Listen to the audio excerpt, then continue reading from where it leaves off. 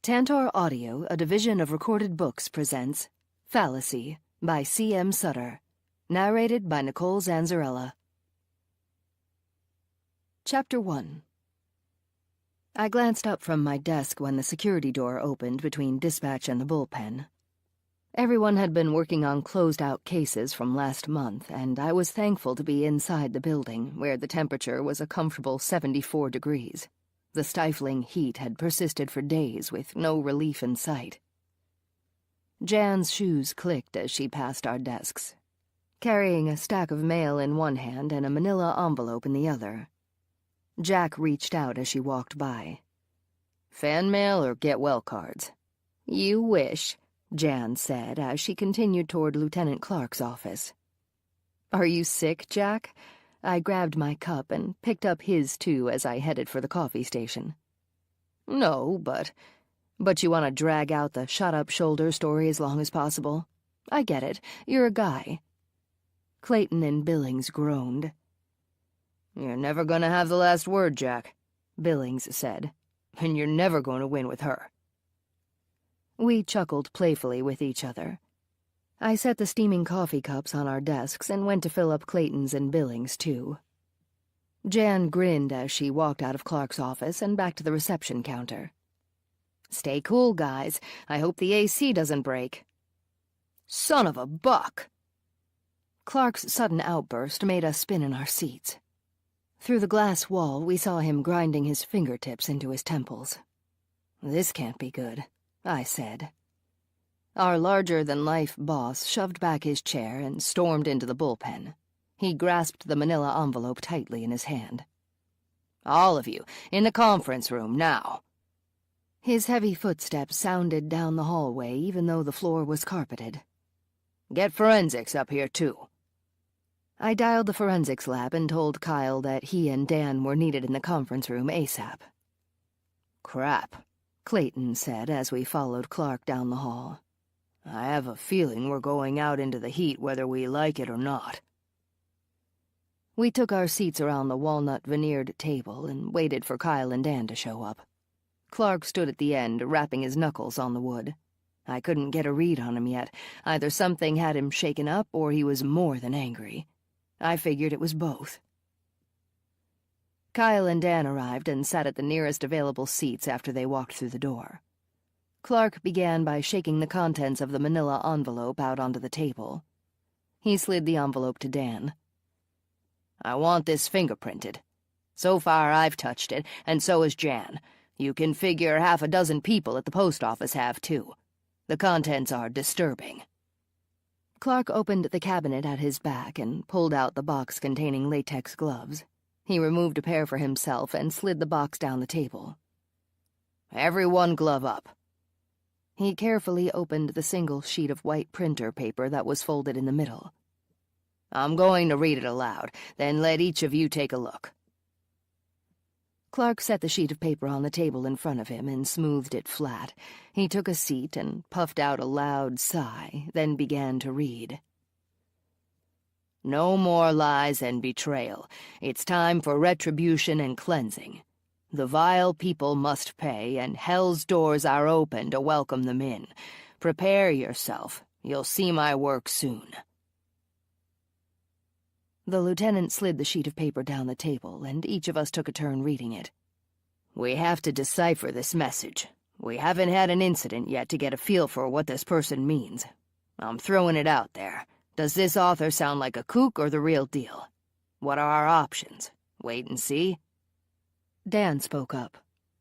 "First off, sir, we'll fingerprint everything. This paper looks like common printer paper stock, so likely nothing there as far as it being anything beyond typical. We can't get a determination from the note itself.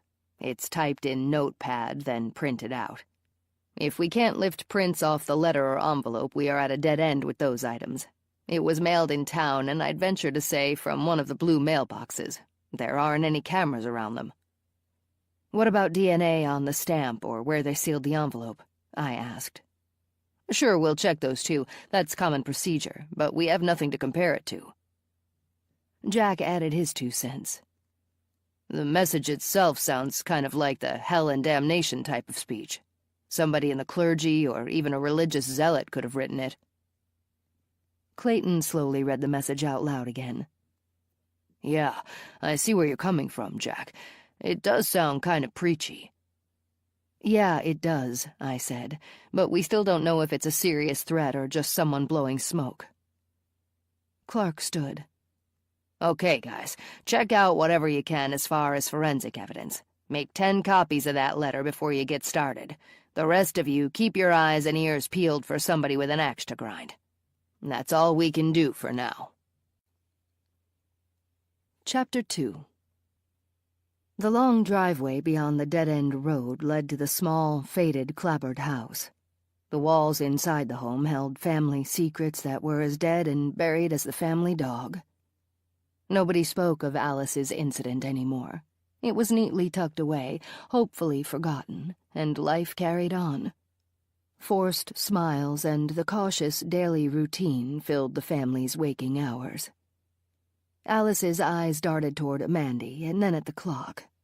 She watched as her 20-year-old daughter crossed the living room, barefoot and still wearing her green flannel bathrobe.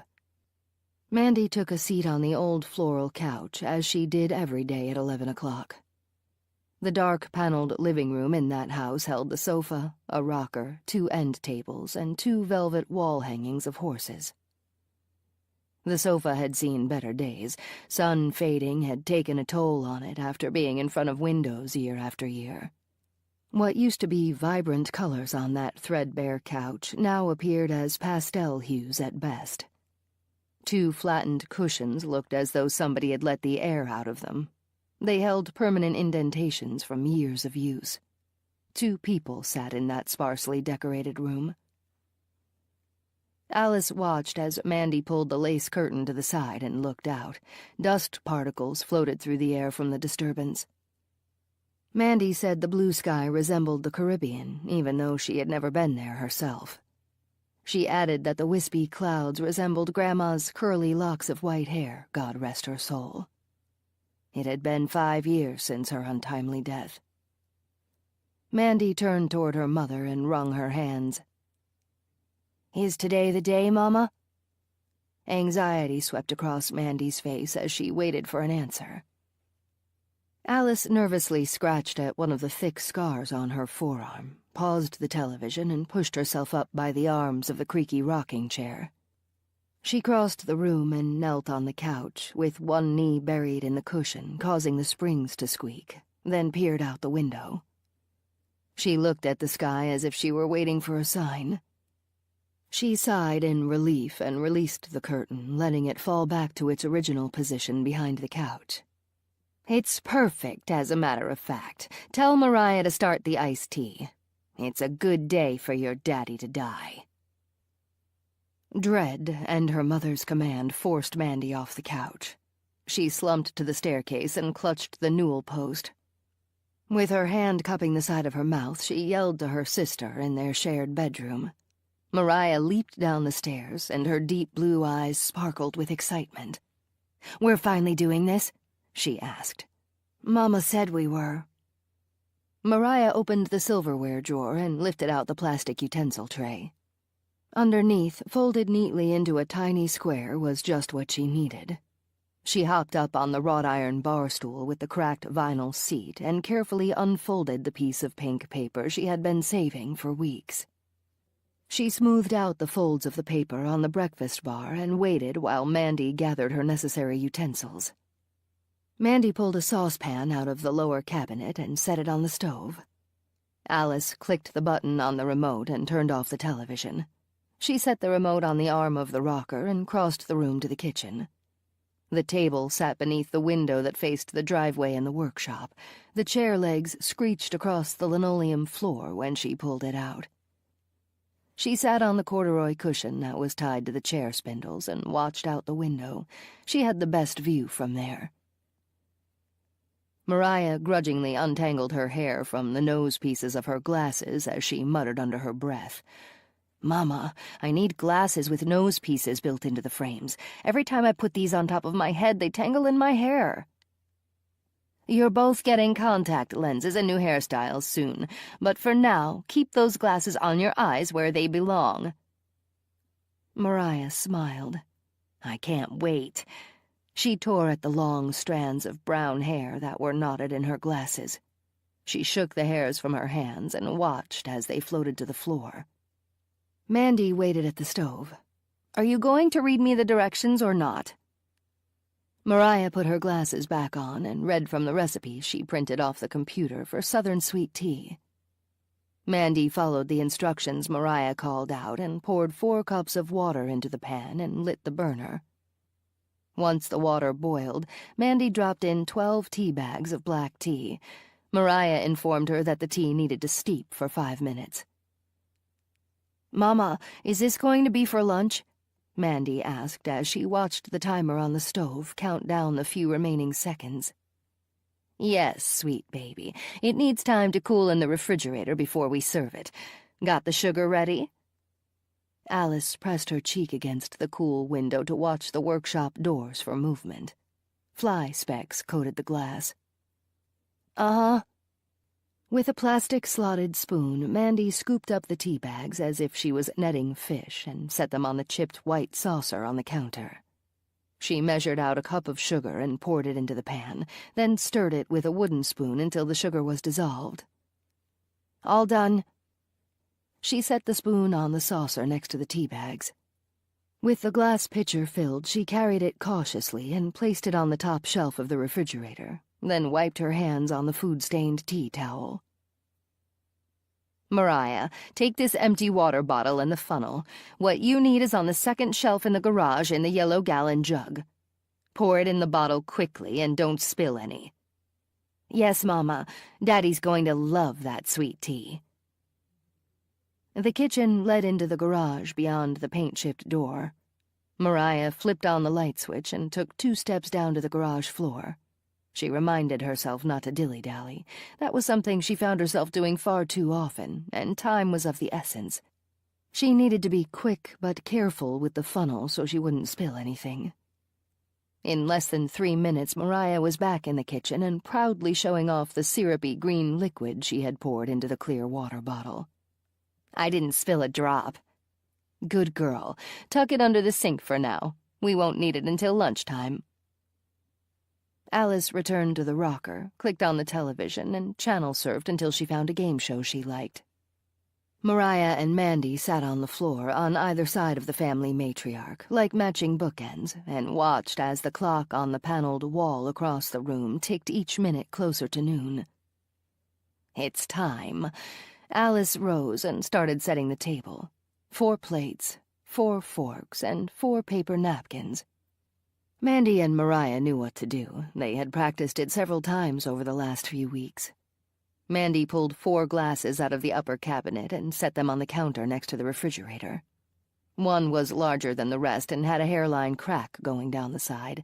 That one was for her daddy. Mariah opened the center drawer inside the refrigerator, pulled out the package of bologna, and removed 4 pieces. She hummed to herself as she twisted the tie off the loaf of white bread and counted out 8 slices. She placed them side by side on the breadboard, then she put the loaf back into the cupboard. She generously spread yellow mustard on each slice of bread, followed by 1 piece of bologna. 4 completed sandwiches lay in front of her. She took a large knife out of the block and cut each sandwich diagonally, then placed them neatly on mismatched ceramic plates. Gripping each side of the bag of store-brand potato chips, she pulled at the seam and opened it. She poured the contents into a bowl and chomped on a handful of them while she worked. Mandy scowled at her sister. "Mama, Mariah is eating the chips." Alice slapped Mariah's hand. "That's enough horsing around. Let's get this done." "Yes, ma'am." Mariah lined up 8 dill pickles on a plate and placed them on the center of the table by the chips. Alice fidgeted and pointed, counted and mumbled before deciding the table looked right. She tucked behind her ears the loose strands of hair that had fallen out of the 2-day-old ponytail she wore. Mandy handed her mother a wet paper towel to wipe the bloodied scar she had mindlessly been scratching. "What's this? Oh, thank you, sweet pea." Alice hadn't noticed her arm was bleeding. "Okay, put ice in the glasses, but only 1 cube in your daddy's. I don't want to dilute his tea too much. Pour ours, then mix his with the antifreeze and stir it in real good. Hide the bottle behind the slow cooker, but have it handy in case he wants a second glass. I'll go tell him lunch is ready." Dean Blakely came inside, washed his hands at the yellowed kitchen sink, and scrubbed them with dish soap until they were covered in frothy suds. He rinsed, and Alice handed him the tea towel off the oven door to dry his hands. Dean took his seat at the head of the table and scooted his chair in, then bowed his head and said the blessing. After a 10-second pause for reverence, Dean slapped his hands together and said he was starving. He lifted up the top piece of bread and took a look at the lunch meat. "Only 1 slice of bologna?" "I didn't have time to go shopping. Do you want cheese on it, too?" Alice asked. He nodded as he unfolded the paper napkin and spread it across his lap. Alice walked to the refrigerator, pulled out a piece of cellophane-wrapped processed cheese, and handed it to Dean. "Here you go." "Thanks, dear. It sure is a hot one out there today." Dean wiped his brow with his forearm as he talked. "Then drink some tea. There's plenty. It should be icy cold by now." Alice lifted her glass and took a gulp. "It tastes delicious. You girls did a real good job." "Thanks, Mama," Mariah said. "We made it from scratch, Daddy." Dean lifted his glass and guzzled the tea.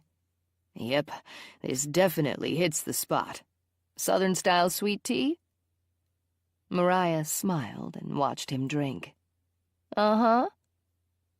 He wiped his mouth with the napkin and balled it up. The fork clanked when he placed it on his plate. "Time to get back to work. I'm almost done with the wall hanging that's going to Georgia. It's coming around nicely. Come on out and take a look." "I'll be out in a few hours." Alice watched as Dean walked out and the screen door slammed at his back. "How soon will it kick in, Mama?" Mariah asked. Alice glanced up at the clock. "If he isn't dead by 6 o'clock, we'll finish him off ourselves. We'll gut him, then dump his body in the woods." "Won't we go to hell for that?" Mariah asked. "No time to worry about hell right now, sweet girl. Daddy's a cheater and a man. He deserves to die." "How do you know he's a cheater?" Mandy asked. Her eyes were filled with fear. "Are you questioning me, girl?" "No, ma'am." Mandy kept her eyes focused on the floor. "Good. There's going to be plenty more after your daddy, and I'm going to need your help. That goes for both of you.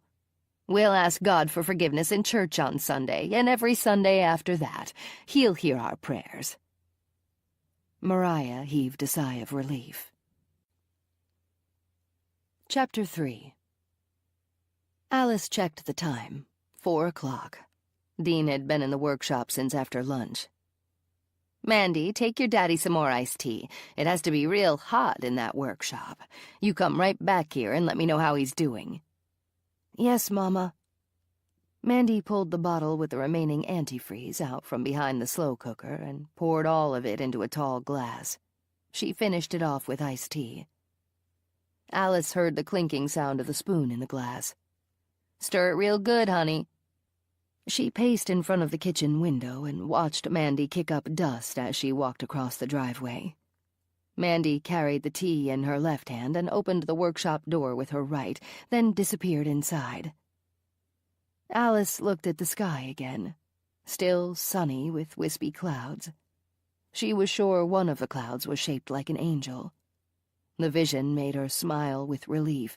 It had to be a sign that Dean was dead.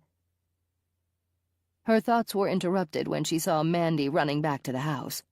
"He's on the floor, Mama, and it looks like he threw up. He's holding his stomach and moaning, and his eyes are rolled back in his head. How much longer will it take?" "We're getting close. I'll check on him in an hour. But for now, let's watch TV. It will give us something else to focus on." Alice set the stove timer for an hour. When the buzzer sounded, Mariah rose from the couch. With her chest out and her hands on her hips, she strutted through the living room like a peacock after answering most of the game show questions correctly. I'm smarter than both of you put together. Watch that tongue, young lady. God strikes down the boastful, you know. Sorry, Mama. Can we check on Daddy now? I suppose it's time. If he isn't dead, we're going to end his suffering, understand? The girls nodded. How are we going to do it? It's a workshop, Mandy. I think there are more than enough tools to choose from. Go put on some old clothes that you don't care about. We're having a bonfire later. After changing clothes, they crossed the driveway, and Alice turned the handle on the creaky workshop door. Both girls followed at her back. Inside, the fiberboard walls were lined with tools hanging from hooks. A vise, numerous drills, and 2 table saws filled the center of the room. The blades of a knocked-over oscillating fan still whirred in the corner. Sawdust and metal shavings blew throughout the shop. The cord extended across the aisle and was tangled around a visible leg. There he is, Mama. Mandy pointed at Dean's leg. He's still on the floor, but he moved behind the workbench. Stay put. I'll see if he's gone. Unplug that stupid fan. Alice walked the narrow aisle between pieces of machinery and around the workbench to where Dean lay on the floor. She knelt over his lifeless body and pressed her index and middle fingers against his neck to feel for a pulse. There was none. Dried vomit and white foam caked the corners of his mouth, and his unblinking eyes stared at the fluorescent ceiling light. He was definitely dead. Okay, time to get busy. Mandy, grab that wall art your daddy was working on and put it in the storage room. We'll send it to the man in Georgia. $1,000 is a nice chunk of change. I don't want that pretty thing getting blood on it. Blood? Mandy stared at Alice as if she were speaking a foreign language. Yes, blood. The 3 of us are going to rid God's green earth of vile men that are unfaithful. They have to pay for their sins. Daddy was the first to go. Now help your sister carry that thing around the corner and grab a few plastic drop cloths, too. Hurry up. We have to finish this tonight. The girls returned a few minutes later with 2 plastic drop cloths. Come on, don't dilly-dally. Give me a hand with your father. First, we're going to put these sheets of plastic under him, so lay them out flat. The girls did as they were instructed. Okay, help me lift him onto the plastic. The 3 struggled to lift Dean's heavy 6-foot frame. They rolled him the final 2 feet to lie in the center of the plastic sheeting.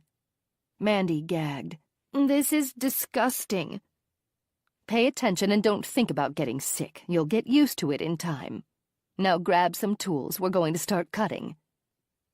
What did Daddy do that was so wrong? Mandy asked. Did he have a girlfriend?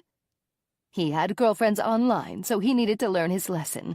God didn't put men on the earth to cheat. Mariah spoke up. I hate him, and I'm glad he's dead. I'll cut him up. Good girl. Look at the tools on the hooks and see what you can find. Mama, how are we going to live now that Daddy's gone? Your daddy made some fine artwork, Mandy. We'll sell everything that's in the storage room. My disability checks come on the 1st of the month, and they're as sure as the sun rising every morning. Both of you girls are going to work, too. We are? Yes, you are. You're going to do everything I tell you to do, just like Daddy said. Alice noticed the tools in Mariah's hands. Those are fine choices, honey. Now, come down here real close, and I'll show you what to do. Chapter 4. Give me a hug. I'm so proud of you. Amber laughed when I insisted on a sisterly embrace as she got ready for her first day of school. She would graduate college with a major in criminal justice and a minor in psychology. With the online courses she had taken over the summer break, her psychology requirements were almost complete. She could focus on the criminal justice side during this last school year.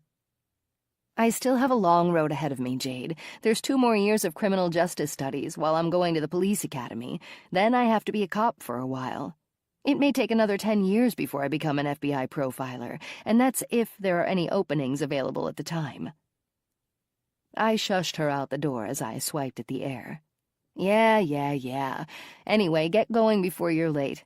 Good luck. Text me when you have a free minute. I thought about the note Clark had received last week as I began my day. Kyle and Dan had checked for fingerprints and DNA but found nothing.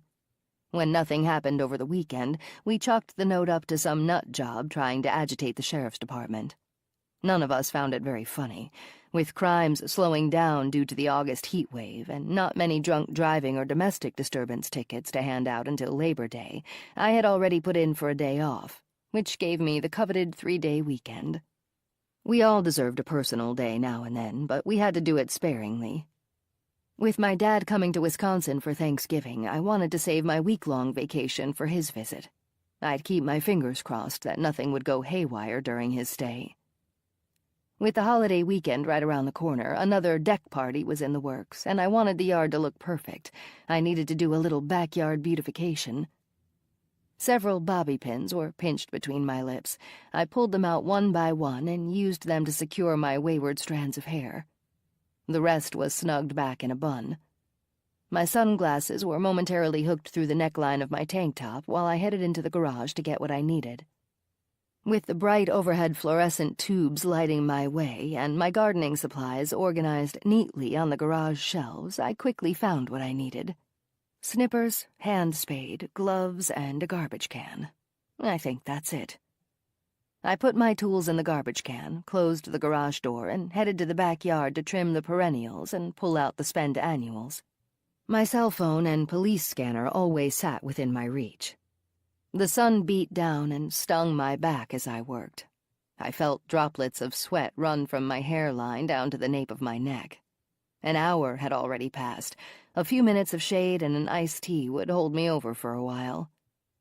I climbed the 5 wooden steps to the deck and untied the strings that kept the patio table umbrella closed. With a few turns of the crank, the green and tan umbrella opened and spread much-needed shade across the deck.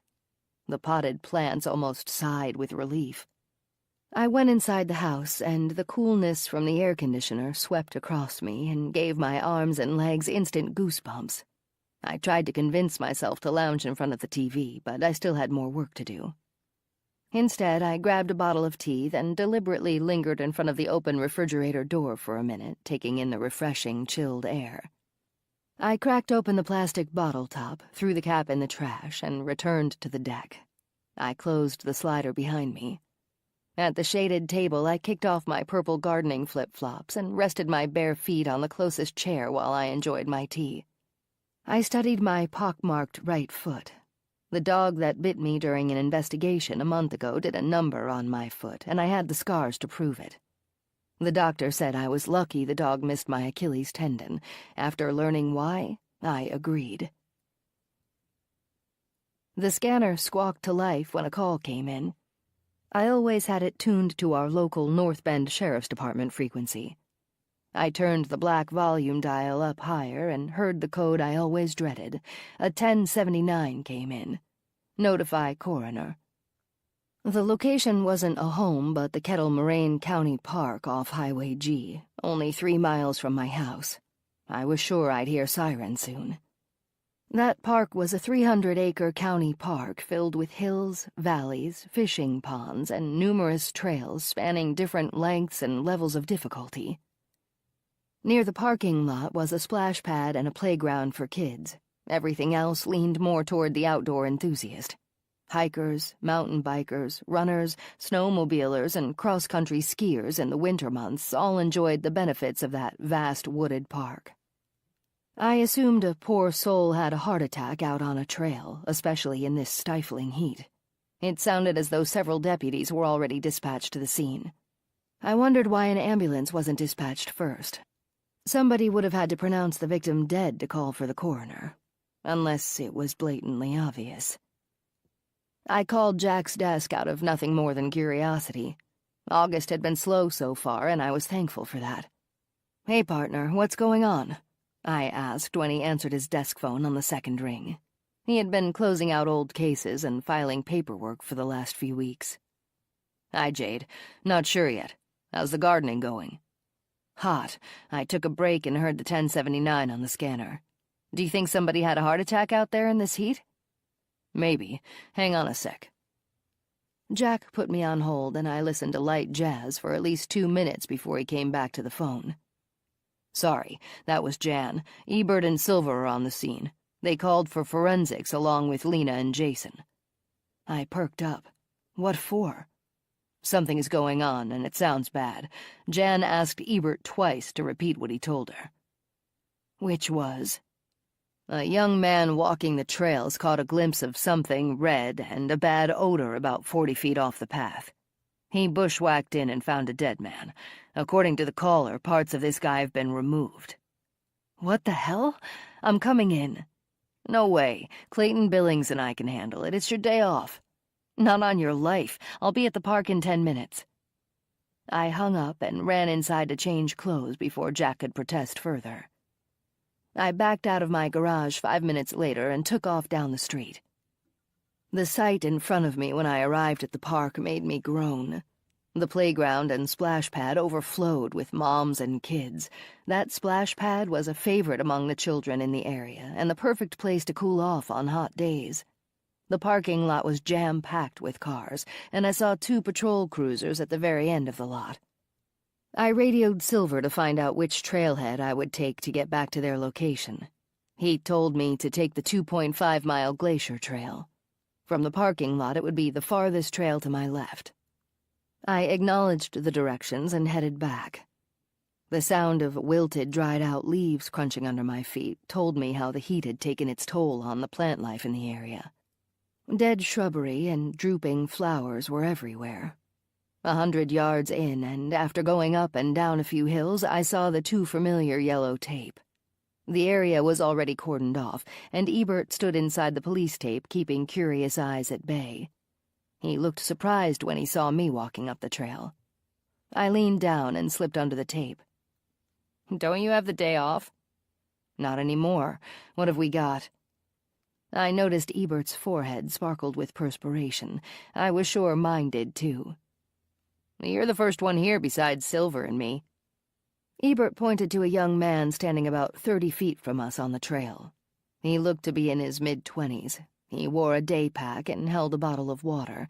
He was dressed in a pair of loose-fitting tan hiking shorts that went to his knees, an olive-green t-shirt, and a tan baseball cap that had Sandstone Creek, Colorado embroidered across the front in navy blue thread. "He's the guy that called it in. Name is Will Collier." I nodded. "Did you get a statement from him already?" "Yeah, but he didn't have a lot to say. Smelled something bad, saw red, and went in to investigate. He said he threw up about 5 feet from the body, just so you know. It's a hell of a scene, Jade." "Understood. I'm going to talk to him for a bit. Is the other side of the trail blocked?" "Yeah, the tape is up, and Silver is detouring people to a different trail.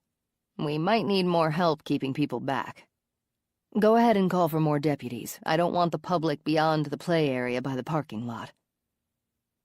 I walked over to Will Collier and introduced myself. He shook my hand. I could see distress in his eyes as I talked to him. He looked to be on the verge of breaking down. "Will, I understand how upsetting it is to come across something like this. I'm sorry you had to be the person who found this individual, but we appreciate the fact that you did and called it in. How long ago did you come across him?" He pulled off his cap and rubbed his head with his open hand. "I'd say less than a half hour ago." "Did you touch anything on the body?" "Hell no. No, ma'am. I've never seen anything like that in my life. It's going to be etched in my mind forever." "Unfortunately, it probably will." I saw the crew approaching. "Can you give me a few minutes, Will? I see my colleagues coming. If none of them need to speak to you, you'll be free to go. I'll be right back." The guys were getting the rundown from Ebert. I walked up and waited for a pause in the conversation. "Hey, guys, I spoke to the witness for a bit. Do any of you need to ask him anything? If not, I'll get his information and cut him loose." Jason spoke up. "As long as he didn't touch the body, we should be good. If we need any more from him, we'll give him a call." "Roger that. I'll get his address and phone number." I walked back to Will. "It looks like you're good to go." I pulled my notepad and pen out of my pocket. "All I need is your address, phone number, and spelling of your last name." He gave me his information, and I directed him to leave under the tape nearest Ebert. I shook Will's hand once more, and he left. Lena, Jason, Kyle, Dan, and Jack circled the body. Clayton stood with Ebert, and Billings walked over to talk to Silver. I entered the woods where the body lay and joined the rest. Lena and Jason knelt on the forest floor and looked closely at the dead man. "He's been out here for a couple of days," Lena said. "His rigor hasn't relaxed yet, but by the smell, along with the maggots, flies, and beetles, I'd say he's been dead at least 36 hours. Bugs get busy on open wounds, and by the looks of it, this guy has plenty." I stared at the deceased man and wondered if loved ones were looking for him. I also wondered how he got himself into such a predicament. Nobody deserved to be dismembered and defiled in such a way. Bugs gorged on his skin, making his face look pockmarked. Every orifice had some type of maggot or insect coming or going, in and out. The thought of being tossed in the woods like yesterday's trash was more than disturbing to me. This man was hated by somebody, and his injuries seemed to have a hidden meaning. Jack whistled at the immensity of overkill this man endured. "This looks personal. Don't you agree, Jason?" Jason nodded. "Somebody had to be pretty angry with him to go to this kind of extreme, but he didn't die here." He lifted the right side and looked under the body. "The ground beneath him is relatively clean, so I'd say he was dumped here post-mortem." Jason took in his surroundings. "This is a pretty secluded area off the trail. Our witness was lucky to have seen him at all. I imagine the killer picked this spot in hopes of hiding the corpse. In this heat, they probably didn't figure anyone would be out here hiking for a while. The body would decompose quickly, and the insects and animals would take care of the rest. Once we get the body washed down, we'll be able to tell you what's missing. Right now, we can see that the chest cavity is open and the fingers are gone.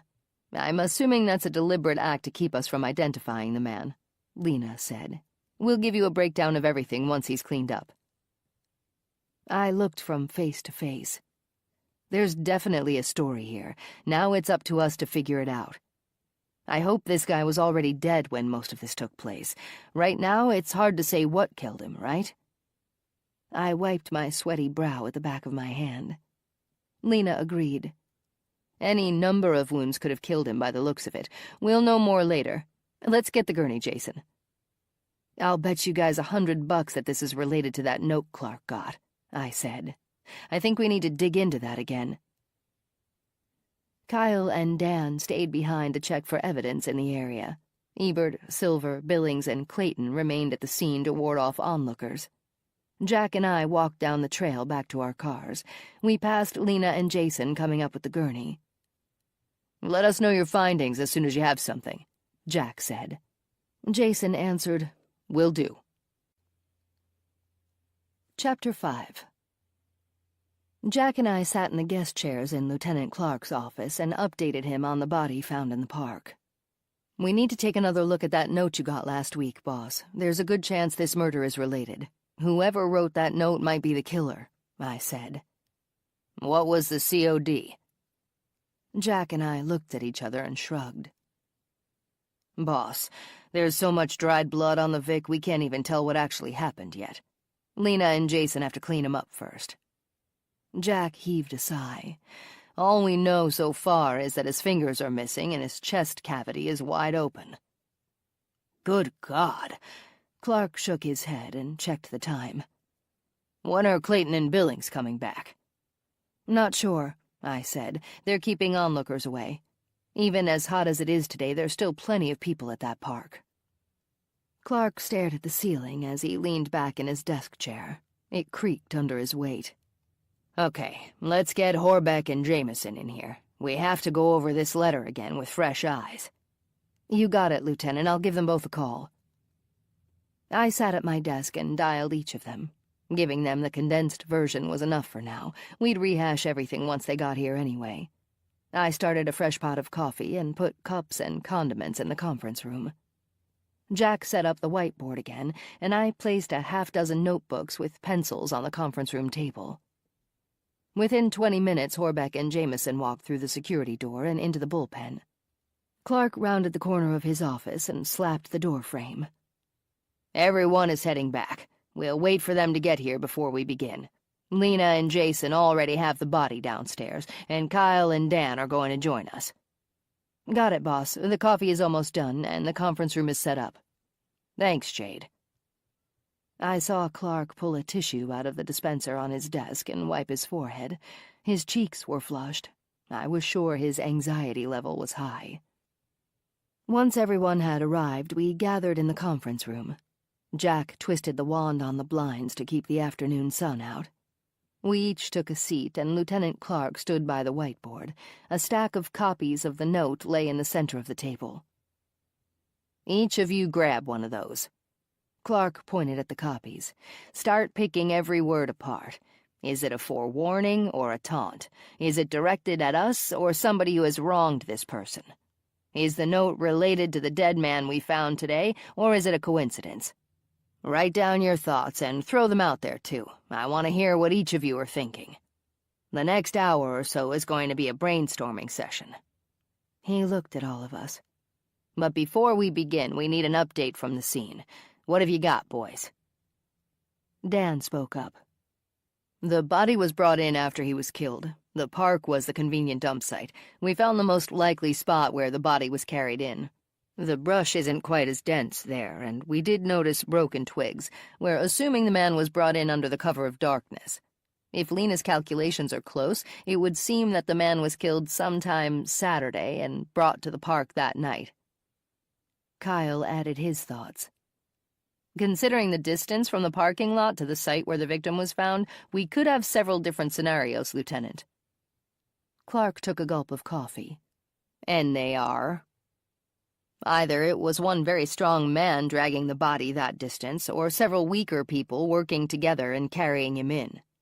Possibly women?" "Could be, or a few men of slighter build.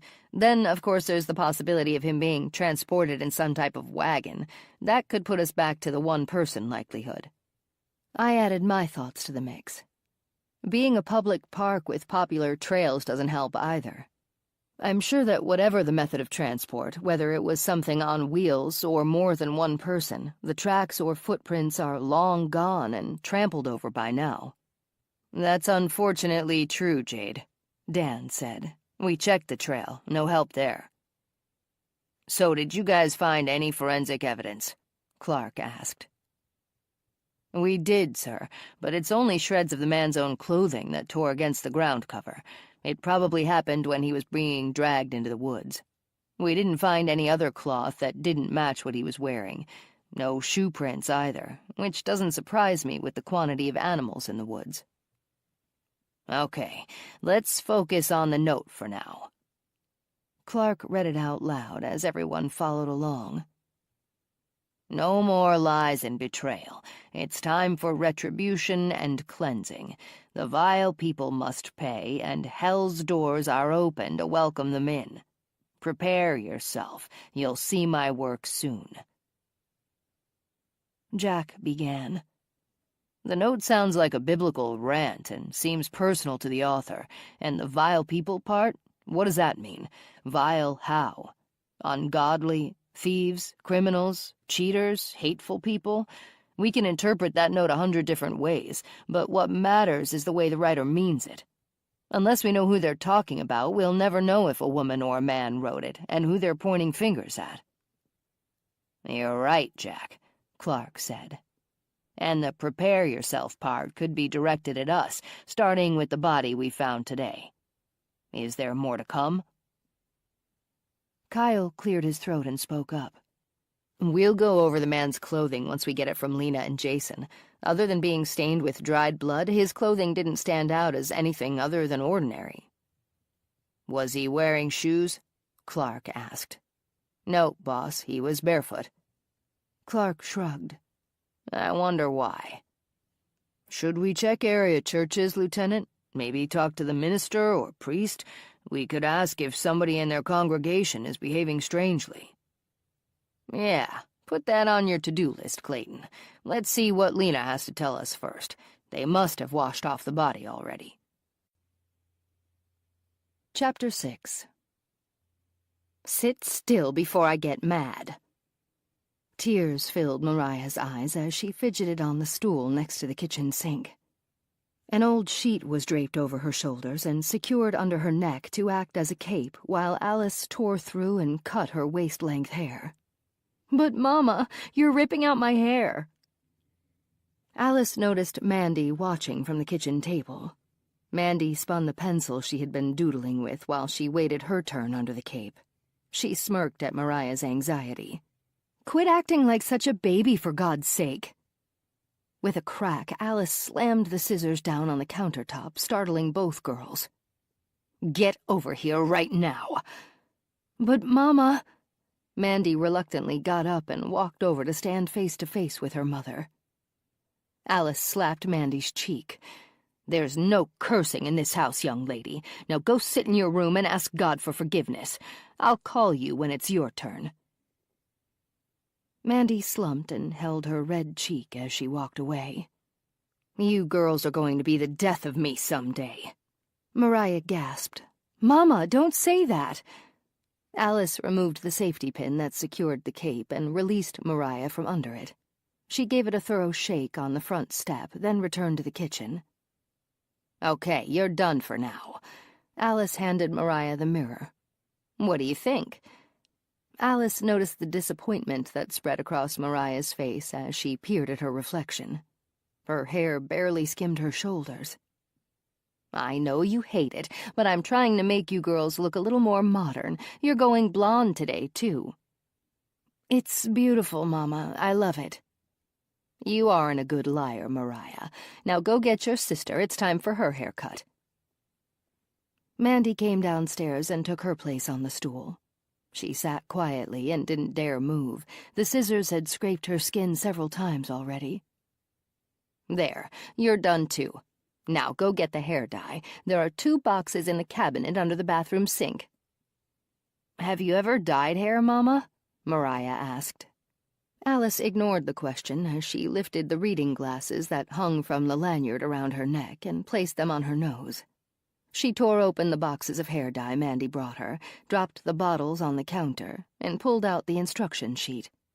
She smoothed the folded paper and began reading. She looked over the bridge of her glasses at Mariah. "Mix these bottles together and give them a good shake. You're going first." Chapter 7. As I walked back to my desk, I noticed Lieutenant Clark had just hung up from a phone call. I pulled out my chair and sat down to dig into paperwork I might not get to later. Clark pushed back from his seat and got up. I heard him groan from my desk. It was obvious he had something to say as he stood against the doorframe between his office and the bullpen. "What's the word, boss?" He looked like a man that desperately needed a beach vacation and a tropical drink in each hand.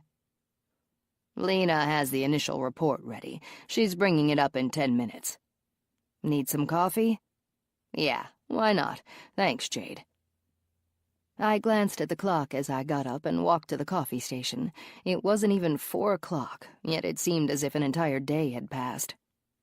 I dumped the last cup of cold coffee down the drain, gave the carafe a thorough rinsing, and refilled it with cold, clean water. I mentally calculated the number of people sitting in on this meeting and knew a full 12-cup pot wasn't enough since we were all caffeine addicts. We'd have to pony up for a larger coffee maker or an additional one at some point. I hit the start button and rapped on the lieutenant's half-open door. "Are we meeting in the conference room?" "Yeah, I suppose so. More comfortable in there." He jerked his chin toward the bullpen door. "By the looks of it, everyone is sitting in on this one anyway." I turned to see Lena and Jason, along with Kyle and Dan, walk in. "Okay, I'll get the second pot of coffee started." I motioned for Jack to carry the thermal carafe filled with fresh coffee into the conference room while I started another pot. Lena was kind enough to pitch in and take the tray containing the sugar, creamer, spoons, and napkins. Once we were seated around the large conference table with a cup of coffee in front of us, Lieutenant Clark gave Lena the floor. She stood and began her explanation of the initial exam so far. The actual autopsy hadn't started yet, but the body had been washed down, and they were able to make a few observations. First, I want to start with the obvious. This gentleman appears to be somewhere between 45 and 50 years old. His current weight is 182 pounds, and he's 6 foot tall. It appears that the damage to his body was performed post-mortem. At first glance, once his clothes were removed and his body was rinsed off, I can tell you his heart, his eyes, and his fingers were removed. He wore dentures, which were absent from the body, so there's no way to tell who he was by dental records. Now, the interesting but gruesome part of this is, I'm almost 100% certain his body parts were removed with tools. I looked across the table at everybody's expressions. Tools? You mean like construction tools? Maybe. The heart removal was very ragged. It wasn't done with a knife. Under the magnifying glass, the cut marks left on the rib bones look very similar to the teeth on a reciprocating saw blade, and the fingers appear to have been removed with something like a wire cutter. I'm afraid to ask about the eyes, Jack said. Jason spoke up. The eyes could have been popped out with an awl, or pulled out with some type of narrow pliers. I took a deep breath. I think I'm going to pass on dinner tonight. Okay, so do you think the fingers and dentures were removed to keep us from identifying him? Lena nodded. I would say yes. She went on to add that although the man was fully dressed, she originally thought it odd that his shoes were missing. Jack said, Did you come to any conclusion on that? As a matter of fact, we did figure out why he wasn't wearing shoes, Jason said. Clark raised his brows. Go on. We realized this gentleman is very flat-footed. He likely wore arch supports. Anybody can buy gel supports at a drugstore, but if his were custom-made, he may have a file somewhere with a podiatrist. It's another way of possibly tracking him down. We each jotted that bit of information into our notepads. So that's saying this guy is probably local. The killer wouldn't care otherwise. Clark nodded. Good point, Jack. There are things the killer did to thwart us from discovering who this man was. The dentures, fingers, and shoes. But what about the eyes and heart? There's a story behind that, Billings said. Jilted lover, maybe? You know, the lovesick woman that says the guy ripped out her heart. Maybe she wanted to pay him back, literally. If that's the case, then we're likely looking at a woman for the murder. Jack heaved a sigh. Or a same-sex relationship. Now we're back to square one. How about the eyes? I asked. The victim might have seen something they shouldn't have. Then that could be anyone.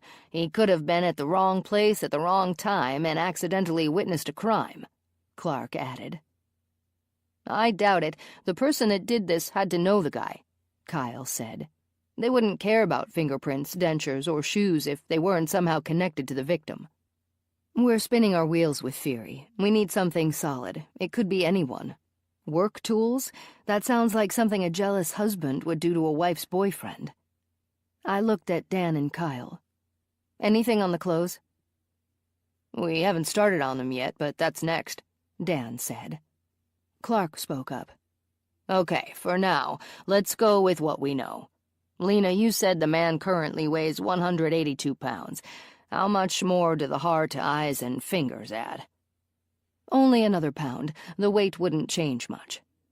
Okay, then. We need to find out if any man in our county has been reported missing in the last week, weighing between 180 and 85 pounds. Clark glanced at his notes. 6 foot tall and between 45 and 50 years old. Find out how many podiatrists are in town and talk to them. Let's start with that and see if anything shakes out. Kyle, are there any cameras at the park? We spoke to the park superintendent already. No cameras. Lena, can you determine the cause of death? The lieutenant asked. We're sending out a blood and urine sample to toxicology. Since the cutting was done post-mortem, something else killed the man. There weren't any strangulation marks on his neck, but of course we couldn't check for petechial hemorrhaging since... Clark interrupted. Yeah, because he didn't have any eyes. Sorry, Lieutenant. All right, everyone, let's get busy. We have a couple of hours of work to do yet today. Check out the foot doctor angle and local missing persons.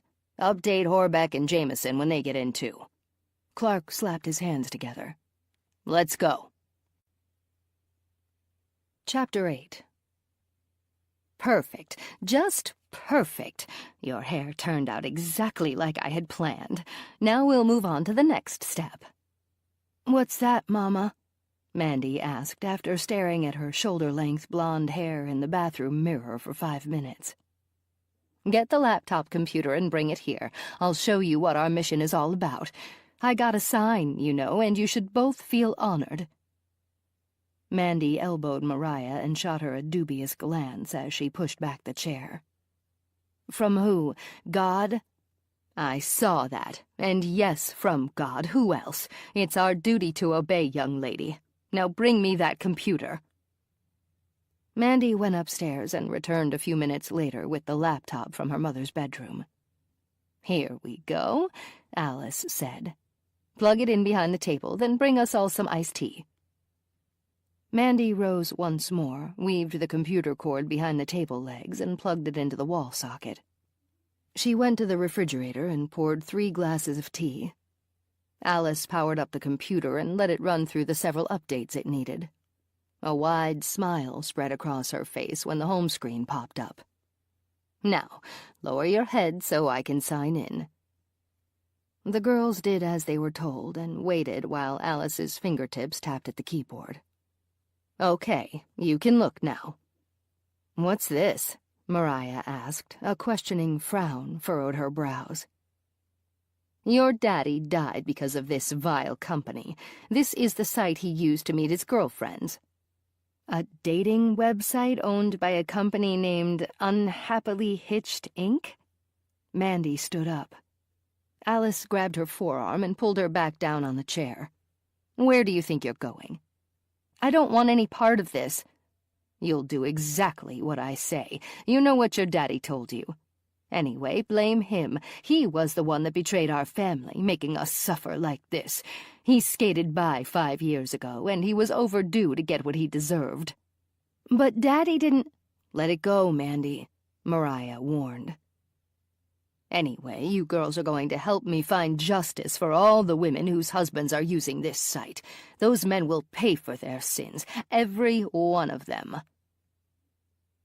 Mariah sucked on the straw, slurping her tea until it was gone. "I'll do what you want, Mama. Daddy told us to do whatever you said." "That's right, honey. Now go pretty up. I'm putting pictures of you on this website. We're going to lure those evil men out and publicly humiliate them. Their wives will thank us in the end." Mariah clapped her hands. "Can I put on makeup, too?" "Yes, you can. We're doing God's will, and he said it's okay. Now hurry up." "What about Mandy?" "You both look the same, honey. I only need pictures of one of you." Mariah happily trotted off to her second-floor bedroom. "What's wrong with you, girl? Cat got your tongue?" Alice asked. "No, Mama, I'm fine." Mandy stared at the dirty, cracked linoleum covering the kitchen floor. "Good, because I need both of you to help out. When Mariah comes down, you're going to take the pictures." Chapter 9. Apparently there are only 4 podiatrists in North Bend. I looked at the clock and realized we had 30 minutes until they would all be closing for the day. "Why don't we work on them tomorrow along with a few churches in the area? That alone could take a full day." "Sounds like a plan. Clayton is checking on city and county-wide missing persons." Jack jerked his chin toward Clayton, who was talking on his phone. "Where did Billings go?" I asked. Jack looked around and shrugged. Clayton hung up and answered my question. "He's downstairs checking to see if forensics found anything on the clothes." "So are there any missing person reports for the last week?" "Sorry, Jade, but no." I remembered my cell phone had been in my purse since I left the house. It was still on vibrate. I pulled it out. Crap. "What's wrong?" Jack raised his brows and stared at me. "With all this going on, I totally forgot I even had a phone today. It was Amber's first day of school, and she was pretty stoked. I told her to text me to let me know how it was going." "And?" I laughed. And she did, about 5 times. As far as she knew, I had the day off. Guess I'm buying dinner. Oops, you're bad. Uh-huh. Luckily, I have an understanding sister. I think she's figuring out how this job works by watching us. Yeah, and I can see the pride in your eyes. You're more like a mom than a big sister to her, you know. Amber looks up to you, Jade. I'll second that, Clayton said. Thanks, guys. I'm so proud of her. You should hear my old man. I can almost see the twinkle in his eyes when he talks to us on speakerphone. Anyway, I'm heading out. I'll be in early in case any of you want to get out of bed before 7 a.m. to give me a hand pounding the pavement. Jack groaned. I'll be here at 7:30. That's a promise. Good enough. See you boys in the morning.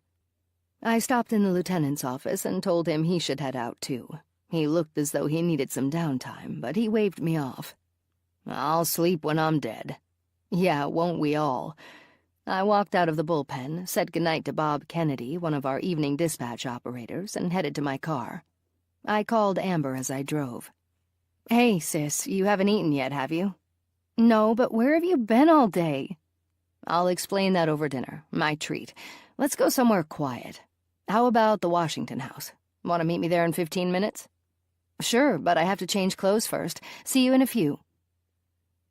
I parked my car and took the footbridge over the Milwaukee River that ran through town. A public parking lot sat behind the retail buildings on Main Street, and the space I snagged was only a block from the restaurant. I thought back to the day Jack and I had lunch there before my birthday. A lot had happened since then. Jack and I had been shot or maimed in one fashion or another.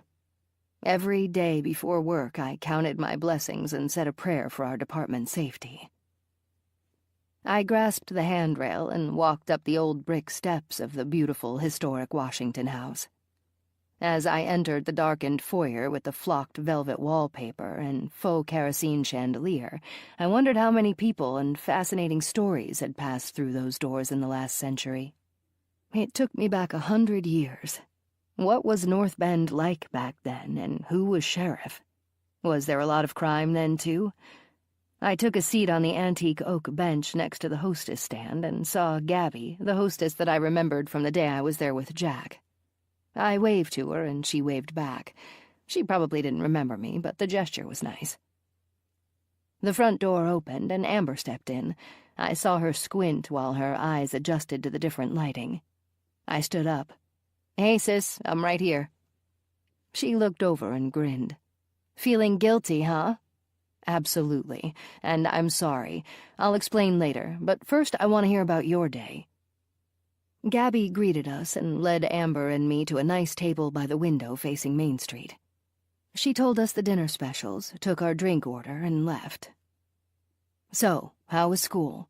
I asked once we both relaxed with a drink in front of us. Amber had an Irish coffee, and I had my favorite, a Scottish ale. I know I'm going to love it, Jade. The criminal justice class is so interesting. It doesn't hurt that I have a few handsome classmates, too. I chuckled at my sister. I'm sure her age played a factor in what was important to her. Amber, if you're serious about becoming an FBI agent, you're going to have to keep your eye on the prize. I know, I'm just being cute. Well, that you are. Anyway, tell me more. Okay, I'm taking public speaking, sociology, and political science classes, too. That's a full load. Are you sure you're up for all of that? Of course I am. I'm only going to work at Joey's on Tuesday and Saturday nights starting this weekend, and he's okay with that. Joey knows how important my classes are to me.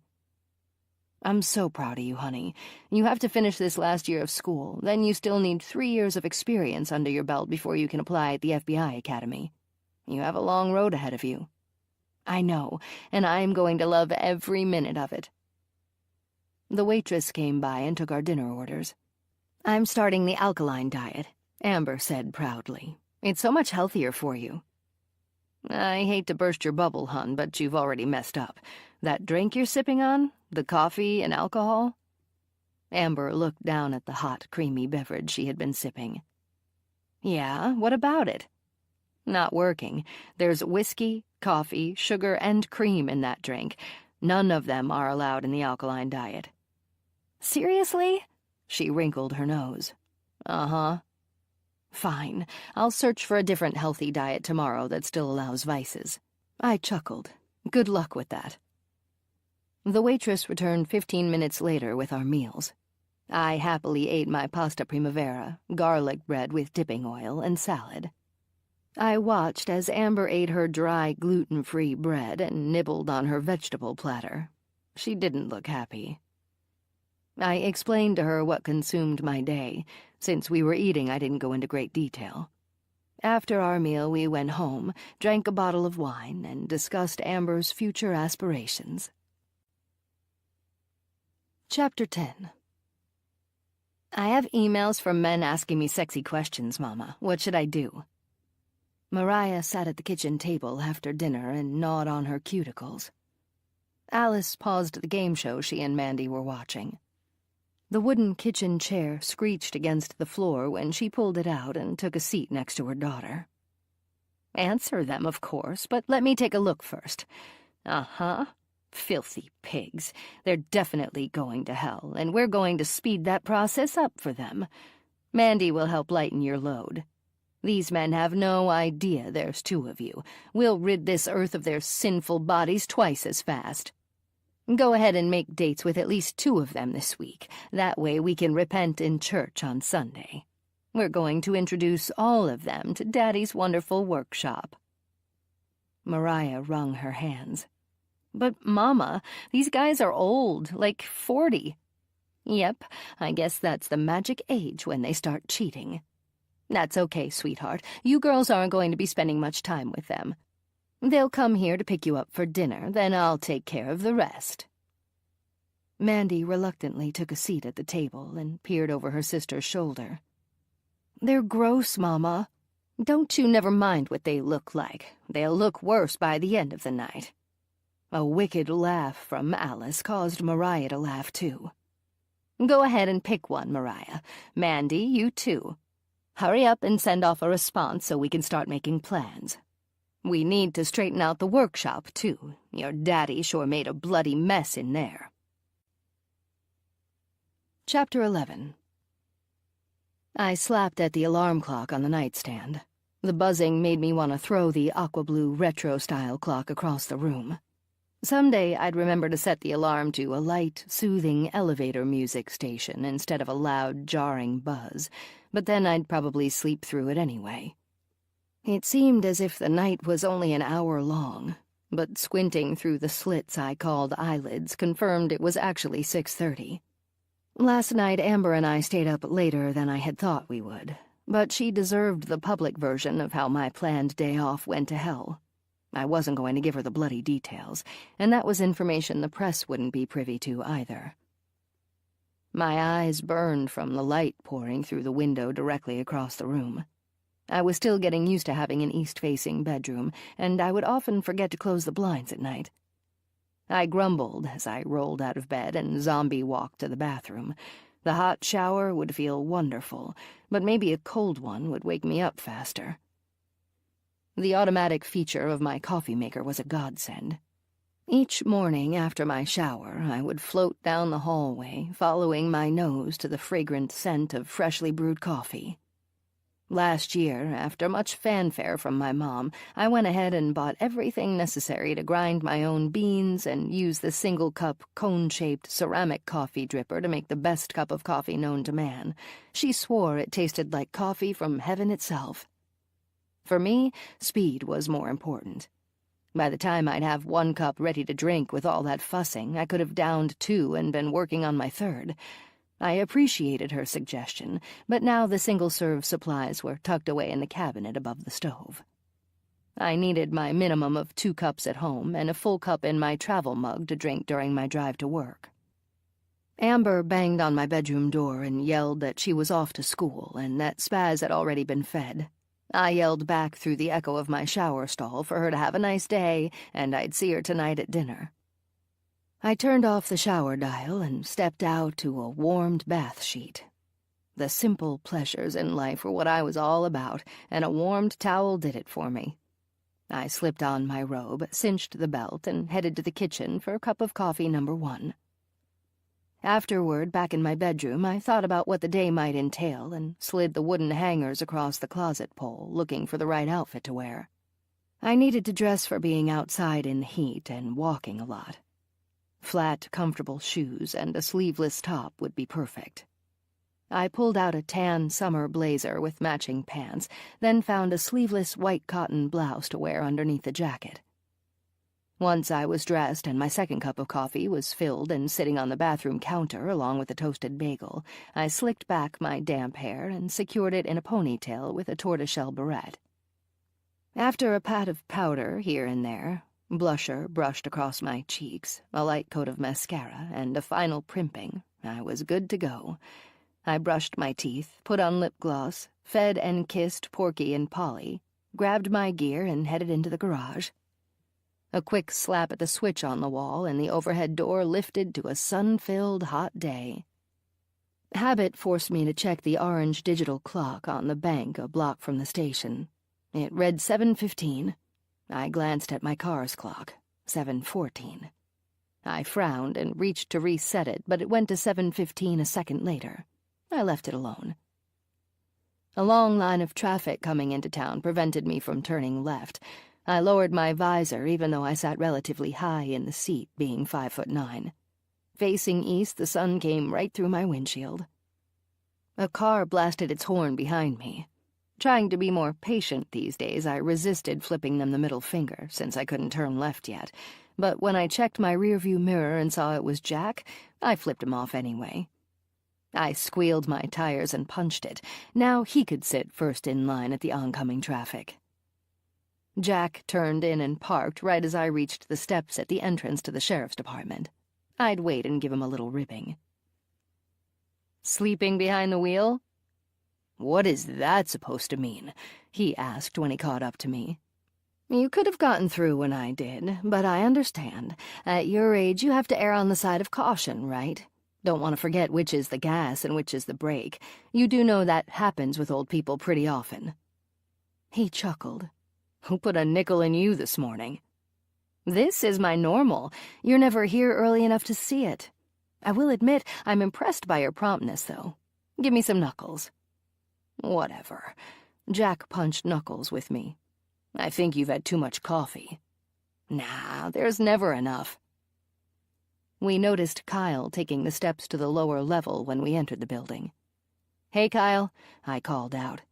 He stopped and looked back. "Jade? Jack? Good morning." He pointed upward. "I was updating Clark on the Vic's clothing." "Anything?" Jack asked. "Not really. The clothes are typical of any department store in the U.S. You know, brand name on the shirt tag, but the other side shows it was made in Taiwan. Actually, the cloth of the shirt and pants was faded and weak, meaning the items had been washed a lot. The clothes he had on had to be at least 5 years old. Sorry." "Yeah, thanks anyway. We'll likely be on the phone or meeting up with people for most of the day." "I know you spoke yesterday of meeting with podiatrists." Jack nodded. "I'd add dentists, too. The man wore dentures, so he had a dentist somewhere. Talk to Lena and Jason about getting a photo of him. She may be able to smooth out his facial injuries with her software program. Closed eyes make identifying people more difficult, but still, a picture could help." "Are they in yet?" "Yep, Lena is." "Thanks, Kyle." I turned to Jack. "I'm heading down to see what Lena can do. How about starting the coffee?" I gave him the best 7:30 in the morning smile I could muster up. "Yeah, sure." I entered the autopsy room and got instant goosebumps. It always seemed chilly in there to me. I saw Lena sitting at her desk in the office beyond the glass wall. She looked up when the door closed at my back. "In here, Jade," she called out. "Morning. What can I help you with?" She motioned for me to take a seat. 2 olive-green guest chairs faced her desk, and 2 faced Jason's. She stopped writing and set the pen on the folder she had just closed. She removed her reading glasses and smiled as she set them down, too. "Morning, Lena. We're going to be conducting face-to-face interviews today with podiatrists and dentists in the area. Actually, Kyle suggested the dentists, which makes sense. Anyway, do you think we can get a decent face shot of our John Doe?" She seemed to be mulling it over. He was exposed to the heat and bugs for a while, Jade. Is it doable, though? I mean, could somebody still identify him if they knew the guy? Possibly, but sometimes people are more focused on the injuries than they are on facial recognition. I'll see what I can do to get a usable shot. Maybe I can diminish the injuries a little with Photoshop. I'll take a few and bring them up in a bit. If not, we can have Marie do a sketch. Thanks, Lena. I pushed back the chair to leave. Sure, don't mention it. A familiar sound caught my ear when I entered the bullpen. Jack was at the coffee station, stirring cream into 2 cups. He looked up when I entered. Good timing. Here, carry your own coffee. Thanks, partner. I noticed that Clayton and Billings had arrived. Okay, guys, let's get the day planned. I sat at my desk and addressed the 3 men. Jack and I will take the dentists and possibly oral surgeons if we need to. Clayton, you and Billings take the podiatrists and the churches. It's all we have to go on. Between the 4 of us, we could get this done today if we're lucky. Clayton woke up his computer as I talked. Lena is going to try to get a few usable photos of our Vic's face. As soon as she brings them up, we can head out. With a few keystrokes, Clayton pulled up all the churches in Washburn County and the addresses. He had already printed out the podiatrist information yesterday before we left for the night. With only 4 podiatrists in the county, that part wouldn't take long. Holy cow. Clayton leaned back in his chair and groaned. What? Billings said. There are 52 religious organizations in Washburn County across 9 towns. Okay, you guys start in North Bend and go from there. Might as well start close to home. Let's meet up at Toucan for lunch and go over our results. Jack and I will pitch in after we finish with the dentists and oral surgeons. Jack added, Yeah, but I bet there are as many of them as there are churches. Could be. Give me a second, guys. I picked up my ringing phone. Lena was on the other end. Hey, Jade, I took 4 different facial shots. I'm going to bring them up for you guys to take a look, and then we can print the one you decide to use. Thanks, Lena. I hung up. Okay, Lena is on her way up. We have to choose which photo will be the most representative of our victim. We don't want to show people anything that's too graphic. Lena entered through the bullpen door and sat in one of my guest chairs. She pulled up the photos on her tablet, and we crowded around her. Okay, you guys decide. I did the best I could with what I had to work with. I patted Lena's shoulder in gratitude. We looked closely, and the consensus was the second picture. It showed the man's features well enough without emphasizing his injuries. Do you all agree on number 2? I asked. They nodded, and I gave Lena the go-ahead. We'll need a 6 copies for good measure. Sure, coming right up. Anything else? That should do it, thanks, Lena. With the photos in hand, I told the lieutenant our intentions, and we left. I gave Billings and Clayton 2 photos. We took 2, and I left the last 2 on my desk. Chapter 12. Stop that noise and give me 5 more minutes. Alice turned the volume up on the television while Mariah nervously drummed her fingers on the kitchen table as she waited. Mama, please come and read this. A man named David wants to meet me tonight in the mall parking lot. Hold your horses, young lady. There's 3 minutes left before the show is over. Mandy scooted her chair in next to Mariah and read the email. Are you nervous? I don't know. I've never been around any man except Daddy. Alice shut off the TV and lifted herself from the rocker. With her reading glasses in place, she leaned over Mariah at the table and read the email. She twisted the ends of her hair as she read it again. Move over. I'll answer his question. With her index fingers, Alice pressed 1 key at a time and sent off a response. That should do it. Baby steps first. I told him to come and pick you up tonight. She chuckled with pleasure. Of course, he's never leaving here once he arrives. A glint of crazy sparkled in Alice's eyes as she rubbed her hands together at a frenzied pace. She began scratching the scar on her left arm. Let's go straighten up the workshop. Mandy, fill up 2 buckets with hot, soapy water. Mariah, get the rubber gloves and the broom and dustpan. I'll get the garbage can and a bottle of bleach." They crossed the driveway, their arms loaded with cleaning supplies. Alice turned the key in the deadbolt lock. The smell of death overwhelmed them when they walked in. Mandy gagged. Alice inhaled deeply. "Phew! Smell that? That's the smell of a cheater. Smells like rotting flesh and rust. Let's get these windows open.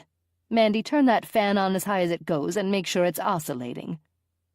Alice noticed a swarm of flies buzzing over the blue bucket next to the workbench. "Well, no wonder it stinks in here. Didn't I tell you to toss this bucket of body parts back by the burning pile, Mariah?" "Sorry, I forgot." Alice grabbed the handle and shoved the bucket into Mariah's midsection. "Well, do it now, except you can take it back into the woods. Enjoy that smell and the flies on your way. Mandy, start scrubbing and make it look real pretty in here. We're having a guest over tonight." Alice stood in the doorway and watched as Mandy ran out, threw up in the driveway, and then kicked gravel over the vomit. With the back of her hand, she wiped her mouth and went back inside. "Give it some time. You'll toughen up." Alice grinned at her daughter and began sweeping the floor. Chapter 13. We would begin the office-to-office interviews in town, too. It made more sense to start from the center of the city, where our John Doe was found, and work our way out. After we printed the names and addresses, it turned out we had twice as many dentists in Washburn County as churches. It looked as though it might take several days to contact everyone, and Clayton and Billings were on their own, as Jack and I were. We sat in the cruiser and looked over our listings and the red pinpoints on the city map. "How do you want to tackle this?" I asked. I handed Jack the map. "Let's go from the closest office and work our way out.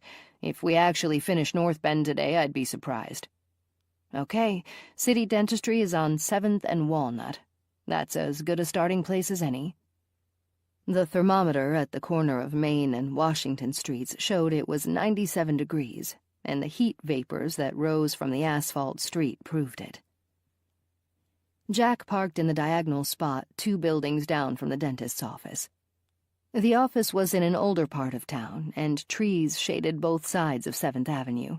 At least the shade would prevent the car from becoming a stifling hotbox a little longer. We entered the building that looked to be a converted house. As the retail and commercial parts of town had expanded over the years, the zoning changed too. Many of the older homes closer to Main Street were now zoned for both residential and commercial use. "Oh, good. It looks like there are 3 dentists that use this building. That would be great if they were all this way," I said. Jack and I approached the reception desk. The waiting area was small, and there was no way to be discreet. We noticed a woman sitting alone, and another with what looked to be a daughter in her early teens. The woman behind the glass divider slid it to the right. "Hello, how can I help you?" Apparently she was keen enough to realize that a professionally dressed man and woman walking up to the counter together weren't likely patients checking in. "Hello, ma'am. I'm Sergeant Jade Monroe with the Washburn County Sheriff's Department, and this is my partner, Detective Jack Steele. We need a minute of your time, privately." "Oh, certainly." She pushed her roller chair back and stood. "Right through the door to your left." Jack and I walked through the door where she waited on the other side. "So, officers, how can I help?" "Ma'am, are you the receptionist for all of the dentists here?" "Yes, I am."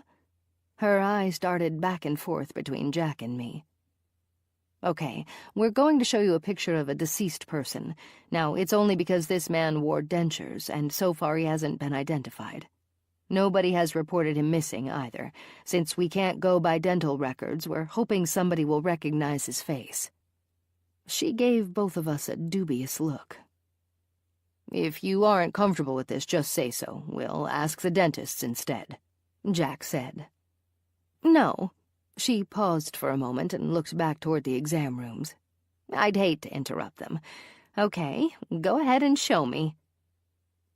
Jack pulled the large colored photo of our John Doe out of the folder he carried. The receptionist took in a big gulp of air and let it out slowly. "May I?" Jack handed her the picture. She took a long minute staring at it in that back hallway. She carried it into her cubicle where the lighting was better, and we followed. "I'm sorry. I can't say that I recognize him. We do have over 100 patients here, and if he wears dentures, who knows how long he's had them. Once they're fitted properly—" Jack patted her shoulder. "That's okay. We understand. Thanks for your time." We walked out and leaned against the stair railing to talk. "I have a feeling this might take forever. We need to get John Doe's face on the news. I'll call the lieutenant and see what he wants to do." "Yeah, I agree," Jack said. I pulled out my cell as we walked toward the cruiser. We can still pound the pavement since there aren't any leads anyway, but the news could speed up the process substantially. Jack clicked the key fob and the door locks popped up. We climbed in and I called the lieutenant as Jack drove to the next dentist's office. "Hey, boss, I'm thinking we need to get John Doe's face on the news, and we've had good luck with Marie's sketches in the past. It's your call if you think he looks too bad in the pictures. Jason has Marie's contact information in his office. She's usually pretty quick to get back to us." "Understood, and I'll go talk to Jason. Meanwhile, keep at it.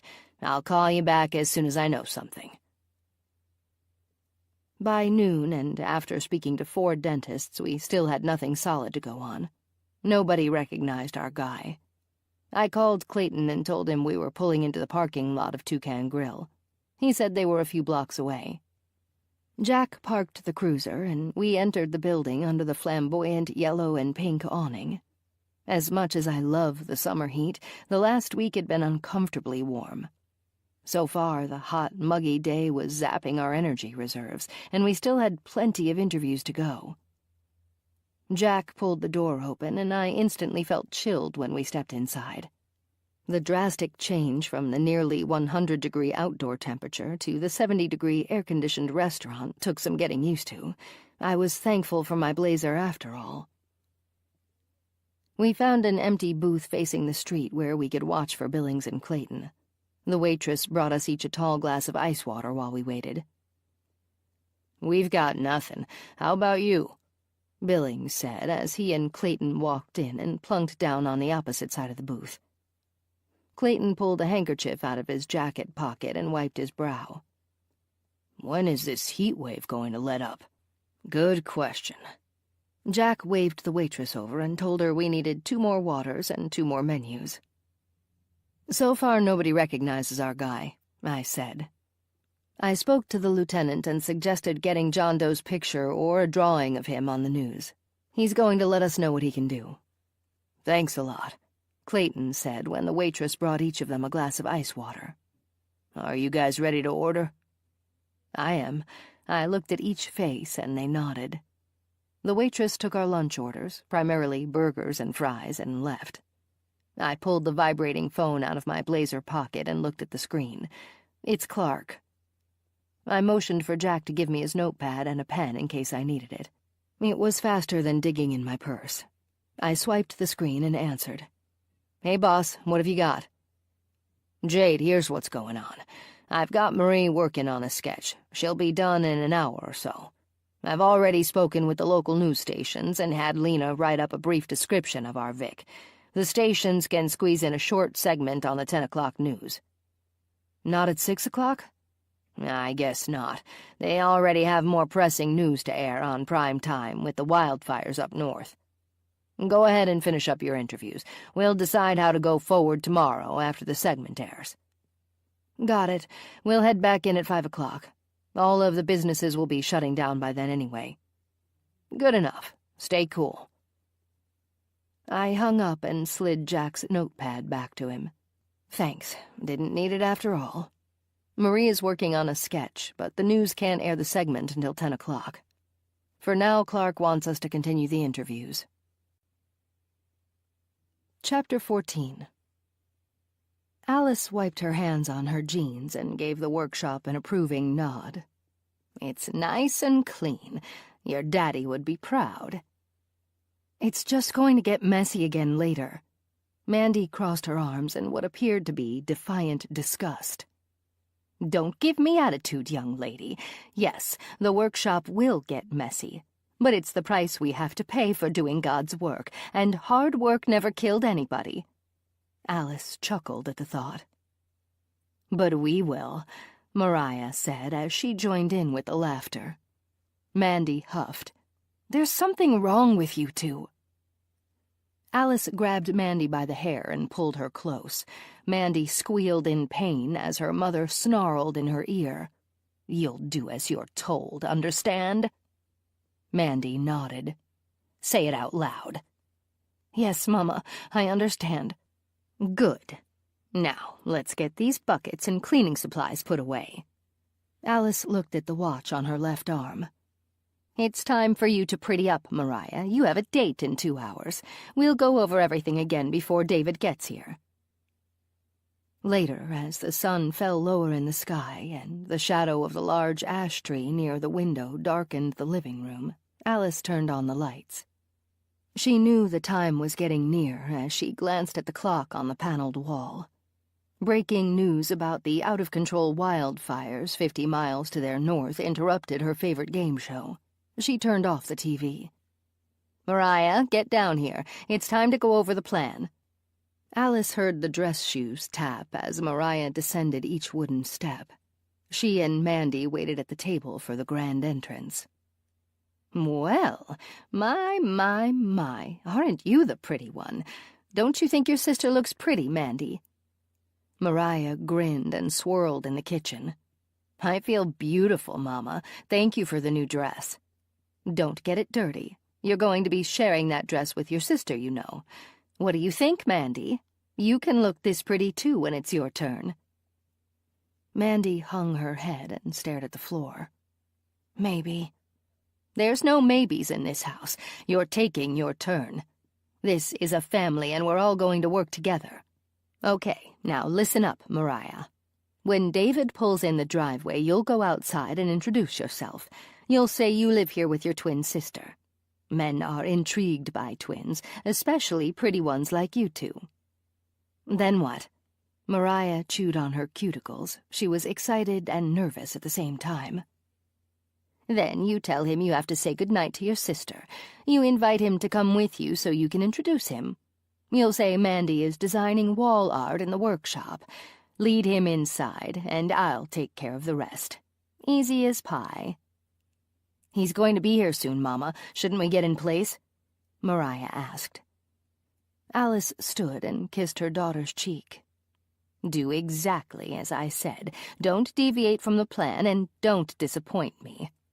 Come on, Mandy, let's go take our places." Mandy followed her mother out of the house. Alice turned and looked back from the driveway. Mariah was watching them from the living room window. They entered the workshop, turned on the light, and closed the door. "Listen, I hear a car coming." Alice turned the wand on the blinds slightly. She caught a glimpse of headlights bouncing up the driveway. "It's him. Mandy, grab a piece of your daddy's art and sit at the workbench with it." Mandy did as she was told. Alice hid behind the door with a hammer in her hand. She whispered across the room to Mandy, "Act like you're doing something when they walk in, and don't look at me."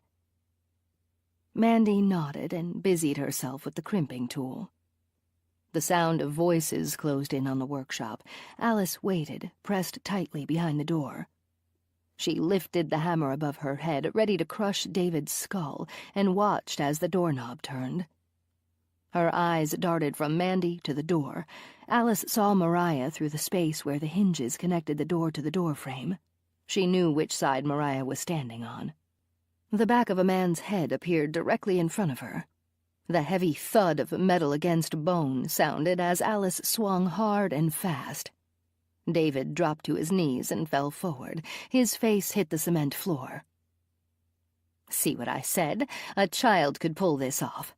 Help me get him up on the workbench before he comes to." Mandy, Mariah, and Alice lifted the man. They were thankful he wasn't overweight. "Okay, put each hand in a vise. Make sure you crank them good and tight. I don't want him wiggling out." Mandy, go fetch some duct tape. That will help.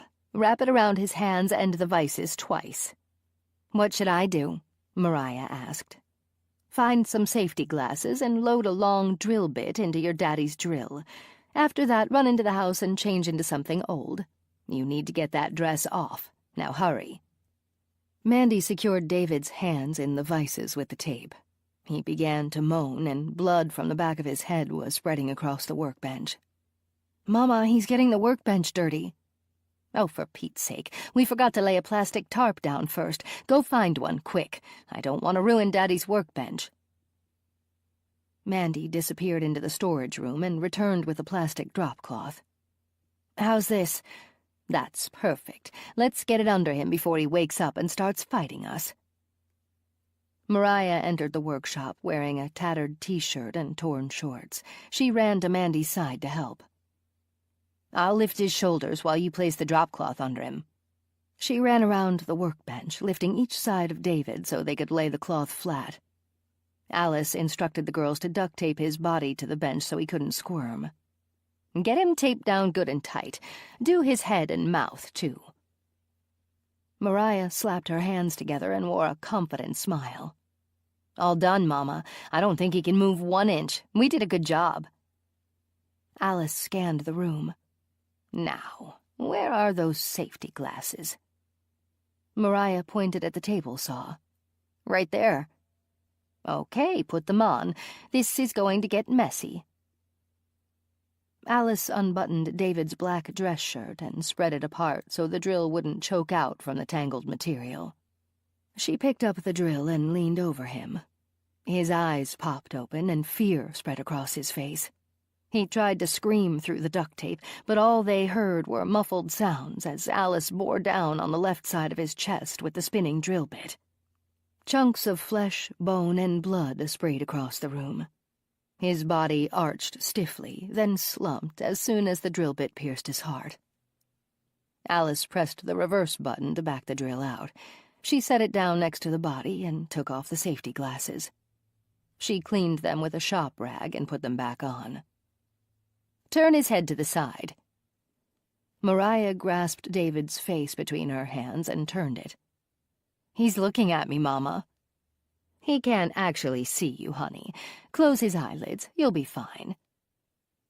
Alice plunged the drill into his right temple, and then his left. Chunks of skin tissue, bone, and brain matter sprayed out. "There. That should do it." She wiped bits of residue off her face and spat on the floor. "Apparently he didn't need that brain anyway. It doesn't seem like he used it much. We're going to have to wait until dark to get rid of him. Let's clean up and dump his car somewhere. Did you girls take Daddy's art to the post office and ship it?" Mariah answered for both of them. "Yes, Mama, we did it earlier while you were napping. The payment was already posted. It's in Daddy's online account." "Good girl. We're going to have to get more of his work posted on the website. That money will hold us over for some time." Chapter 15. I dropped into the chair and elevated my foot on the ottoman as soon as I got home. Sometimes it bothered me and sometimes it didn't. It depended on how much walking I did. We struck out with our dentists, and Billings and Clayton came up empty too. I told Horbeck and Jameson to let us know if they got any leads after the broadcast. "Jade, do you want a beer?" "I'd kill for a beer right now. Thanks, hon." Amber cracked open 2 beer bottles and handed me one. "Foot bothering you?" "Yeah, too much walking today, I guess." I took a long, deep swig of my brew. "Man, that's good." She grinned. "So nothing popped on this dead guy yet?" "Nope. Jameson and Horbeck are answering phones tonight. That is, if anyone calls with a lead. I hope it was an isolated incident. Lately, it seems that Washburn County is the new hotspot for murders and dump sites. What gives with that, anyway? No clue, but it sucks. All this nonsense is giving our sleepy little community a bad name. What do you want for dinner?" "Surprise me." "Okay, I'll make spaghetti and garlic bread." I laughed. Wow, that was about the shortest surprise I've ever had. After our delicious dinner, Amber and I settled in on the couch with our favorite crime series and a glass of wine. I kept one eye on the clock. I'd switch over to the news at 10. The vibrating phone lying in my lap woke me. I needed a second to get my bearings. I looked to my right and saw Amber sound asleep on the other side of the couch. The clock above the TV showed it was close to 11 o'clock. Jameson? My mouth felt dry and parched as I said his name. I must have been sleeping with it open. Hey, Jade, you sound like a frog. Were you asleep? I rose from the couch and quietly pushed the slider open. Outside on the deck, I cleared my throat and began speaking. Yeah, I fell asleep and missed the segment. Has anyone called yet? Only a handful of people, but one caller sounded legit. Really? What did they say? It was a guy that lives in Madison. He said the sketch reminded him of a man that went to his church a few years back. If this is the same guy, the caller said they always had a prayer service after the sermon, and this man often raised his hand and asked the congregation to pray for his wife, Alice. Apparently, she was in the hospital for months, but he didn't say why. Teenage twin daughters were always at his side. I sat down in one of the deck chairs and looked out at the darkened woods. The night was still warm, and I could hear nocturnal animals rustling about beyond my field of vision, probably raccoons. Did you get a last name for this family? Nah, he didn't know them personally. All he knew was the guy's first name, which was Dean. I have the caller's information, though. Good. I'll give him a ring tomorrow. Maybe he'll remember a little more with some prodding. For all we know, he could be mistaken, but we have to follow up with every lead. Anything else? Nothing with merit. We're recording all the calls that come in, though. Okay, thanks, Jameson. I'll talk to you in the morning. I went inside, locked the slider, and woke Amber. Come on, sis. I'm shutting everything down. It's time for bed. Chapter 16. But I thought you didn't want anybody to find these men, Mama. Shh, keep your voice down, Mandy. I've changed my mind, Alice whispered. I want to show the world what happens to men that betray their marital bed. David can't be traced back to us like Daddy could. That's why we didn't bother chopping off his fingers. The news showed a drawing of Daddy's face. They've already found him. Mariah adjusted her grip under David's armpit as they carried him. How much farther? He's getting heavy. We're almost there. Now keep your voices down. They entered the track and field at the university on the outskirts of town and headed toward the bleachers. With no houses nearby, the area was dark and quiet. At night, the outdoor floodlights wouldn't go on again until the football season started in a few weeks. Alice was certain David would be found soon. The school groundskeepers were on a full-time schedule now that classes had resumed a few days ago. Here we are, so be careful and don't drop him. We're going halfway up and laying him on the bleachers. Mandy groaned as she began the slow ascent. Why can't we leave him at the bottom? Because we want him to be seen from a distance. Now shush and get moving, and don't trip. At the 10th step, Alice stopped. This is far enough. Now scoot in and lay him on the bench seat. With David lying flat on the seat, Alice crossed his arms over his chest and made sure he was balanced. She didn't want him to fall off the narrow metal bench. Okay, let's go. Alice led the way back to the truck hidden behind the maintenance shed. Aren't the cops going to be confused? Mandy asked. About what? Alice got in and turned the key in the ignition. Because David is here and his car is across town at an apartment parking lot. I'm not going to do their job for them, Alice huffed. Let them earn their paycheck.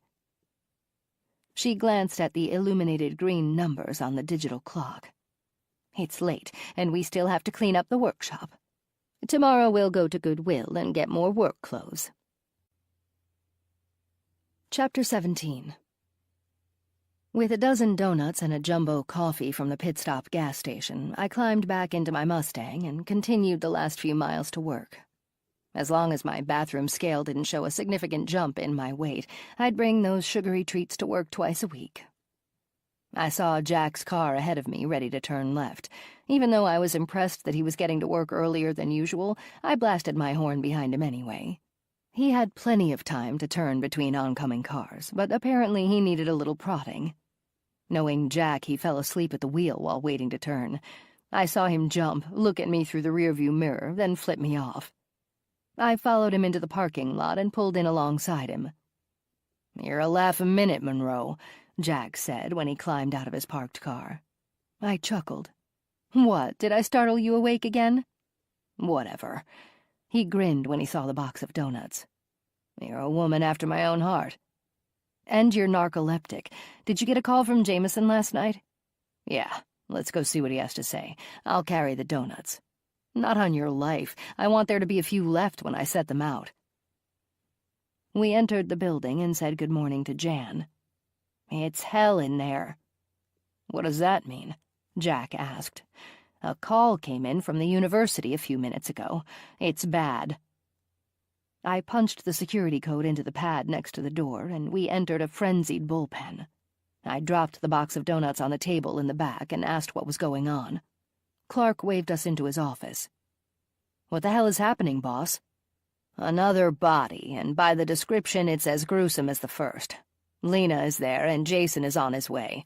I called Kyle and Dan at home and told them to get here quick. They left with their equipment 10 minutes ago. Jameson and Horbeck are putting in overtime, and we have deputies on site already. We're heading out in a minute, so grab whatever you need now. We might be there for a while." "Where was the body found?" Jack asked. "All I know is a groundskeeper called it in." Clark looked at his watch. "Classes begin in 15 minutes. The deputies are cordoning off the area. I don't want to panic anyone, but I don't want hundreds of students disrupting our crime scene either. Jade, you and Jack go find an administrator to talk to. I'm thinking they should close school for the day. Try to convince them." "We're on it, boss." Jack and I got our notepads and pens from our desks. We each grabbed a donut as we headed to the door. Jameson and Horbeck did the same. "Who knows when we'll eat next?" Jameson said as we rushed out. I called out to Clark as we headed to the door. "We'll meet you there, Lieutenant." He nodded and waved us on. Clayton and Billings pulled into the parking lot as the four of us exited the building. "What's going on?" Billings asked as he got out and closed the car door behind him. "Another body. Clark is still inside. See where he wants you guys. We're heading out." "Where to?" I looked back at Clayton as we climbed into a cruiser. "The university." My nerves kicked in as Jack drove. I slugged down my coffee and thought about Amber. "This is such crap, Jack." "You're thinking about Amber, aren't you?" He looked at me, and concern furrowed his forehead. "Can you blame me? I hope this incident doesn't set off bad memories with her after that attack she experienced a while back. She's been so strong and doesn't talk about it anymore." "She knows a body was found a few days ago, doesn't she?" "Yeah, of course, but it wasn't found at her school. I want her to feel safe." Jack reached across the console and squeezed my hand. "She's tough, Jade. This is going to affect all the students and faculty, not only Amber. It isn't personal." "I know, but I want to protect her." Jack turned left onto University Drive. We had 2 blocks to go. I could already see the parked cruisers and the coroner's van ahead. "You can't protect her forever. Pretty soon she'll be in law enforcement herself. Then it will be her job to protect people. She's going to need some room to spread her wings. It isn't your job to hover over her." "Tough love 101? Jack smiled. "Nah, just a little food for thought." We pulled up to the curb behind the coroner's van. Jameson and Horbeck parked behind us. I knew the school. It was my alma mater. "Where do we go?" Jack asked. "Follow me. I know where the administrative offices are. There has to be one dean in particular that calls the shots." We entered through an enormous walnut-paneled foyer with coffered ceilings. There were hallways going to the left, right, and straight ahead. Things looked a little different than how I remembered them. The fastest way to get the information we needed was to ask the first person we saw that wasn't a student. "Over here." I pointed at the first office down the long corridor to the right. It was the admissions office. We entered through the glass door. "Excuse me." I flashed my badge at the woman behind the counter. We didn't have time for professional courtesies. In our opinion, the school should be closed for the day. Chances were not many people knew the reason we were there yet. I need to know who the top dog is and where to find that person." The woman stood. A name badge pinned to her blouse had Penny L. written across it. "The Dean of Students and the Dean of Faculty are equal, ma'am." "Good, we'd like to speak with both of them, and we need to do it now. Can you lead us to their offices?" The woman's face went from friendly Frances to nervous Nellie in a split second. "Certainly, right this way. Elizabeth, watch the counter until I come back." She continued down the same corridor we were in. Jack and I followed a few steps behind her. We made one right turn and 2 lefts before we came to the administrative wing. She knocked on the first door to our right, which was the Dean of Students' office. Somebody from the other side called out to enter. We walked in behind Penny. "Sir, there are 2 detectives from the Sheriff's Department here to speak with you." He stood, finished the call he was on, and hung up his desk phone. He reached out to shake our hands and introduced himself as Martin Simpson, Dean of Students. His face looked agonized. "Thank you, Penny. Please close the door behind you." "Sir, I'm Sergeant Jade Monroe, and my partner here is Detective Jack Steele. We don't have time to beat around the bush. You are aware of the situation that's going on outside right now, am I correct?" "Yes, Sergeant, you are. I was just told about it." "Good. We need to keep the campus from going into a full-tilt panic, and we need to preserve our crime scene. I don't want to see 500 pictures from cell phones going viral on the internet. Do you get my drift, sir?" "Yes, of course. What can I do to help?" "First off, where are the cameras located on the campus? I noticed a few when we walked in." "The large interior areas have cameras, such as the cafeteria, sports center, library, theater, and the entrances and exits." "What about outside?" "That would be the parking lot and the main entrances to each building, Sergeant." Jack spoke up. "There aren't any cameras at the sports fields?" "Unfortunately, we don't have stationary cameras out there. During events, there are so many cameras running already, they've always been enough." "Can you get somebody to pull the feed from whatever outdoor cameras you have? We'll need a copy for our technical guys." "Of course, I'll get right on that. Anything else?" "Actually, yes. We need you to close the campus for the day and send everyone home. We don't have the manpower to keep this many students at bay when our officers can be put to better use. Do you have that authority?" "I do, along with the Dean of Faculty." "Do we need to speak with that person as well, or will you handle it? It's imperative to shut the campus down now. There could be crucial evidence anywhere, indoors or outside. You'll have to make an announcement for all students to leave the campus immediately. They should leave via their building's front entrance. We'll have deputies on hand to secure the other exits until the campus is vacated. I'm sure you understand that we can't have students wandering around." My phone buzzed in my pocket. "Excuse me for a minute." I stepped out into the hallway and answered. Clark was calling. "Jade?" "Sir." "I'm on my way. Kyle said the body is on the track and field bleachers. I don't want to see one person other than law enforcement out there. Got it?" "Got it, boss." I hung up and went back inside the dean's office. "Dean Simpson, it appears that our crime scene is the track and field bleachers. I'm depending on you and your faculty to clear the school immediately, and I don't want to see one person in that area. Am I perfectly clear?" "Crystal. I'll do it right now." "Thank you. I want all of the faculty to stay behind. Can you gather everyone to the cafeteria after the students are out? It will make our interviews go much faster." "Will do." Jack and I thanked him, shook his hand, and walked out. An exit sign with illuminated red letters hung at the end of the hallway.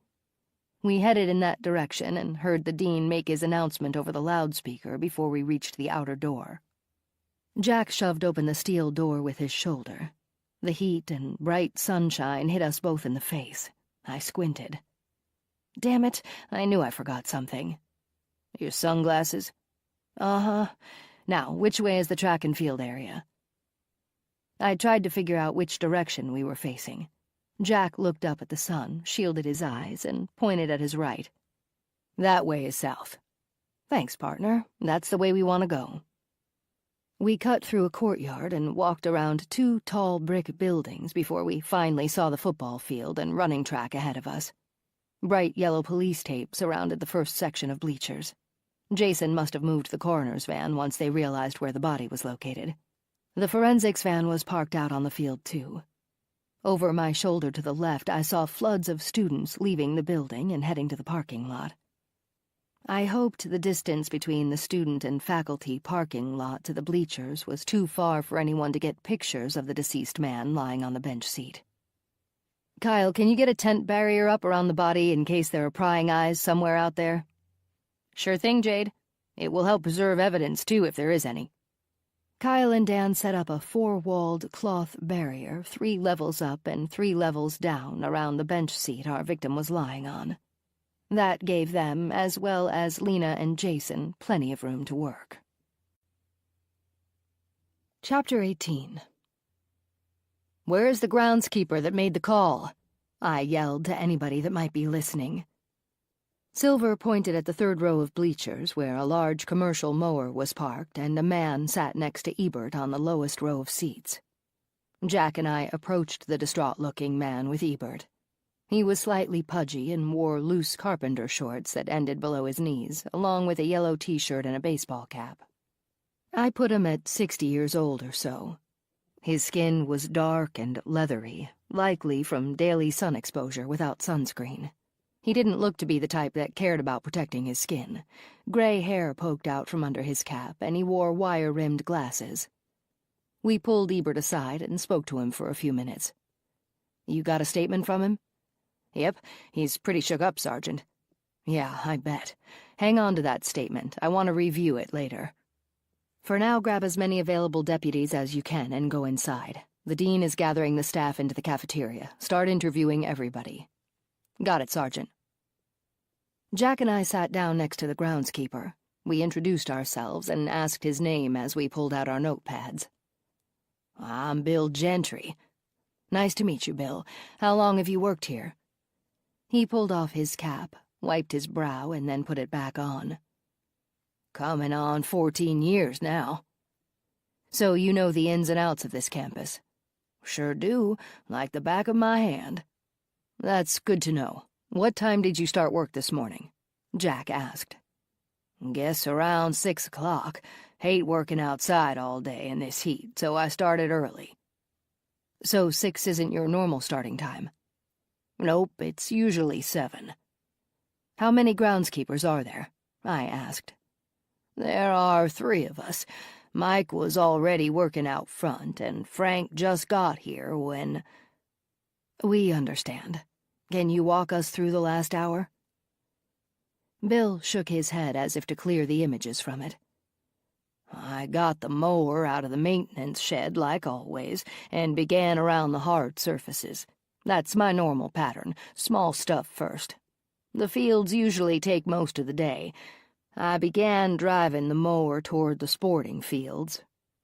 "Meaning the football, soccer, and track area?" I asked.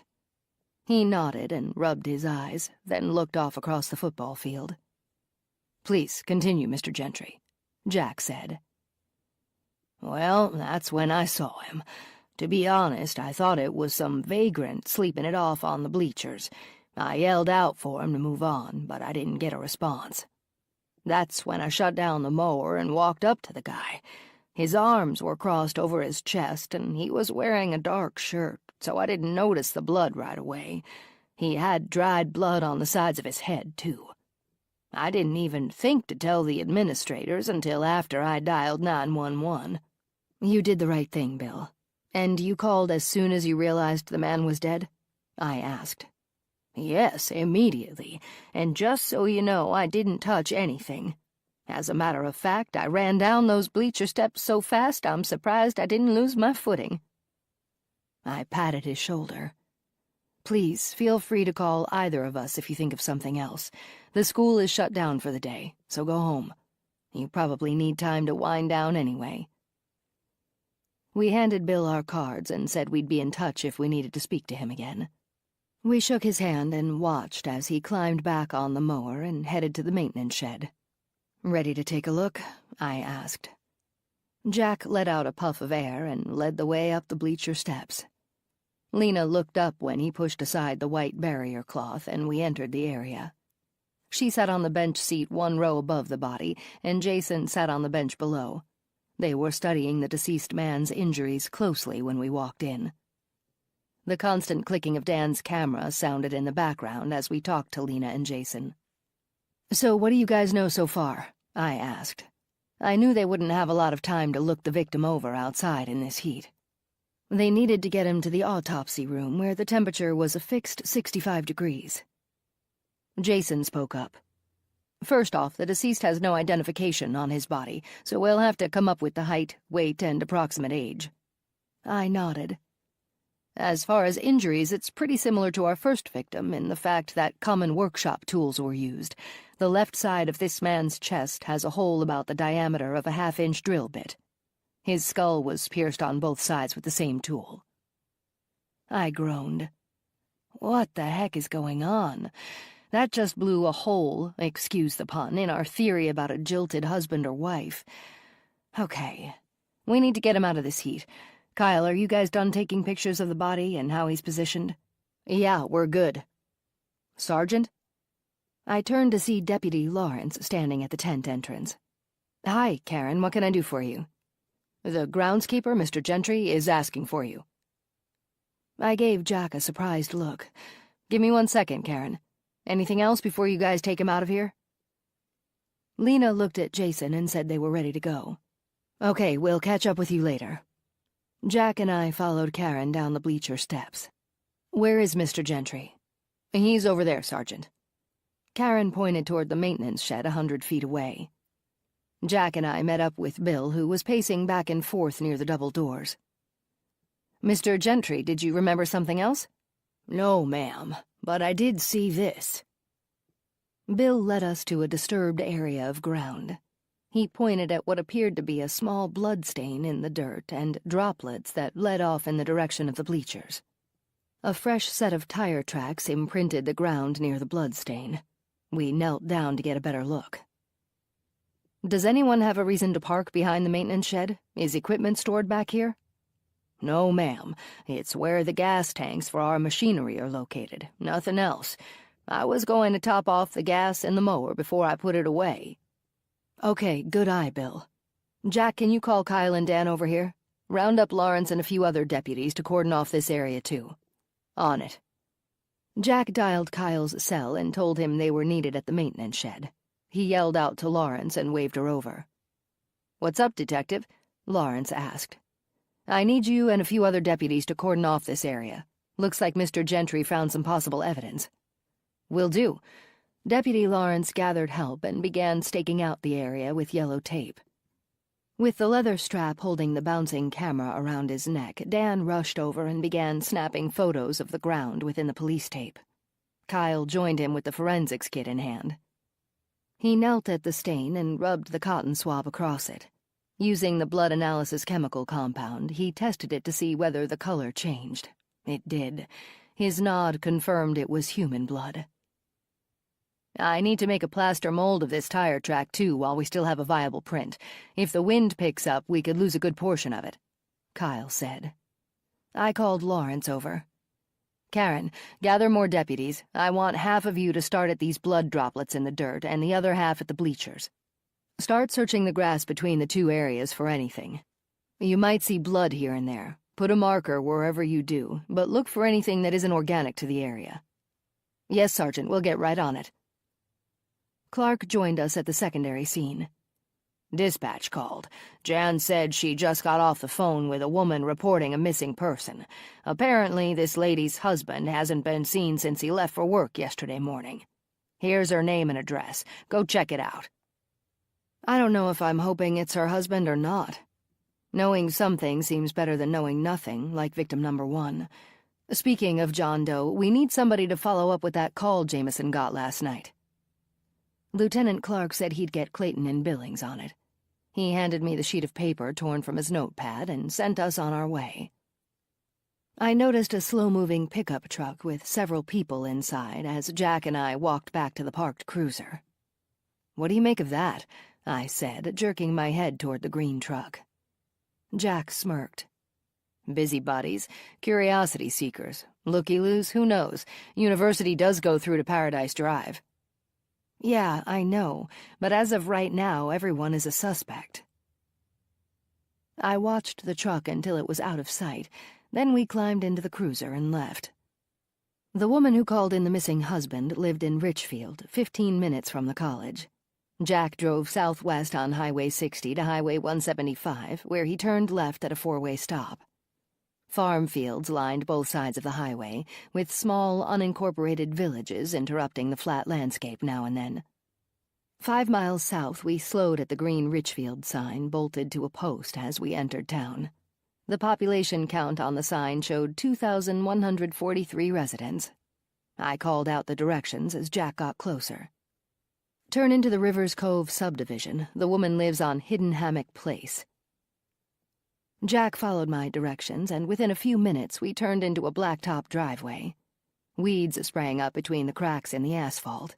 The lawn needed cutting and was full of dandelions that had gone to seed. Faded siding enveloped the house, and it stood out among the neatly manicured yards and well-kept homes on the same street. The sight in front of us told us a story of a family that didn't care anymore.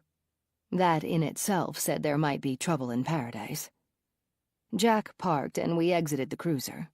We followed the sidewalk to the front door, bypassing toys scattered across the path and blocking our way. Jack rang the doorbell. Thundering footsteps from screaming kids got closer as we waited. The door flew open and banged against the wall behind it. An adult voice yelled at the 3 children, ranging from what looked to be 3 to 7. The mother pushed past them and ordered the children into the family room to play video games. She invited us in and introduced herself as Whitney Smith. "Mrs. Smith, I'm Sergeant Jade Monroe with the Sheriff's Department, and—" I pointed at Jack. "This is my partner, Jack Steele." Jack nodded and extended his hand. "Is there a quiet place where we can talk? We have a few questions for you." She showed us into the formal living room. From what I saw as we walked, that looked to be the only clean room in the house. "This should work. The kids aren't allowed in here, and you can call me Whitney," she said. Now I understood why that room was clean. "Please, have a seat." Whitney pointed at the couch against the wall, and she took a seat in the matching side chair. "I haven't seen David since he left for work yesterday, and I'm worried sick. He said he was having dinner with a customer, which wasn't unusual. Those dinners usually run late." "What does your husband do for a living, Whitney?" I asked. "He's in software sales. He has a busy work life, and I try to understand. I do the best I can to hold down the fort at home, but it does get chaotic doing most everything on my own. 3 kids are definitely a handful." "When does school start for them?" Jack asked. She heaved a sigh. "Next week, and I have to say I'll be thankful for the peace and quiet. Still, I can't imagine David bailing on us. That isn't the kind of man he is. He loves me, and he loves his kids." Jack gave her a thoughtful look. "Ma'am, you said things are chaotic.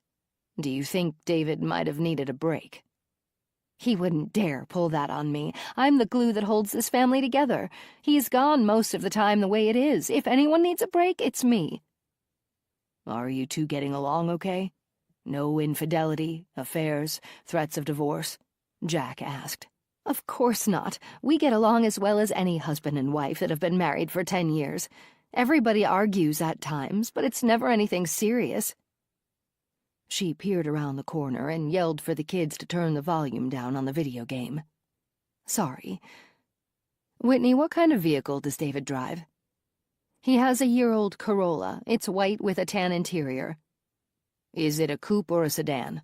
Jack asked as he took notes. "It's a 4-door, easier with kids." "Would you happen to have the plate numbers and a recent picture of David?" I asked. Sure. Give me a minute." She rose, smoothed out her blouse, and turned left down the hallway, which likely led to the bedrooms. We waited in silence. I heard footsteps coming back in our direction a few minutes later.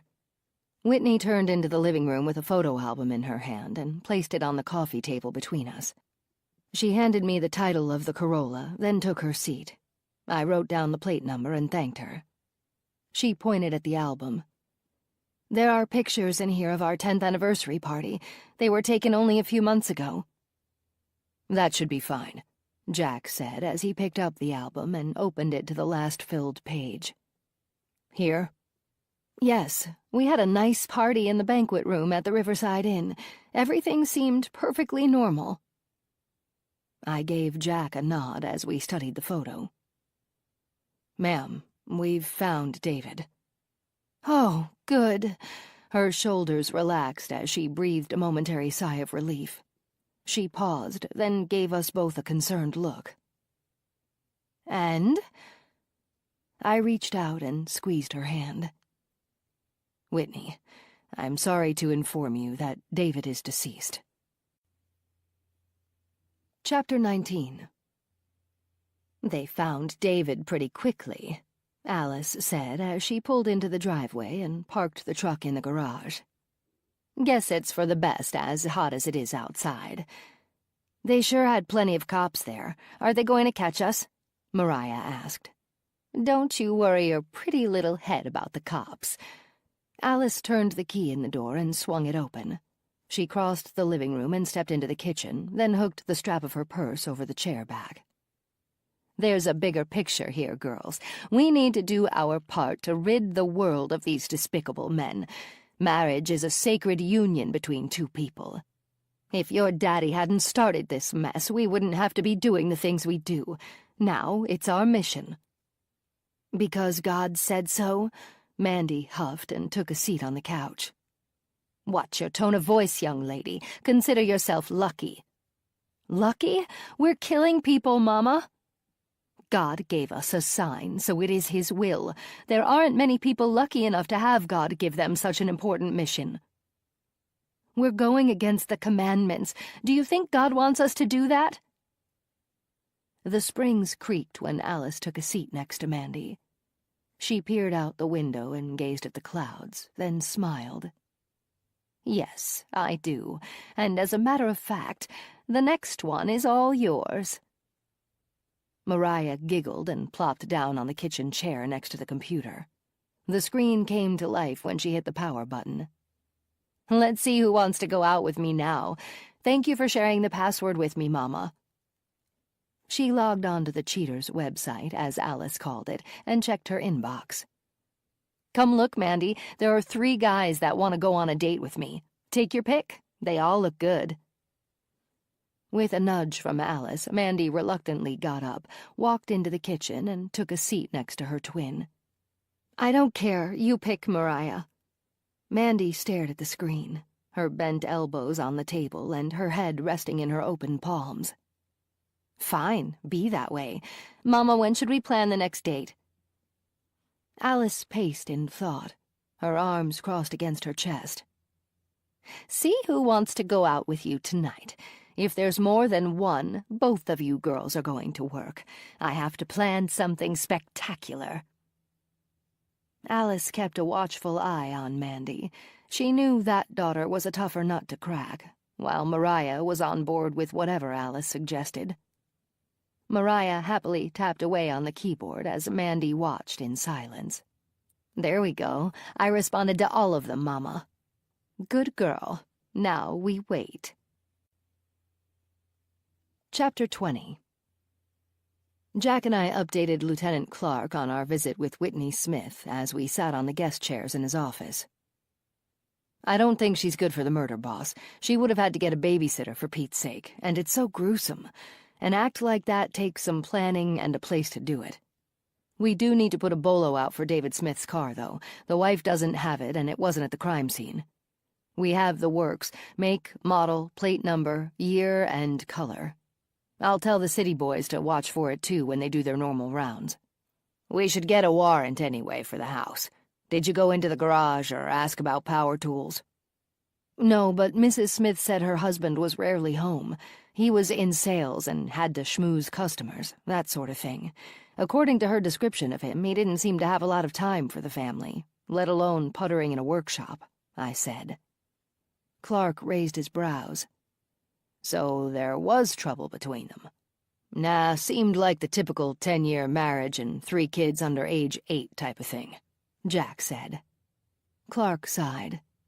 I'll have a warrant before the end of the day. Nobody is getting a pass on this.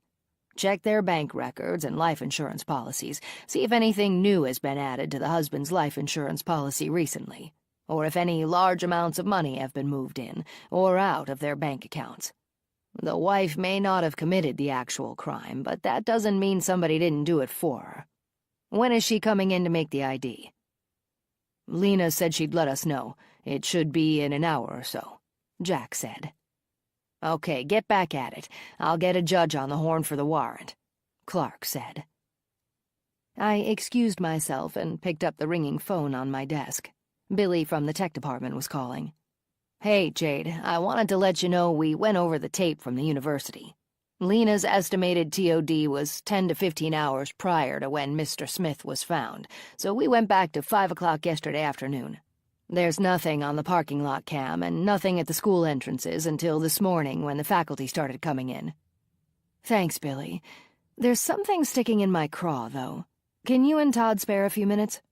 Sure, no problem. We'll be right up. What are you thinking? Jack gave me the typical right eyebrow raise as he asked the question. That green truck from earlier is bothering me, I said.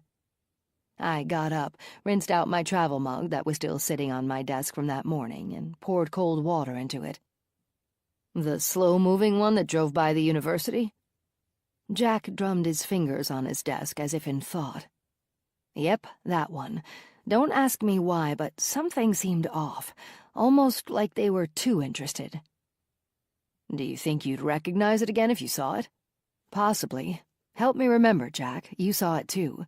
There wasn't anything unusual about it, though. At least nothing that stood out. What would you say, maybe 10 years old? Jack leaned back in his chair and looked at the ceiling. Yeah, that sounds about right. It's hard to say what it was, though. Could have been a Ford, but at that distance I couldn't read any badges.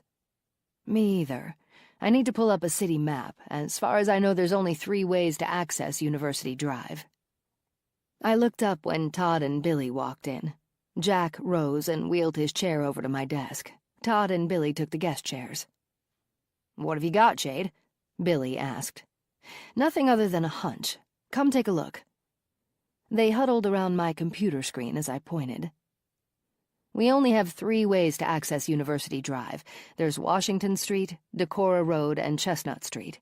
There isn't any retail on Chestnut, so we can rule that out. If there's any footage of that green truck from Decorah or Washington Streets from last night, it could be a viable lead.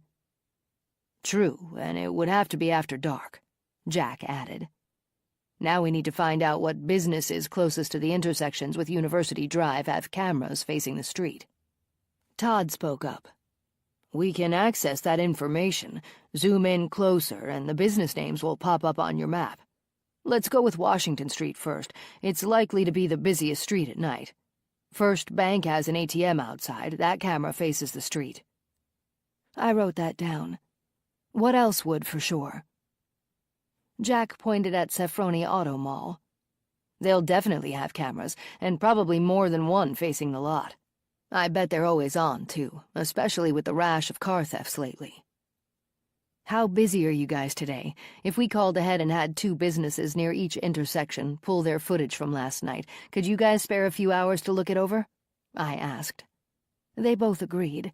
I located 2 businesses on Decorah that would likely have cameras, too, and made the calls.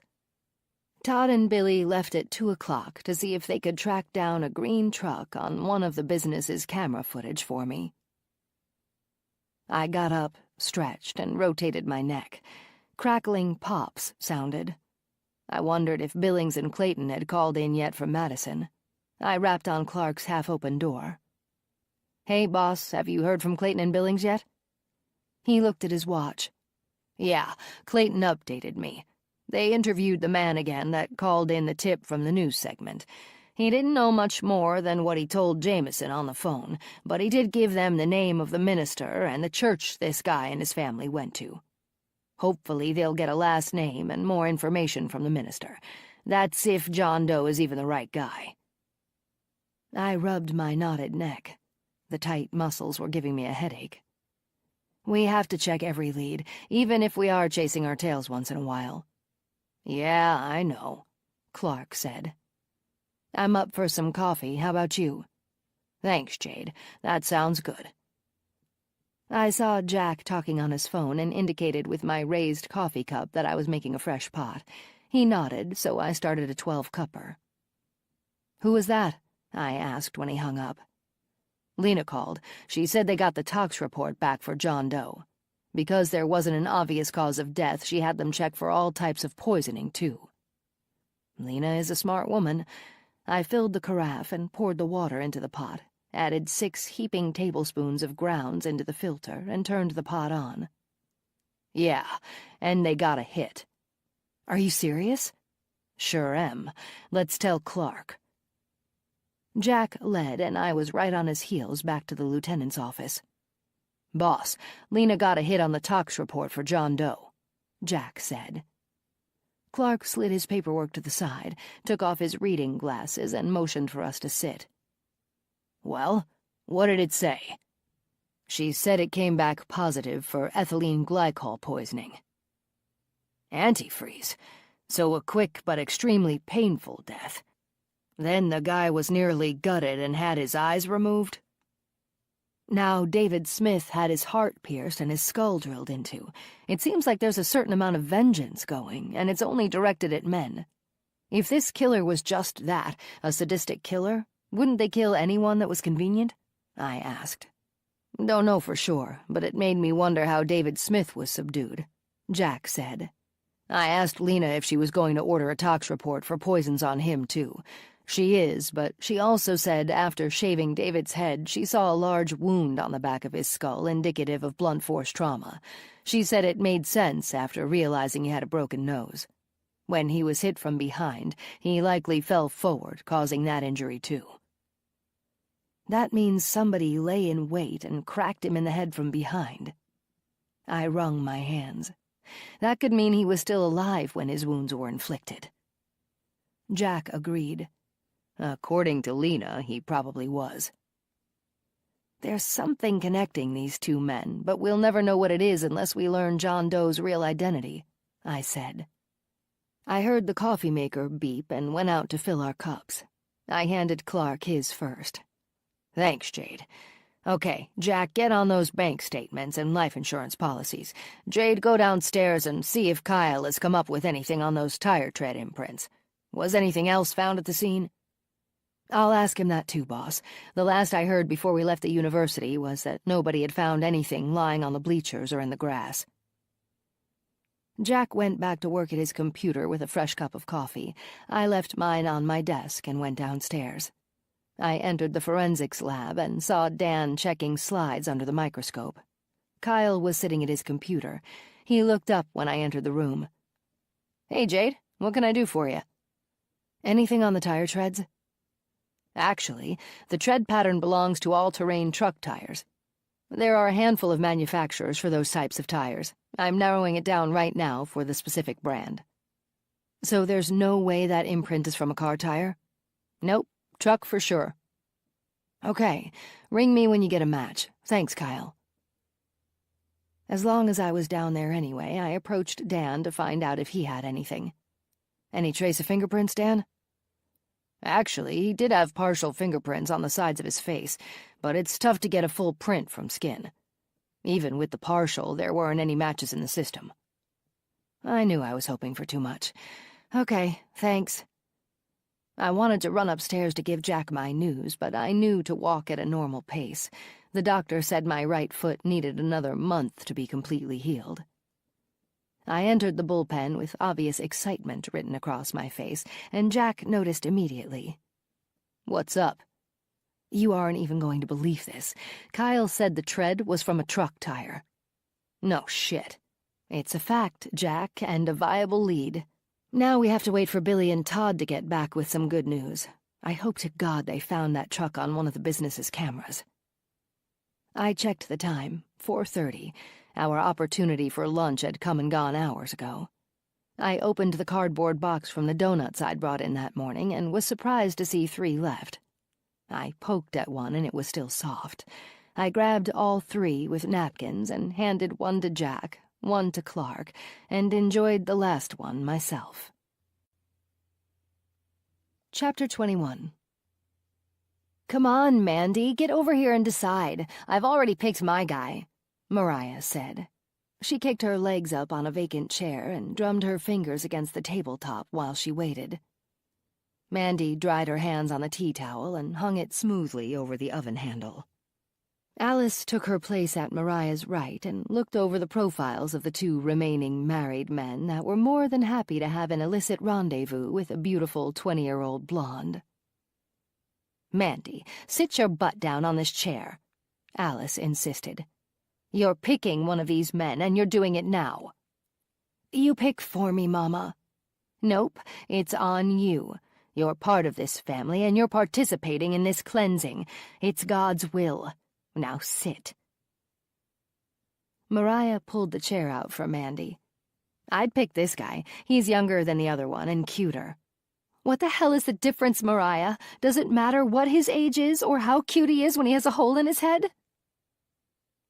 The sting caught Mandy by surprise. She held her cheek and stared at the floor. Tears dropped to the linoleum beneath her chair. Alice stood above her, her right arm outstretched and ready to slap Mandy for the second time. "If I ever hear you curse again, I'll rip your tongue out." "She means it too, Mandy. Now pick one of these guys." Mandy pointed at the man who used the screen alias Loverboy. A smile lit up Mariah's face. "Good choice. That's who I would have picked, too." "All right now, Mariah, go ahead and set up the date with both of them. Make one for 7 o'clock and the other for 7:30 tomorrow.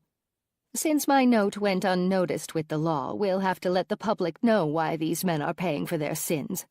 I know what the perfect clue will be." "Tell us, Mama," Mariah pleaded. "Not yet, but you'll see tomorrow night. For now, I have to come up with the right tools." Chapter 22. "Jade, I have the tire results," Kyle said when he called my desk phone. "Awesome, go ahead. I'm writing it down as you speak." I grabbed my notepad and flipped to the last empty page. "Well, because of the unique tread style, these look to be the BF Goodrich all-terrain truck tires. Since the tread pattern is still defined, I'd venture to say they're under a year old." "Okay, so all we need to do is call the local places that sell that tire and have them pull their records for the last year or so for somebody named Dean something." "That's right. Hopefully the guy was actually local. Didn't Clayton and Billings go to Madison to interview that man from the tip line?" "Yeah, and they should be back any minute. They called Clark 20 minutes ago, but the call went dead during the update. They must be in a bad cell reception area, and I'm anxious to hear what they found out. That's the main reason we're still hanging around. Anyway, thanks, Kyle." Clark came out of his office and sat in one of my guest chairs. "Anything?" "Hell yeah. Kyle has the make of the tires and the models of truck that tire is most often used on. Now, if we get a last name and Billy and Todd come up with the truck I described on any of the business's cameras from last night, we should have our guy." "Or girl," Jack said. I looked toward Jack. "It seems so improbable, but you're right. Could a woman be that gruesome? She'd definitely need assistance to get David from the back of the maintenance shed to the 10th row of the bleachers." "Don't forget there were several people in that truck we saw," Jack said. "True enough." The bullpen door opened and Clayton and Billings walked through. "Finally, please tell us you have something." I pushed back my chair and stood. My adrenaline was kicking in, likely from too much coffee. I needed to pace. Clayton spoke up. "We didn't get a lot more from the caller than what he told Jameson." I suddenly felt deflated and sat back down. "But," Billings added, "the minister of the Crossroads Church in Madison told us a little more. According to Minister Grant, the husband was looking for someone to exorcise his wife, who was alleged to have demons. That's how the minister originally met Dean. He explained to Dean that he didn't do exorcisms, but he'd welcome the family to join the church, and he'd pray for the wife's recovery." Dean and the daughters came to church several times alone and asked for prayers for his wife, Alice, who was in the hospital. Minister Grant said Dean never became a member and only showed up at church a handful of times and then disappeared. He said he felt bad for the family because they always looked so distraught. Did you get a last name, though? Sorry, Jade, but he didn't have the family surname. He said the church doesn't pry, and they only get last names when people actually join as members. Okay, but did he verify that the sketch was Dean? He said as far as he could recall, the sketch did look like Dean. He also said he hadn't seen him for several years. So what do we know for sure? Clark asked as he turned my guest chair toward the rest of the detectives sitting at their desks. Jack started. We know the husband was Dean, the wife was Alice, and they had twin daughters that looked to be teenagers. Alice allegedly had demons, and I'm guessing the hospital stay wasn't because she had a tonsillectomy. Neither our caller nor the minister knew their last names. I turned to Jack. So what does that tell us? Most likely that they were a very private family and didn't have close friends. Only one person called in on the tip line with a real lead, and that was from Madison. Jack stood and took my place pacing.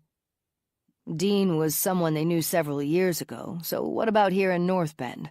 No calls from anyone local that recognized this guy? That's odd. Who supports the family? Somebody has to work to buy groceries and pay the bills. That leaves us in the dark again, Billings said. Whoever the killer is may have a dark green truck and workshop tools. As soon as we hear back from Todd and Billy, we'll know if they saw that vehicle on anybody's footage from last night. The question is, are these killings related? And if they are, why? Okay, I think we're going in too many directions at once. I got the warrant from the judge. Jade and Jack, go back to Mrs. Smith's house right now and search it. Ask her if she or her husband knew anybody named Dean or Alice. Be back here with an update before 7. After that, we're calling it a night. Clayton, call Todd and see if they have anything on the camera footage yet. Let's go. The lieutenant handed me the warrant, and I shoved it into my purse, along with my notepad and phone. Ready? I asked. Jack nodded, grabbed his necessities off his desk, and jammed everything into his pockets. I pulled a set of keys off the hook behind the reception desk, handed them to Jack, and we left. We headed toward the cruiser that beeped when Jack clicked the key fob. Over there, third one down, I said. Pull into a drive-thru on our way to the Smith house. I'm going to die if I don't eat something. Jack gave me a grin. What, 2 donuts didn't fill you up today? Hardly. Maybe 3 would have. I'm going to text Amber and let her know she's having dinner alone tonight. I hope I'm back home by 8. She likes telling me about her classes. I bet she does, Jack said as he drove down Washington Street. How about Speedy Burgers? I hear they're pretty good. Sounds perfect, and I'll have 2 of them. I'm going to call Whitney Smith and tell her we're on our way. We wolfed down our burgers, and 15 minutes later we pulled into the familiar driveway with the messy yard.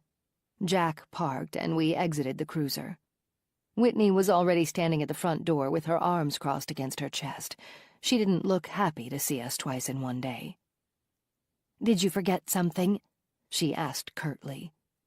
I handed her the warrant. "No, ma'am, but we are going to search the premises.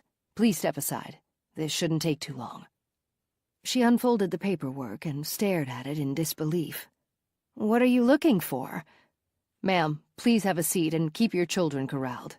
We'd like this to go as smoothly as possible without interruptions." Jack searched the garage, I took the basement, and then we both searched the living quarters. We didn't find one power tool, let alone a sign that somebody did woodworking, remodeling, or anything mechanical in the home. We returned to the living room. "Mrs. Smith, did your husband ever work with hand or power tools? Did he have hobbies that involved drills, saws, and the like?" "What does that mean? We have a hammer and a few screwdrivers and a toolbox in the closet. He didn't have time for anything else." "We saw the toolbox, ma'am, and we'll have to take that with us for now." "Whatever." "Mrs. Smith, were you or your husband acquainted with anyone named Dean or Alice?" Only my kid's pediatrician. Her name is Alice Clausen. Is she local? I wrote the name down, but had my doubts that there was any connection. Yes, at the clinic on 18th Street. Thanks, that should do it. You've already made the identification? Yes, I have. She wiped her eyes as she talked. We're sorry for your loss, Whitney. Please call us if you can think of anything that might help with this case. I wanted to speak in very generic terms with 3 youngsters sitting at their mother's side. Jack and I left. He backed out of the driveway, and I checked the time. 6:30. I leaned back in the seat and knew if I closed my eyes I would doze off. Instead, I stared out the window as Jack drove back to the station. I hope Billy and Todd are back. I'm wiped out. With a good night's sleep, we can hit the tire stores with fresh eyes in the morning. Did you pull up the life insurance policies and bank information for the Smiths? I asked. Yeah, I did. The copies should be in my inbox by morning. You do look beat. How about a couple coffees from Pit Stop? Thanks, partner. Chapter 23. I carefully lifted the lid and blew on the coffee to cool it. I needed to appear somewhat awake before we got back to the station. We had only 5 minutes before Jack would be turning into the parking lot. The lieutenant would want to hear what we discovered at the Smith home, if anything, and I was dying to know whether Billy and Todd saw a truck on the tapes. Jack turned left onto Schmidt Road. I took a couple of long gulps of coffee, burning my tongue in the process. Walk slowly, I said as Jack parked and we exited the cruiser. Aren't you done with that coffee yet? Sorry, I've already scalded the skin off my tongue. Now it burns to drink it. Take it inside. Who cares? You always have a cup of coffee in your hand anyway. We entered the building, plugged the code into the pad alongside the bullpen door, and pushed it open. Everyone that sat at their desks looked as beat as I felt. Well? Clark rose, walked around his desk, and came out of his office. Jack and I dropped to our chairs simultaneously. Go ahead, you tell them, I said to Jack as I propped my chin up on my desk with my closed hand. We searched the Smith home and found nothing other than a toolbox with a small number of household tools. I dropped it off downstairs for Kyle and Dan to look over. Whitney said David wasn't into hobbies or anything related to power tools. She also said they didn't know anybody named Dean or Alice other than their kid's pediatrician named Alice Clausen. That's easy enough to check out, Billings said. And on a good note, Todd said they saw a truck turning off of Washington Street onto University Drive at 10:30 last night. He couldn't actually tell if it was dark green or another dark color, but it was the only truck that turned onto University from either Washington Street or Decorah. Which place had the video? I asked, now fully awake. The bank's ATM. The bank was their first stop, but the camera software was going through an update. They went back an hour before the bank closed and were able to check last night's video. That's when they saw it. They've both left already, but they brought up the thumb drive for you to see, Clayton said. I checked each face. Let's take a look. Have you guys already watched it? Clark spoke up. Nope, we were waiting for you guys to get back. We crowded around my computer and I slid the thumb drive into an empty port. I opened up the file and fast-forwarded the tape to begin at 10:25. Here we go. I want to see which direction the truck comes from. I think Todd said it came from the west, Billings said. I nodded and watched closely. The traffic was minimal once a vehicle reached University Drive. The street was on the outskirts of the city limits, but within range of the wide-angle camera lens of the bank's ATM. Most of the vehicles picked up on the camera were going in and out of restaurants on the right side of the screen. There it is. I pointed at the vehicle coming into town from the west. I made sure the tape was at the 10:30 mark. Until it was ready to turn, all we could see were headlights. A right-hand blinker flashed, and the vehicle slowed to a stop at the lights. It turned as soon as the lights went green. I paused the tape when the vehicle was parallel to the camera. Can any of you tell what kind of truck that is? They scooted their chairs in and leaned closer to the screen. Without streetlights, it's tough to say, Jade, Clayton said. All we have is reflective lights from the other vehicles and ambient lighting from buildings down the street. "What about location of the blinkers and even the side mirrors?" I asked. Jack and I thought from a distance the truck could have been around 10 years old. Wait a minute. Jack, think back. Did that truck have a short or long box, and was it a crew cab? Yeah, that would definitely make a difference. He stared at the video of the truck again. I saw 2 faces at the side window looking toward us. That tells me it's a crew cab, like this one, and I don't think it had a short box. We wouldn't be able to tell anything with the blinkers or mirrors since the truck was parallel to us. To me, Clayton said, it looks like a Ford. And yeah, it does look older.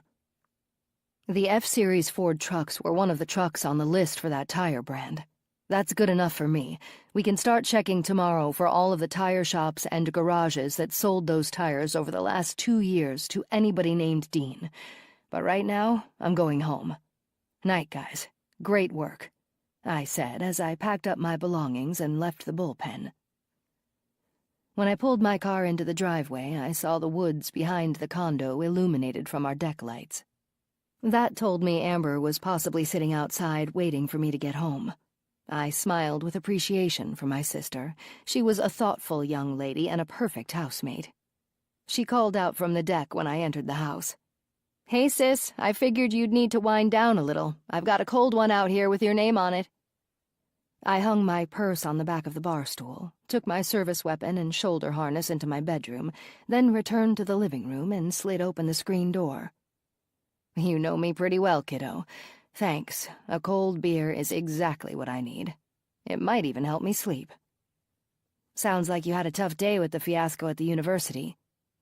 "How much did you hear?" "Only that some guy died out on the track bleachers." "That's what's going around?" "Uh-huh. Should I know more?" "Nope, we have it under control.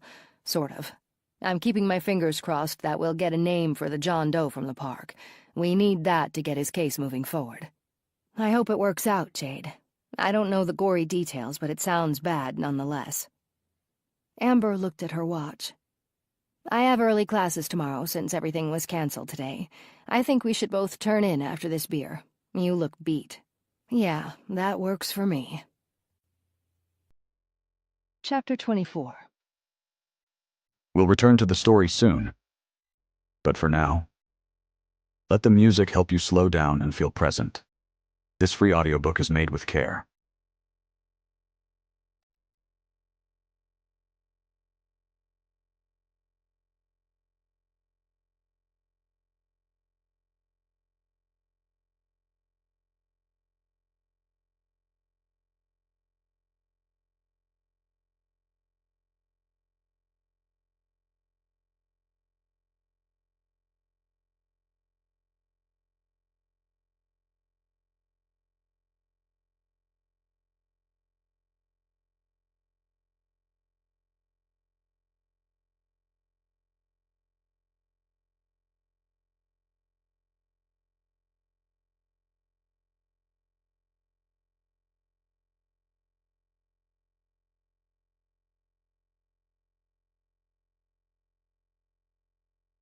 "Tonight will be the best so far," Alice said as she started breakfast. She cracked 6 eggs into a bowl, added a splash of milk, and began whisking the mixture for scrambled eggs. The bacon sizzled on the griddle, and 3 slices of bread lay on the counter for toast when the time was right. Mariah sat at the computer, exchanging messages with both men they were meeting. She chuckled every time a new message popped up. "Mama, these guys are flirting with me." Mandy scowled as she filled her chipped orange coffee cup that had Florida written across the side. "I think you're enjoying this a little too much, Mariah." "Don't you two start that bickering again," Alice threatened. "I'll smack you both upside the head." "Mandy is jealous." "Right, I'm jealous of you because you're enjoying the attention from 2 men we're going to kill. Don't forget you and I look identical. They're only flirting with you because you're young and pretty, not because you're interesting. They don't even know you. I could have posted pictures of myself, but I'm not as twisted as you, Mariah." "Mama told me to, and you don't have the guts anyway. These men are vile and need to die, and you're a big baby." Mariah began taunting Mandy. She popped her thumb into her mouth and began making sucking noises. Alice spun when she heard the chair crash to the floor. Mariah screamed for help as Mandy straddled her and pummeled her face. Mariah's lip and nose were bloodied. Alice jerked Mandy backward by her hair and threw her against the wall. "I've had enough of you. If you didn't have a mission to accomplish tonight, I'd blacken both of your eyes. Now get up and sit your fanny on that chair. Apologize to Mariah right now." Mandy sat silently while Alice tended to Mariah's injuries. "How am I going to meet those guys now? Mandy bashed my face in, Mama." Mariah sat with her head back, holding a cold, wet rag against the bridge of her nose to stop the bleeding. Alice turned toward Mandy and spewed the words at her. "I told you to apologize to your sister." "Sorry, Mariah, but I don't consider you my sister anymore. You're nothing but a stranger to me. So there, I said I was sorry." "I hate you, Mandy." "Whatever, I don't care." Alice slid 2 plates of eggs, bacon, and toast across the table. "Shut up and eat your breakfast. Mandy, tonight you're doing everything on your own. Mariah, after breakfast, send off those emails with directions on how to get here.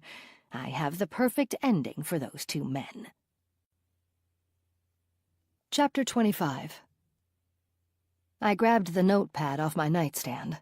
Sleep didn't come easily for me last night, so I made sure to make a list of things I needed to do. As I tiptoed down the hallway, I saw Amber's bedroom door was open, and she had already left. No need to be quiet after all. The coffee was already made, and a cup sat on the counter, waiting to be filled. Next to the empty cup lay a note saying Amber was bringing home Chinese for dinner, and Spaz had been fed. I filled my cup, poured a bit of cream in it, and gave it a thorough stir, then headed down the hall to take a hot, steamy shower. While back in the kitchen for my second cup of coffee, I decided on a bowl of instant oatmeal. I noticed that the scale had been creeping up a few pounds from those anxiety-calming donuts we'd all been eating too many of lately. It felt good to eat something without icing on it once in a while. I was excited to get to work and start plugging away at my to-do list. I'd enlist the help of Jack, Clayton, and Billings, and with any luck, we'd finally find out if Dean somebody was John Doe's real name. With a last name and, hopefully, a local address, we'd be knocking on his door and finding out why nobody had reported him missing. My cell phone rang as I backed out of the garage. I shifted the car into park and dug through my purse for my phone. The screen showed it was Jack. "Hey, what's up?" I shifted into reverse, hit the remote for the garage door, and backed out onto the street.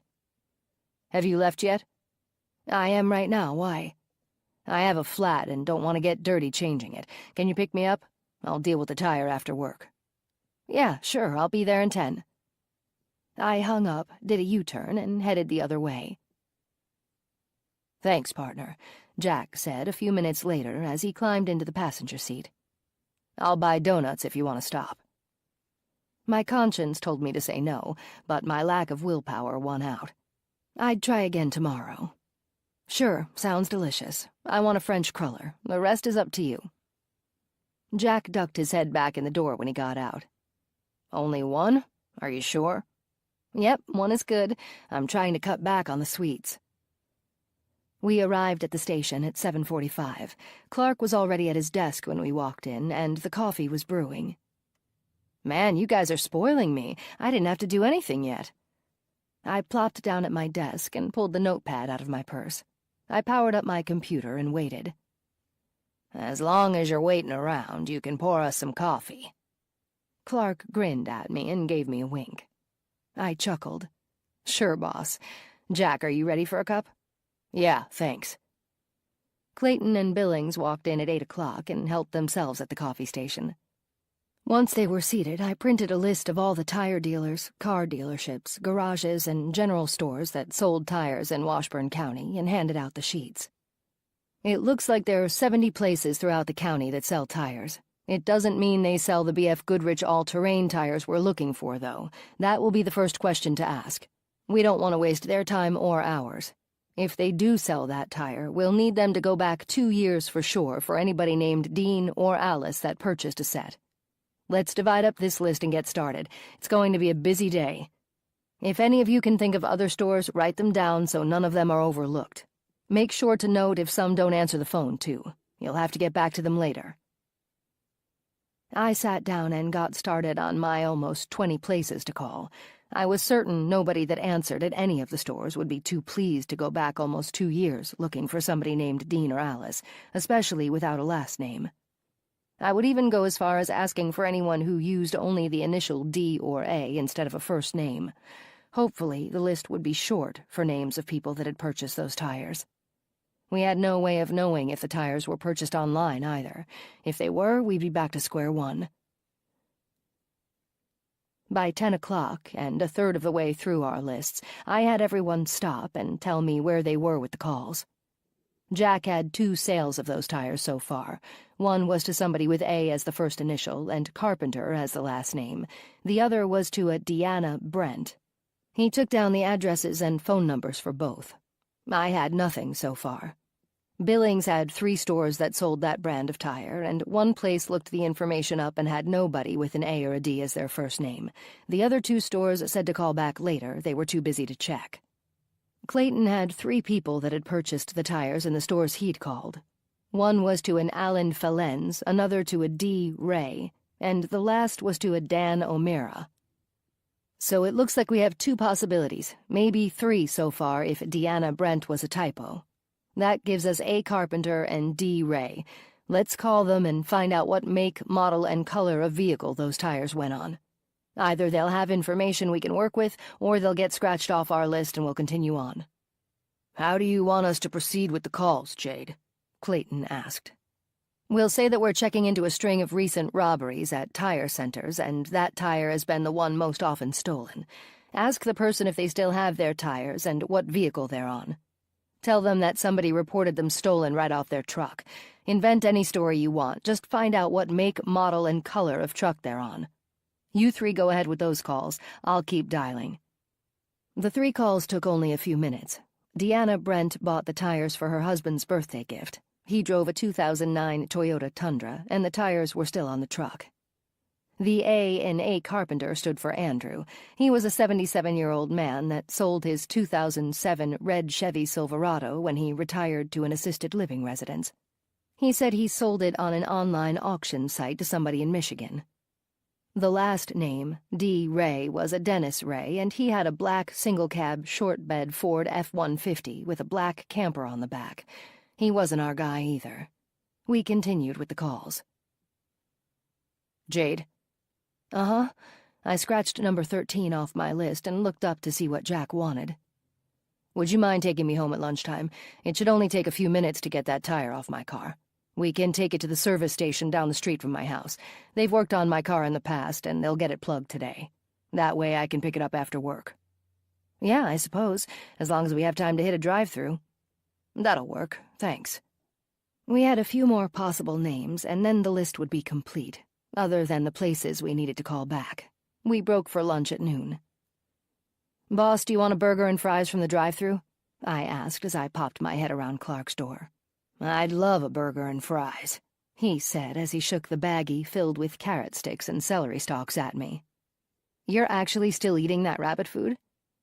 "I guess so, until I lose another 10 pounds.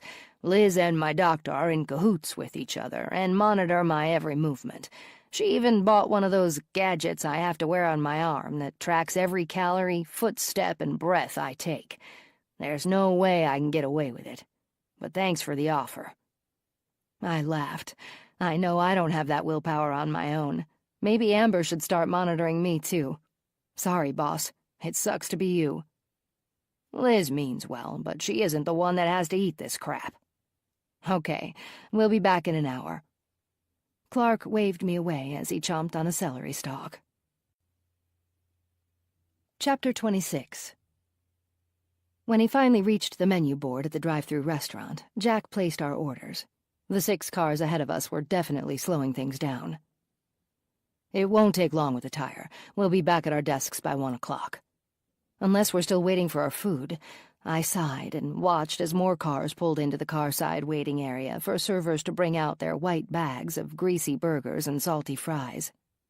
Don't you find it odd that nobody has reported a missing person other than Whitney Smith? Her call came in less than 24 hours after David didn't come home. No family member has called in for John Doe yet. Jack inched the cruiser ahead.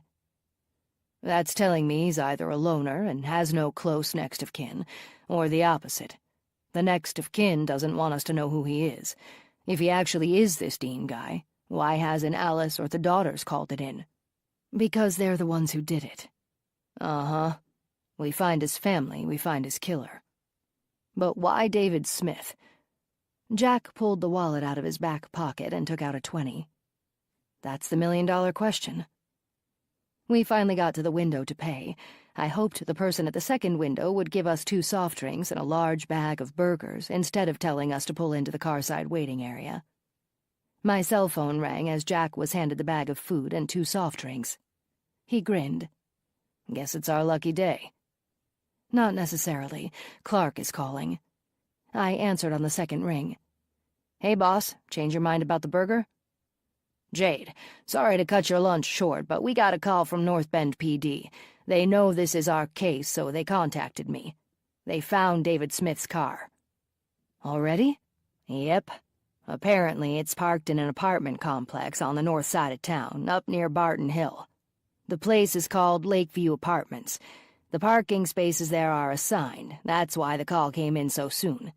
The resident was out of town, and when she came home this morning, she found a white Corolla in her spot. She told the manager, who called it in. Kyle and Dan are at the apartment complex right now. I think you and Jack should head over. No problem, boss. We're on our way. Give me the address. We ate our lunch during the short drive to the north side of town. The address sounded familiar, and when we arrived, I knew why. Back in my college days, one of my closest friends' parents lived there. It would have brought back fond memories if it wasn't tied to this most recent murder. Jack pulled into the circular driveway at the top of the hill. The complex was a tidy group of 9 buildings, all surrounding the center pool and clubhouse. The apartments had either a first-floor patio with a view of the pool or a balcony with the same view. Each building held 8 apartments that were red brick to the second floor. From that point upward, they were sided in white vinyl, accented with green shutters. The parking lot followed around the circle, 2 spaces deep, and each space was numbered to correspond with the apartment number. We found the black forensics van midway around the circle, parked next to a white Corolla in space E207. Jack parked behind the van, and we got out. Hey guys, what do you have? I asked as I put on my sunglasses and walked over to the car. Nothing at first blush other than finding his wallet under the seat. The killer probably put it there. There's a bunch of fast food wrappers and bags with time-stamped receipts stapled to the bags. We'll sort everything out once we get the car back to the evidence garage. If we're lucky, we might get prints off his wallet, steering wheel, or door handles. The seat position would work comfortably for anybody between 5'7" and 6'2". Hang on a sec. I hit the call button for Lena. Hey, Lena, it's Jade. How tall was David Smith? Uh-huh. Okay, thanks. I clicked off. David was 5'11", so the seat position isn't going to matter. Jack spoke up. Going through the drive-through receipts for location and times could help us narrow down what places he frequented most often and times of day. There could be a pattern. Let us know when you're done checking those items. Maybe we can put something together using the receipts. Will do, Detective, Kyle said. I'll give Clark a quick call. I walked as I spoke and noticed a spot of shade and a picnic table on a small patch of grass that looked inviting. I headed toward it and sat, instantly feeling a few degrees cooler. The thick canopy of the tree offered a slight breeze, which felt wonderful against my face. Hey, boss, we're at the apartment. There weren't too many more places on the list to call. I think Clayton and Billings can cover that while Jack and I interview people at the apartment complex. We're going to start with the manager and tenant whose car belongs in that parking space. Yeah, sounds good. I'll let Clayton and Billings know to continue on. Thanks, boss. The car has a bunch of fast food bags inside with time-stamped receipts. We'll go through those later, and David Smith's wallet was under the seat, too. I'll call back in an hour or so and let you know our progress. I think Kyle has already called for the flatbed. Good enough. I clicked off, took in a deep breath of cooler air, and headed back into the scorching sunlight. "Do you guys need anything more from us?" Jack asked. "Nope, we're good. We'll hang out until the flatbed gets here," Dan said. "Okay, catch you back at the station later." Jack and I headed in the direction of a sign with an arrow and the word office written on it. Chapter 27. Larry Taylor said he can't meet me tonight after all. Something came up, but he's asking if I want to have lunch with him right now instead. What should we do? Mariah asked. We'll have to alter the plan a bit, but tell him okay. He has to come here and pick you up like any decent gentleman would, though. Mandy, you're going to do exactly like Mariah did the other night with David Smith, except you're bringing Larry Taylor into the house. Tell him he has to meet your mama because she's old-fashioned. I'll be waiting for him behind the door. We'll save the workshop for later when John Leiter arrives. No sense in cleaning that mess up twice. Now, hurry along and get your butt upstairs.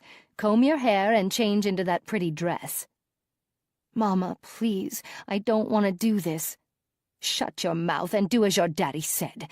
Anything I want, remember? If you wouldn't have punched your poor sister's face, maybe you wouldn't be in this predicament. There's always consequences, young lady. Now get moving." Alice watched as Mandy trudged up the stairs, each foot taking an unwilling step upward. "You'd better be back down here in 10 minutes. You don't want me coming up after you." "What should I do, Mama?" Mariah asked. "You, sweet child, can fetch some things from the workshop, but you have to hurry. Get the duct tape, a length of rope, 2 9-volt batteries, a pry bar, the Dremel toolkit, sandpaper, and pliers." Alice busied herself at the kitchen table, making sure everything was in its proper place. Certain things needed to be out of reach, too. She jiggled the bottom kitchen cabinet door that often stuck and pulled out the 7-inch cast-iron fry pan. That went behind the front door. Alice heard the sound of footsteps descending the stairs. Mandy turned the corner and stood for her mother. Alice sized her up. "You look real nice. Now go sit on the couch and watch out the window for Larry." "Why is the workshop door open?" "Mariah's getting the necessities. She'll be back in a minute." Alice leaned over the couch back and peered out the window. "Here she comes." Mariah entered the house with her hands full. "I got what you asked for." Alice nodded. "Okay, put the stuff on the kitchen counter. He should be here any minute." They sat and watched for movement. A slight layer of dust clouded the driveway, and the familiar sound of crunching gravel perked up their ears. Mariah bounced on the couch with excitement. "He's here, Mama." "Shush. Now go sit on the staircase and wait, and stay out of sight. I don't want him to see you until I say so. Mandy, you better put on the performance of your life, or you'll be answering to me. Now get outside and welcome Larry in." Mandy smoothed her dress and walked out. Alice dropped the sheer lace curtain so the visitor wouldn't see her and rose from the couch. She settled in behind the front door and tucked the loose strands of hair behind her ears. The engine shut off, and she heard the car door open and close. Voices got closer, and the sound of shoes on the sidewalk told her they were only a few feet away. Her eyes darted to the doorknob as she lay in wait, watching for the slightest turn. Her jaw muscles twitched with tension. Alice was as anxious as a hungry fox about to pounce on an unsuspecting rabbit. The turn of the handle prepared her for action. She lifted the fry pan over her head as the door opened fully. Mandy called out to her. "Mama, there's someone here I'd like you to meet. Come on in, Larry." Alice saw him step inside, beyond the open door that Mandy leaned against. She leaped out and swung, holding back enough to only knock him out. The killing would come later, and Mandy would be shown what to do. The crack against his skull made a sickening thud. He fell forward as David had, stunned and nearly unconscious. He groaned and tried to get up, but Alice whacked him again. He collapsed on the living room floor. "You killed him, Mama," Mariah said angrily as she came around the corner from the stairway. I didn't kill anyone. That's Mandy's job. Now help me drag him to the chair. They propped Larry up in a sitting fashion in the kitchen chair Alice had readied for him. Mariah, get the duct tape and tape his hands to the chair arms good and tight. Do the same with his legs. Alice grabbed the 20-foot length of rope and stood on the table. She wove it through the large eye hook screwed into the kitchen ceiling beam, then secured it around Larry's neck. Tape his forehead to the back of the chair, Mandy. Alice climbed off the table. That should do it. If he wiggles too much and tips the chair over, he'll strangle himself. Alice checked the time and grinned. We have hours with him before John shows up. Mandy, go change your clothes. By the time Mandy had returned to the kitchen, Larry was regaining consciousness.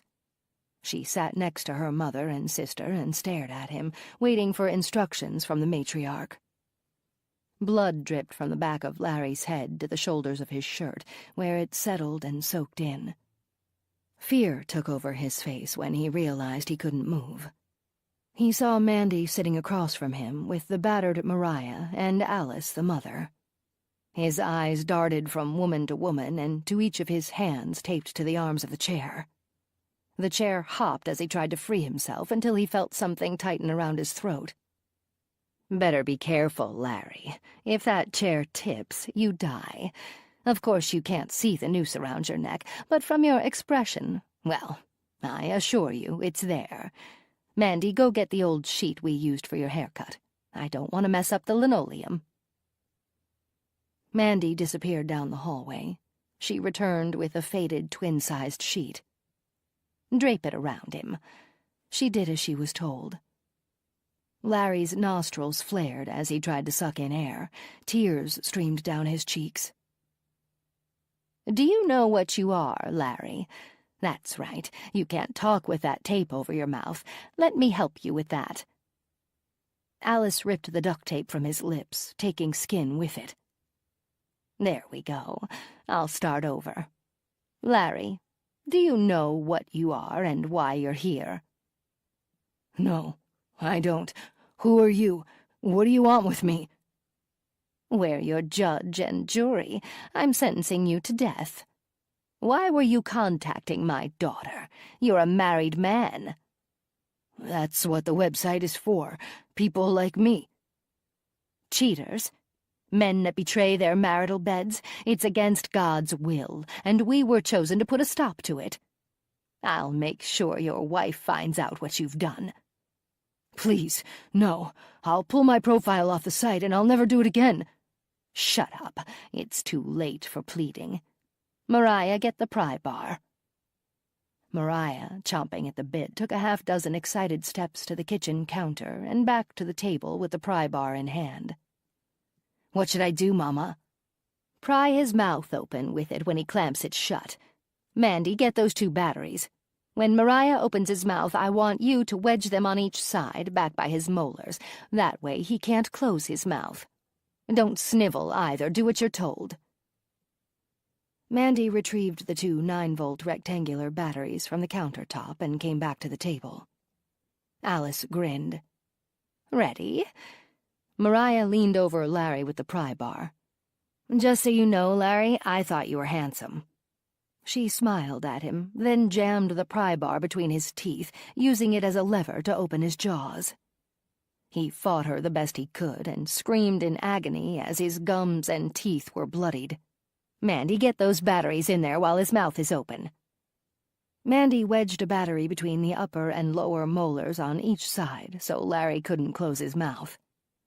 Alice slapped her hands together. There we go. That's perfect.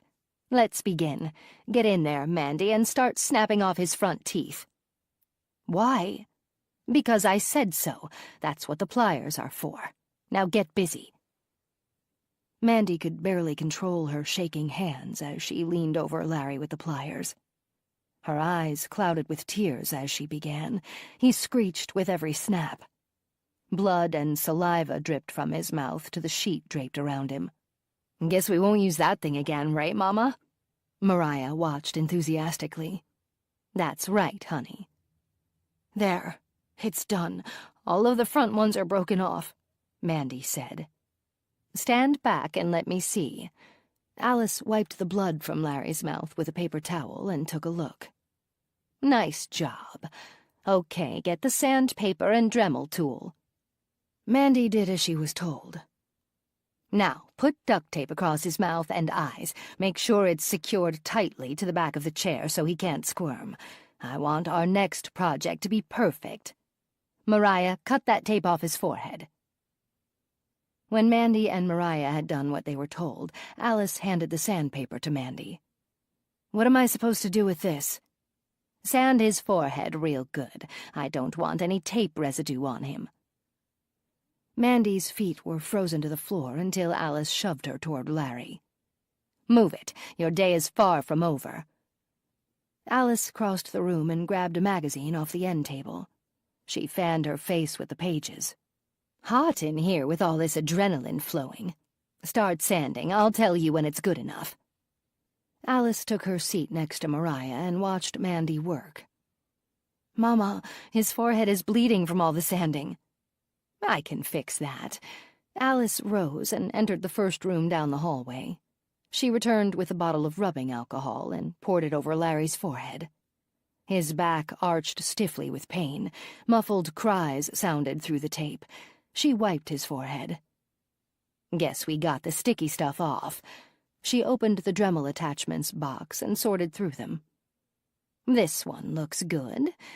She put the bit in the end of the tool and handed it to Mandy. "I want you to write cheater across his forehead in big block letters. You had better make it look good, too, or you'll suffer my wrath. No misspelled words, and I want it neat so everyone can read it." Mandy slowly carved each letter into Larry's forehead. She was thankful when he finally passed out from the pain. "I'm done, Mama." Alice stood and moved in closely to inspect Mandy's work. She dabbed the paper towel across Larry's forehead. "Good girl. That's enough until John gets here. I'll start dinner." Chapter 28. The cardboard clock hooked through the suction cup on the office door showed the manager was out to lunch.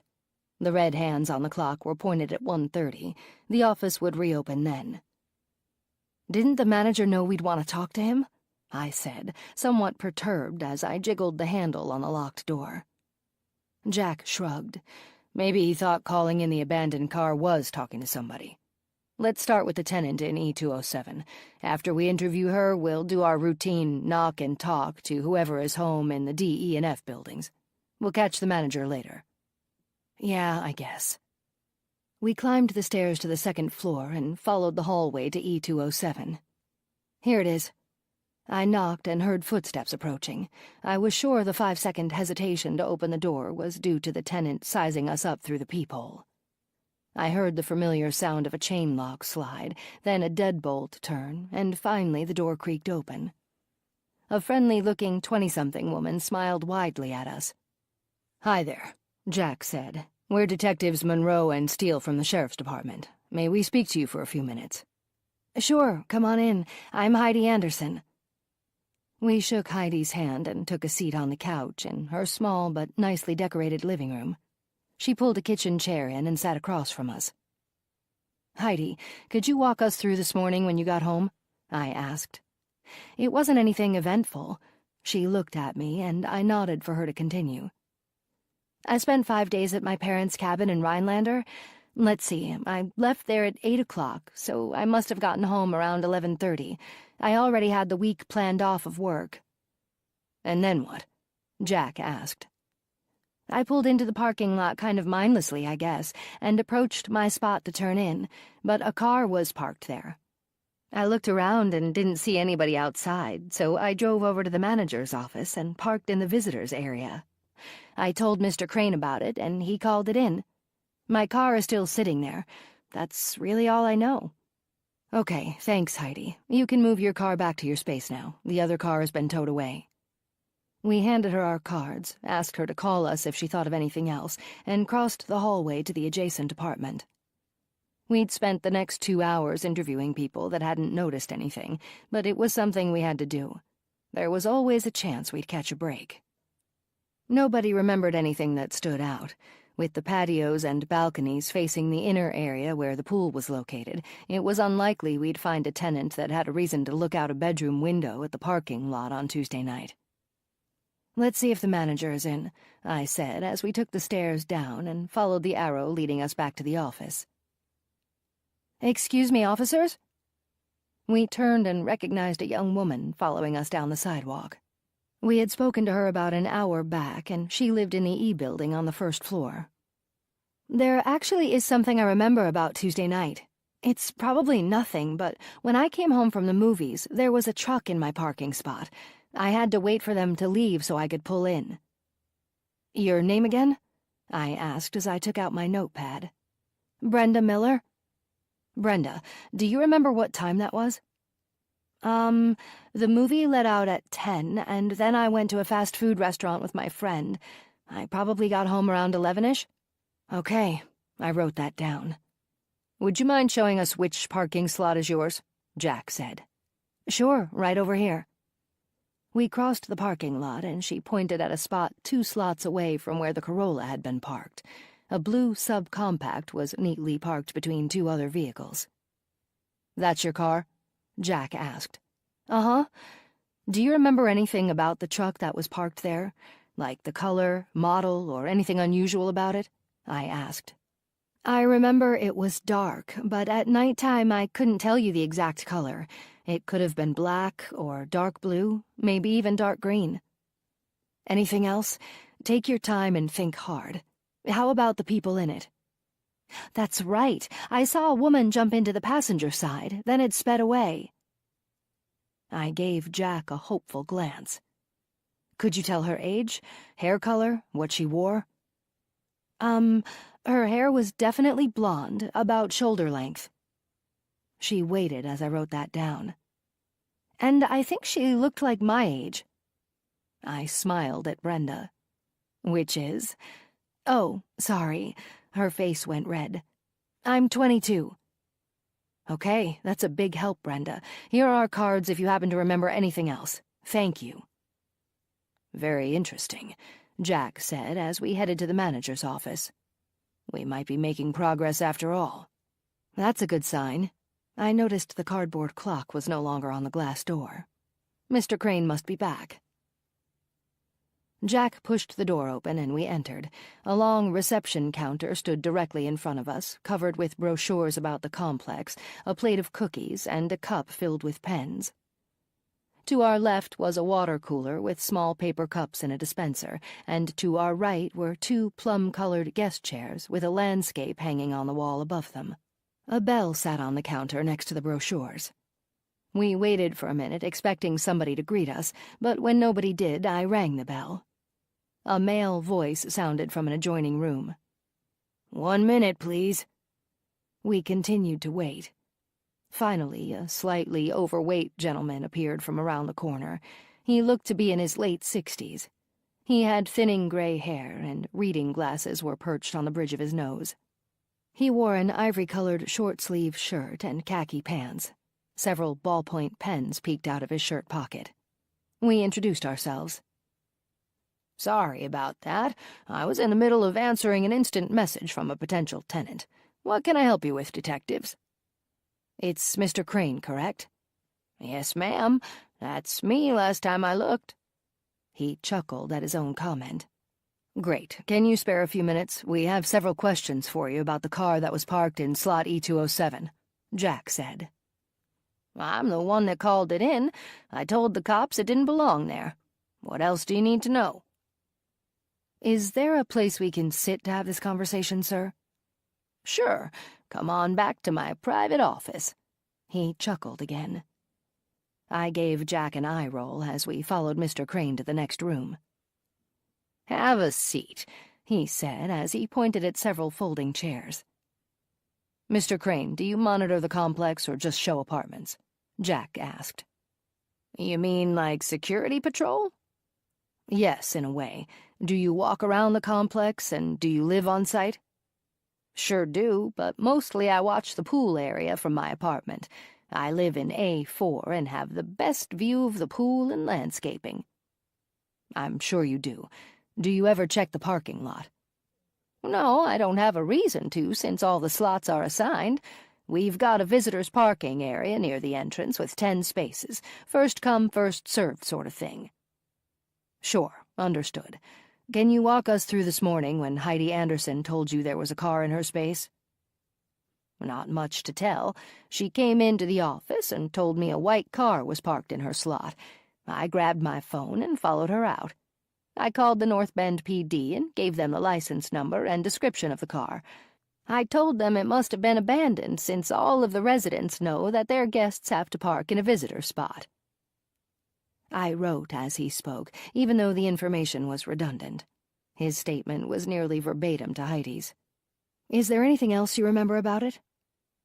"I peered through the windows and noticed the floor was a mess with empty food bags. I guess that's it." Jack furrowed his brows. "So you touched the car?" Sort of. If you call cupping my hands to the glass to see inside better, touching it. I didn't open the doors or anything like that, but I did pick up a scrap of paper lying on the ground by the driver's side." "What did you do with it?" I asked. "I meant to throw it away, but I think it's still in my pocket. Garbage is always blowing around. I do my best to keep this place tidy." I asked him to check to see if he still had it. Mr. Crane stood and fished the piece of paper out of his front left pants pocket. "Yep, here it is." He handed the scrunched-up slip of paper to me. I opened it, smoothed it out on the desk, and took a look. "What is it?" Jack asked. "An insured parcel was sent from the post office a few days ago. This is the receipt." I put it inside my notepad so it wouldn't get misplaced. "Thank you, Mr. Crane. We noticed there's sporadic video cameras located throughout the grounds. Are they live, and can you access them?" "Yep, they're live, but I'd have to get somebody in to pull them up. I'm not that electronically savvy." "We have technicians that could access the feed with your permission," I said. He scratched his forehead as if in thought. "Well, I'm not at liberty to do that sort of thing. I'd have to call the parent company first for permission." "Could you do that now, please?" Jack asked. Mr. Crane looked at his watch and shrugged. "I would if I could, but they're in Great Britain. It's 10 o'clock their time. The best I could do is leave a message, but I won't get anyone on the horn, that's for sure." I stood to leave. "Okay, that's fine, but let them know if they don't agree to let us go ahead, we'll get a warrant for the video. Either way, we'll be watching that video tomorrow. We'd much rather deal with a cooperative party. Refusing us access to it would be interfering with a murder investigation." "Murder, Sergeant? Because a car was abandoned here in the parking lot?" "That's correct, and make sure you mention that in your message." We told him we'd check back with him in the morning, shook his hand, and left. With the time-stamped fast food receipts in the car, the post office receipt, a possible video from the apartment that might show a dark green truck and a young blonde woman getting into it, we had something to work with. We still had dentists, podiatrists, churches, and tire stores to follow up with, too. I was sure we'd be busy for days to come. "Let's head back. We'll update Clark and see if Clayton and Billings found out anything from their tire stores," Jack said. "It's a shame, you know." I heaved a sigh as we walked back to the car. "What's that?" "If we can't figure out who John Doe is, he'll have to go on the ground unidentified or get cremated on the county's dime. Too bad he can't be donated to medical research." "Yeah, but there wasn't much of him left to donate. I'm definitely leaning toward the family for the murder. Now we just need to find them." Jack and I returned to the station, parked the cruiser, and crossed the lot. The heat that radiated from the asphalt was still intense, even this late in the afternoon. Inside, Jack punched in the code to the bullpen. Clayton and Billings looked as though they were packing up for the day. "No leads on the tires?" I asked. Clayton spoke up. "Nah, some said they'd call back after they had time to check their records. Tomorrow we should get..." With his index finger, he poked each name as he counted. 9 callbacks. There might be a video of the parking lot from last night, Jack announced. Clark came out of his office, his ears perked. Did I hear you right? Yep, except the manager needs permission from the parent company to allow us access. He should have it tomorrow. If not, we told him we would get a warrant for it anyway. Good, stay on top of that. Will do, boss. Go home and get some rest. I'll update Horbeck and Jameson when they get in. Thanks, boss. Good night. Jack and I walked to my car and got in. I can wait around if you want to drop your car off. You sure? They probably won't get to it anymore today. That means I'll have to hitch a ride with you again in the morning. I don't mind, but you aren't getting off scot-free, I said. You're buying coffee and donuts in the morning. You drive a hard bargain, woman. But you've got a deal. It won't take long, I promise. Chapter 29. Clean up your plate so you can get ready for John, Alice said as she shoveled food into her mouth. I'm not hungry. Mandy pushed her plate aside and wrung her hands. How can you two sit here and eat when Larry is taped to the chair and has broken teeth, a carved forehead, and a noose around his neck? Mandy glanced at him, then looked away. He's staring at us. Look at his eyes. He's petrified. Alice swatted the air and dismissed Mandy's statement. He's lucky he still has eyes in his head, and he won't be petrified for long. Go on, then, put your dishes in the sink and get upstairs and change. We'll catch John off guard in the workshop. We wouldn't want Larry to ruin the surprise for him. Alice took Mandy's plate and scraped the macaroni and cheese onto her own, then handed it back to her. Wash that plate before you go upstairs. Mandy rose and took her plate and fork to the sink. With the dish rag, she scrubbed them thoroughly, rinsed them, and set them in the dish drainer alongside the breakfast dishes. She heaved a sigh as she crossed the kitchen and left Alice, Mariah, and Larry at the table alone. She came down the stairs 30 minutes later, wearing the same dress she had on earlier. Alice and Mariah sat in the living room, enjoying a TV game show when Mandy entered. I'm ready, Mama. You look real nice. Alice glanced at the clock. John should be here soon. We'll entertain him for a while in the workshop. Then we'll come back for Larry. You should be proud of yourself, Sweet Pea. You're helping to rid this town of bad men. Mandy's lip curled with disdain. Think what you want, Mama. We're all going to hell. Watch that tongue. Alice smiled as if she had a revelation. I just thought of something different for John. Mandy passed in front of the TV and headed for the door. Where are you going? Alice paused the television and gave Mandy a bewildered look. John isn't going to be here for another half hour. I know, Mama, but I want to check the workshop and be left alone for a while. Don't dilly-dally out there too long. We have to go over the plan one last time. Mandy nodded and closed the door at her back. Mariah pulled the curtain aside and stared at her sister through the window. A small dust cloud formed as Mandy trudged across the driveway. What's her problem? I don't know, honey, but let's finish watching this show. It's almost over. A muffled groan sounded to Alice's left. She turned and gave Larry a warning scowl. Do you want to die now or later? She smirked when he fell quiet. That's what I thought. Mandy is coming back, Mama, Mariah said when she noticed her sister returning from the workshop. The hinges creaked when Mandy opened the door and entered the living room. She sat on the couch and gave the clock a sideways glance. Alice stared at her daughter suspiciously. She noticed Mandy's left eyebrow twitch. Are you done with whatever you had to do? Yes, ma'am. Mandy wrung her hands in her lap.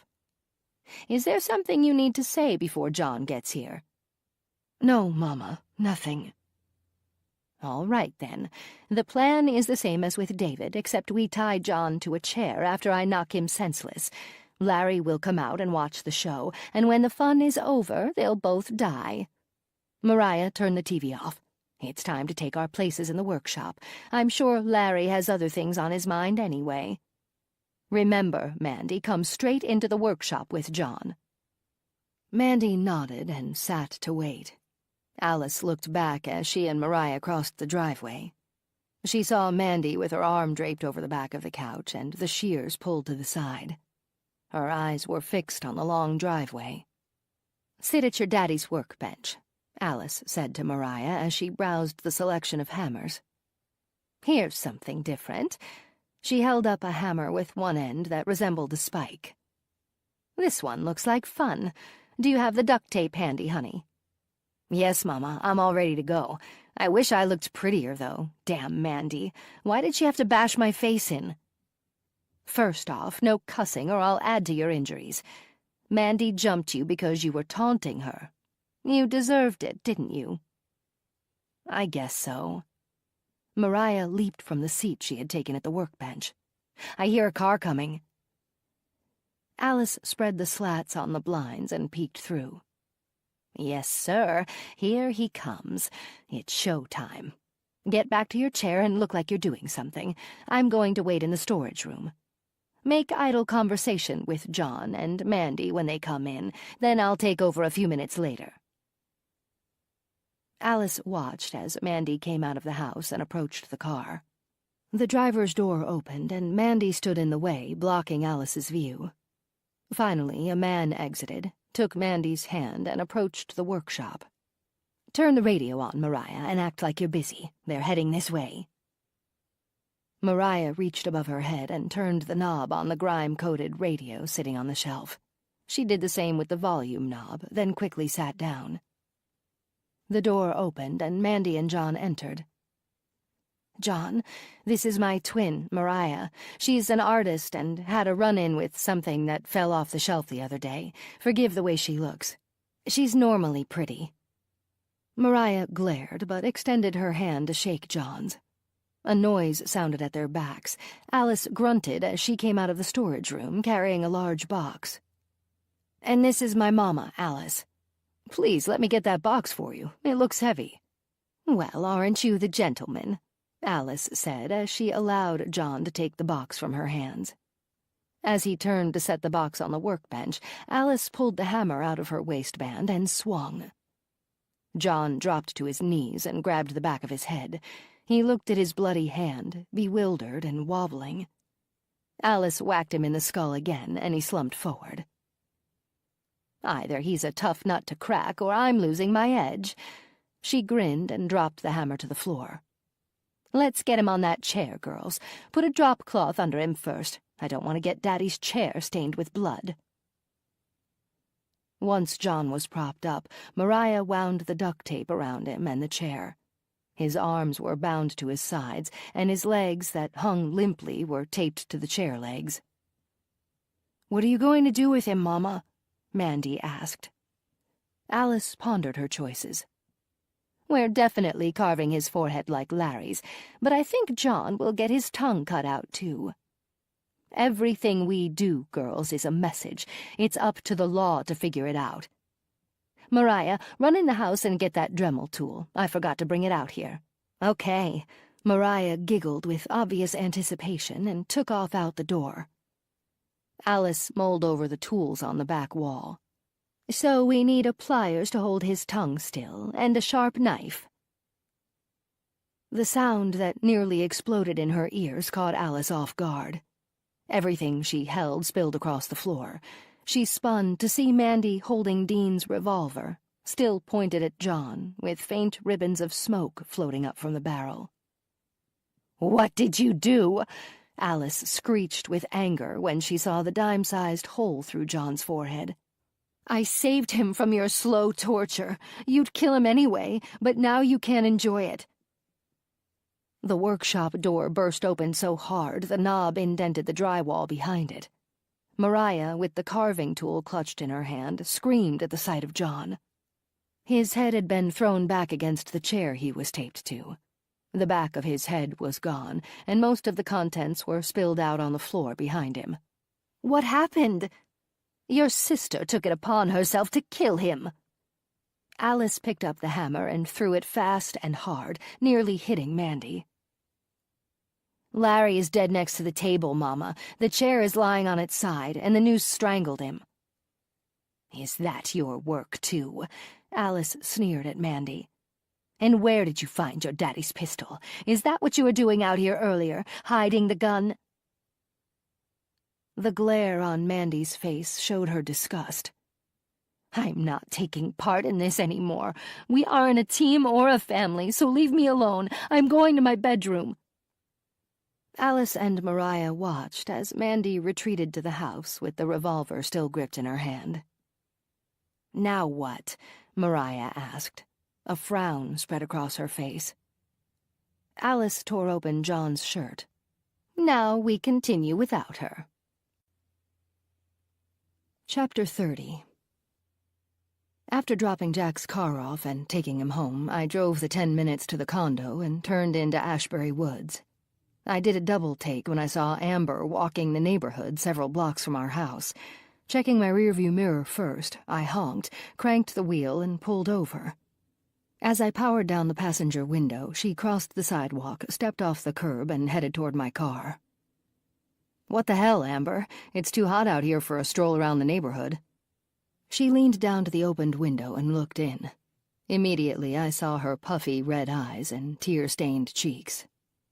"What's wrong, honey?" "I can't find Spaz. I got home a few hours ago from school, and he's nowhere." "How can that even be possible? The doors are locked when we're gone. You've searched the whole house?" She reached through the open window and grabbed a tissue out of the glove box, then nodded as she blew her nose.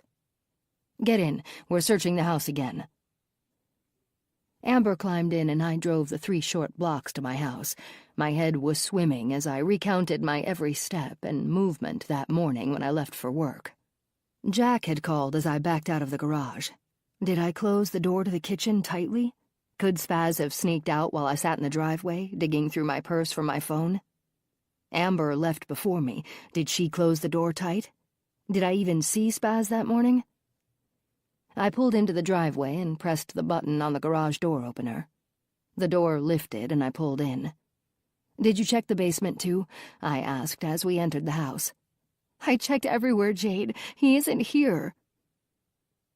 Between both of us, we searched every inch of the house. No Spaz.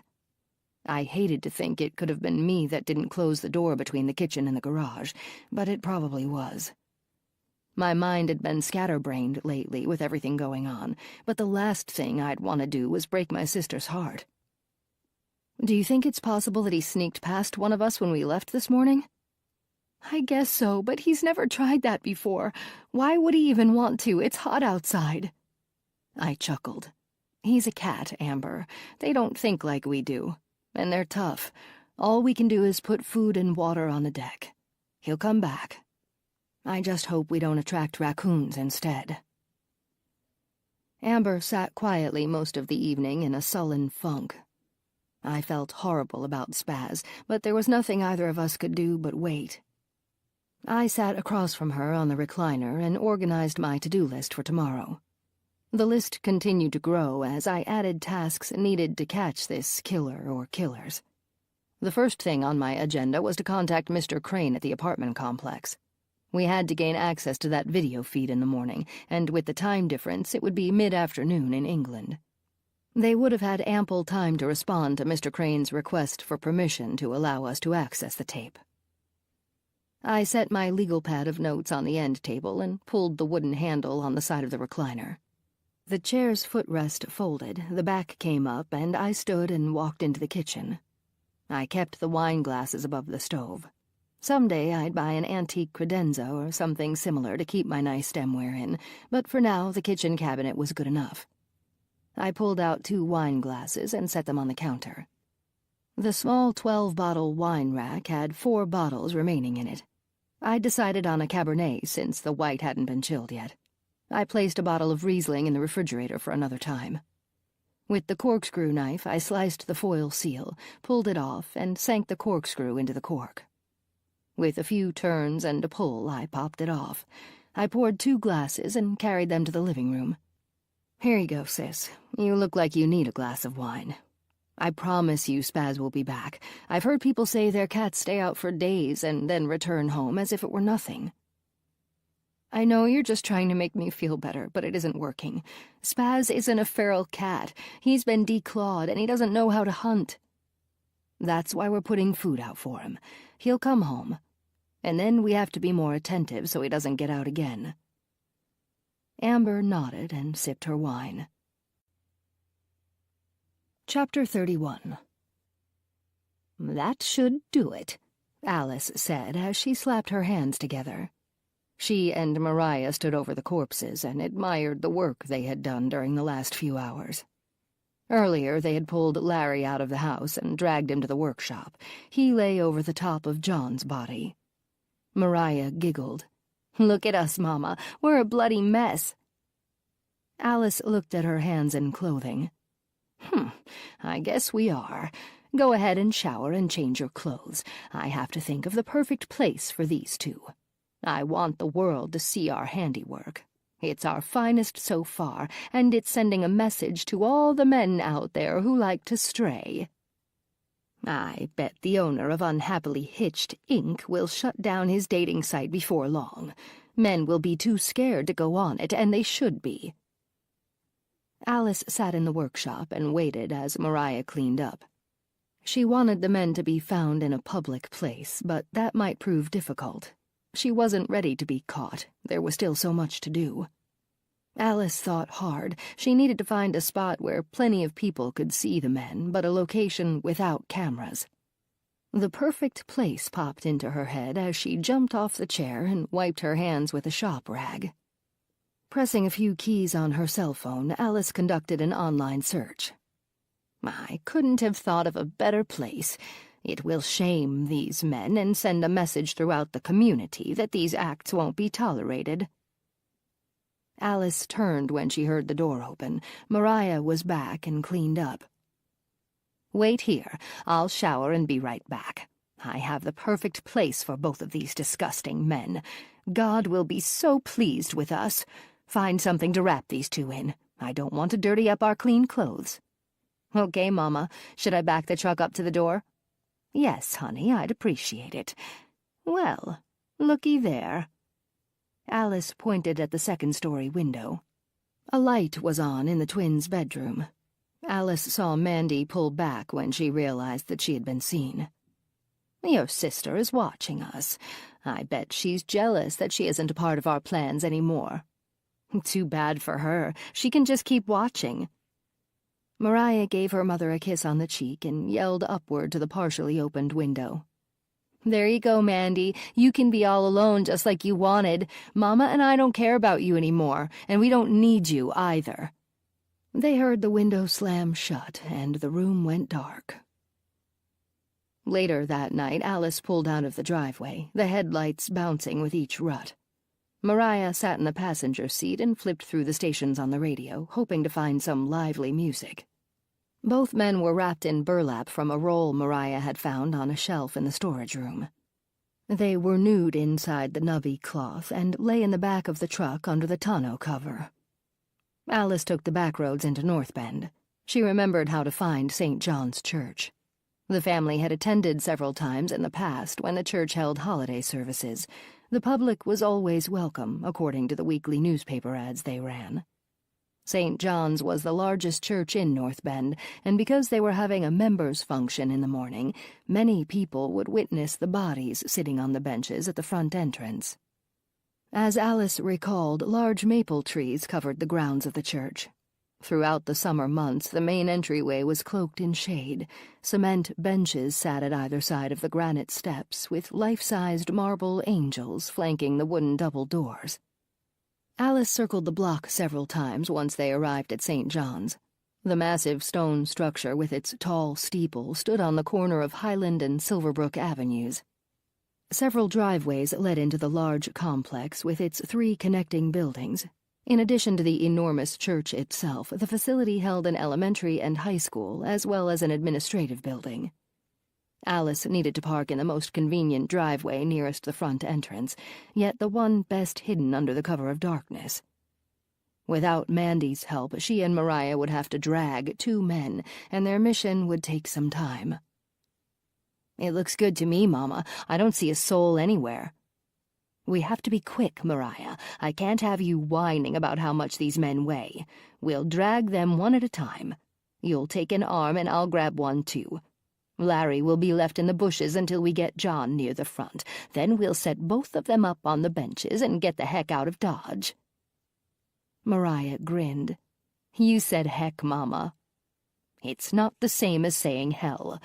Okay, looks like the coast is clear. I'm pulling into the deliveries parking lot where there aren't any streetlights. We'll check the distance to the entrance first and find a good hiding spot for Larry. Then we'll come back and get started." "Oh, goody." Mariah's fingers gripped the truck's door handle before Alice came to a full stop. "Hold your horses. I don't need you getting hurt before we even begin." Alice killed the engine and the headlights went dark. They sat silent for a moment, their ears perked for nearby sounds. The night was dead still. "Okay, let's go, and keep quiet."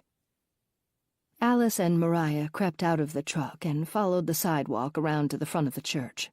The distant corner streetlight created just enough of a dim glow for them to see the pathway, but under the tree cover they were well hidden. This should do nicely. Alice pointed at a row of hedges. They could stash Larry behind them temporarily. They continued forward and followed the sidewalk until it curved left at the main entrance to the church. It looked just as Alice remembered. A cement bench sat on either side of the sidewalk, and a pair of angels stood at the doors of the holy establishment. Alice grinned widely.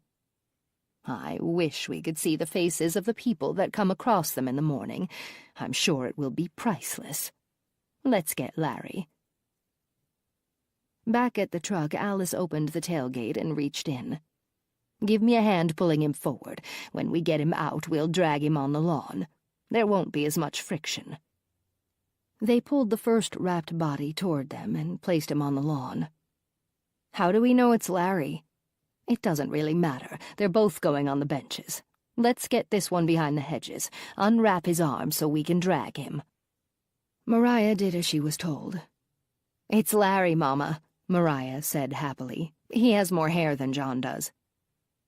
Alice jerked her head toward the hedges, and they pulled the corpse the 100 feet and left him. They went back to the truck and got John. "Okay, let's take a breather for a minute.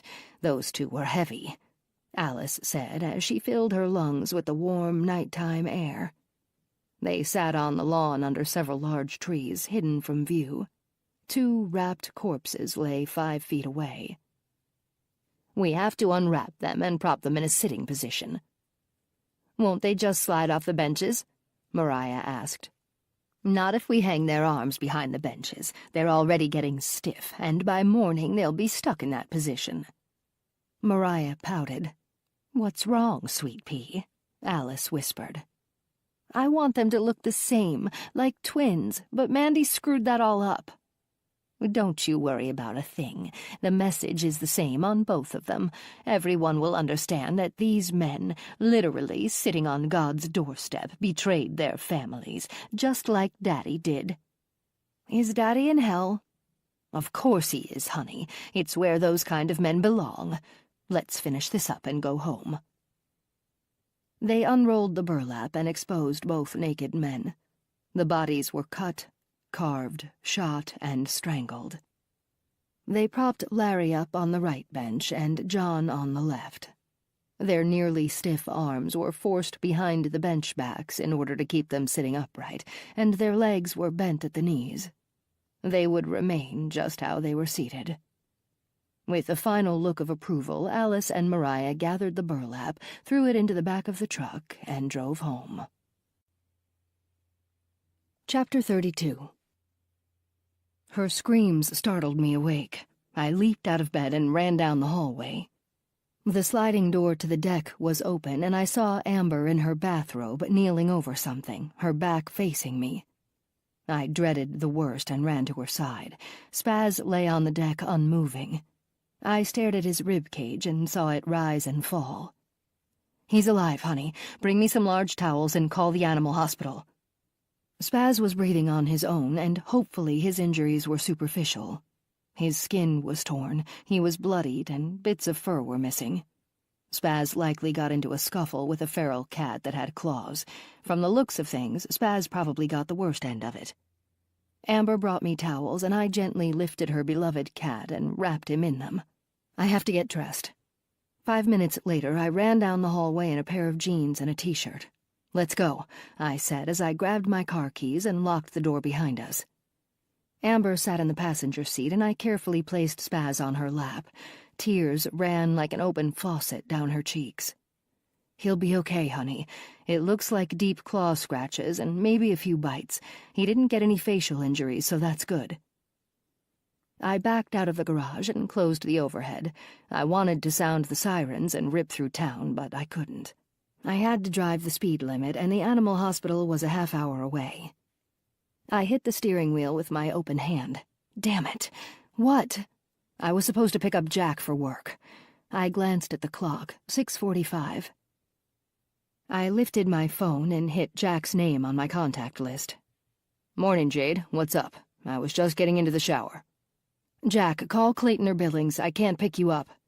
"What's wrong? Are you and Amber okay?" "We are, but Spaz got into it with some other animal. He's pretty beat up. We're on our way to the animal hospital on Silver Spring right now." "Sure, no problem. How's Amber holding up?" I looked to my right at my sister's face. "Not good." "Put me on speakerphone." "Okay, go ahead." "Hey, Amber." "Hi, Jack." "You know how tough Spaz is, don't you? He's a fighter, and cats have 9 lives, remember? I don't think Spaz has even used half of them yet. He'll be okay, so take a deep breath and think good thoughts." Amber wiped the tears with the back of her hand. "All right, thanks, Jack."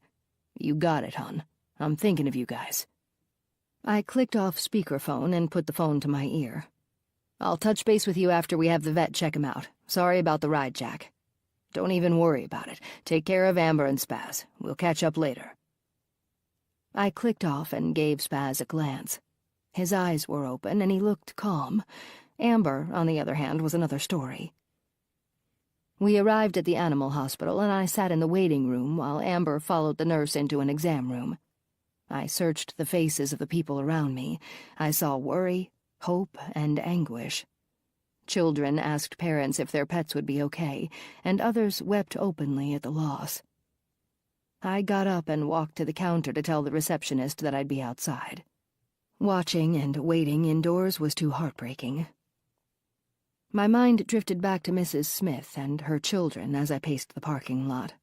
I wondered how they were coping, and whether John Doe would ever have a name. I found a wooden bench cloaked in the shade of a willow tree.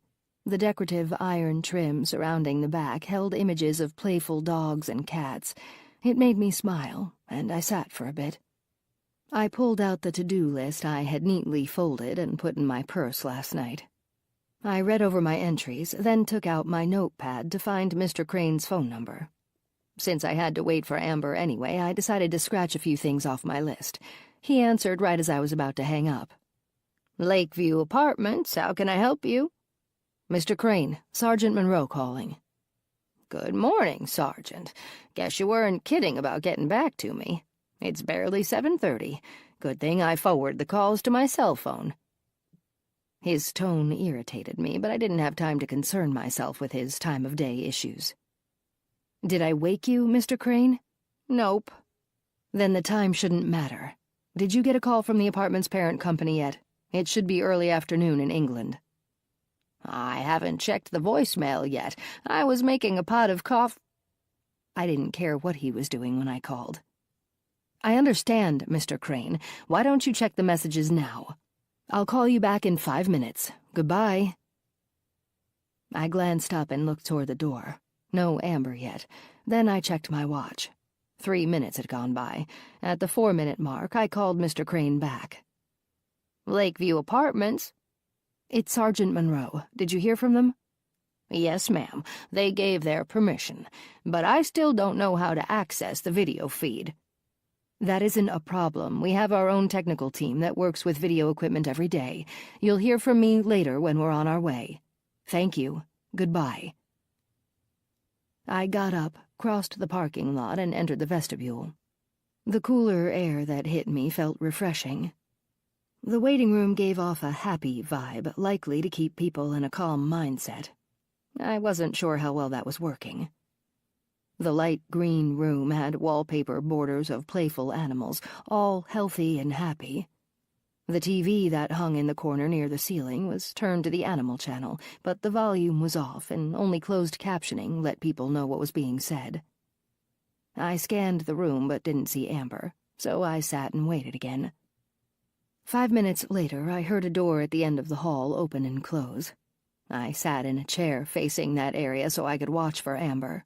I looked up and saw her walking toward me. I did a quick read of her face. She looked relieved. I smiled. Amber plopped down on the vacant chair beside me and wrapped her arms around my neck. "He's going to be okay." Her voice cracked when she spoke. "Thank God. What was the outcome?"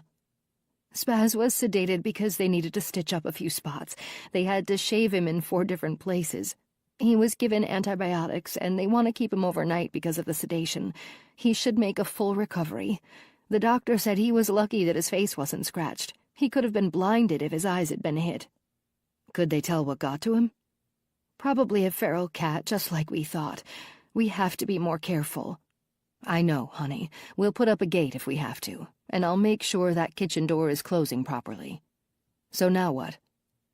"The doctor is finishing up. He'll be out soon to tell me when I can pick Spaz up tomorrow. I may have to do it between classes." The animal channel held our attention until the doctor came out and consulted with Amber. We were in the car and on our way back to North Bend by 8:30. Amber said she was thankful she didn't have any exams that morning. The only class she missed could be made up later. "Can you grab my phone out of my purse?" I realized that I had forgotten to call Jack, and now my phone was ringing. Amber handed it to me. "Hello?" "Jade, it's Lieutenant Clark. What's your ETA?" His voice sounded tight and full of anxiety. "Boss, what's wrong? I'm heading back now, but I have to drop Amber off at home first." "Get to St. John's Church on Highland and Silverbrook as soon as you can. All hell broke loose. Everyone is already there." "Jade?" "Yes, boss?" "Use your siren and step on it." Chapter 33. Alice sat at the kitchen table with her right knee crossed over her left leg. Her foot bounced with nervous energy. She had a perfect view of the TV in the living room, and the portable radio on the breakfast bar was within earshot. She waited anxiously for news of the men she and Mariah had left at St. John's Church last night. A hot cup of coffee sat on the table to her left, and she pinched a half-eaten piece of toast between the fingers of her right hand. The breaking news that interrupted her daytime soap caught her attention, and she jumped up and grabbed the remote from the end table. She pressed the volume button to the loudest setting. A TV reporter stood just beyond the police tape on the sidewalk in front of the church. Alice saw the familiar steeple and trees in the background. It was confirmed. The men had been found. Alice yelled for Mariah to join her as she sat on the ottoman just 3 feet from the TV screen, leaning forward and hanging on every word the reporter said. "Sit down and listen to this," she called out when she heard the thunder of footsteps running down the stairs. "Did they find them, Mama?" "They sure did, honey." Alice patted the ottoman and scooted over so her daughter could join her. Mariah sat and rubbed her hands together while they listened. "This is Andrea Jones reporting live from a gruesome scene found only an hour ago at none other than a beloved church in this small and normally quiet community. What we know as of now is that 2 unidentified, nude men were found sitting at the front doors of the most well-known church in North Bend. Our understanding is that the scene is grisly and a certain amount of torture is evident on both bodies. This macabre act has shut down a large quadrant of the neighborhood, and police are combing the area for evidence. So far, the motive for this horrendous act remains a mystery. As far as we've been told, no witnesses have come forward, and there are no cameras in the area. We will interrupt regularly scheduled television shows throughout the day as updates come in. Again, this is Andrea Jones, reporting live at St. John's Church on the corner of Silverbrook and Highland Avenues in North Bend. Woo-hoo, Mama! I bet everybody will sit up and take notice now. Apparently, actions speak louder than words. That's right. I gave the law fair warning with my note when Daddy died. Now the ball is in their court. Churches need to help spread the word about fidelity. Alice rose to fill her coffee cup and saw Mandy standing at their backs. How long have you been sneaking around? I'm not sneaking around. I live here. I can't help it if you were too busy cheering your accomplishments to hear me come down the stairs. Mandy turned and shuffled to the kitchen, where she poured herself a cup of coffee. Alice followed her. You aren't going to do anything stupid, are you? Alice asked as she sized up her daughter. Mariah came around the corner and stood alongside her mother. I don't even know what that means.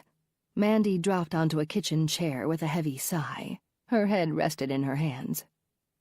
Good, keep it that way. What did you do with your daddy's pistol? Mandy stared straight ahead, then flicked a fly off the table. I got rid of it. Where? I threw it in the swamp last night after you two left. Don't you lie to me, girl. I'm not lying, Mama. Alice stared at her daughter suspiciously, yet she hoped Mandy was telling the truth.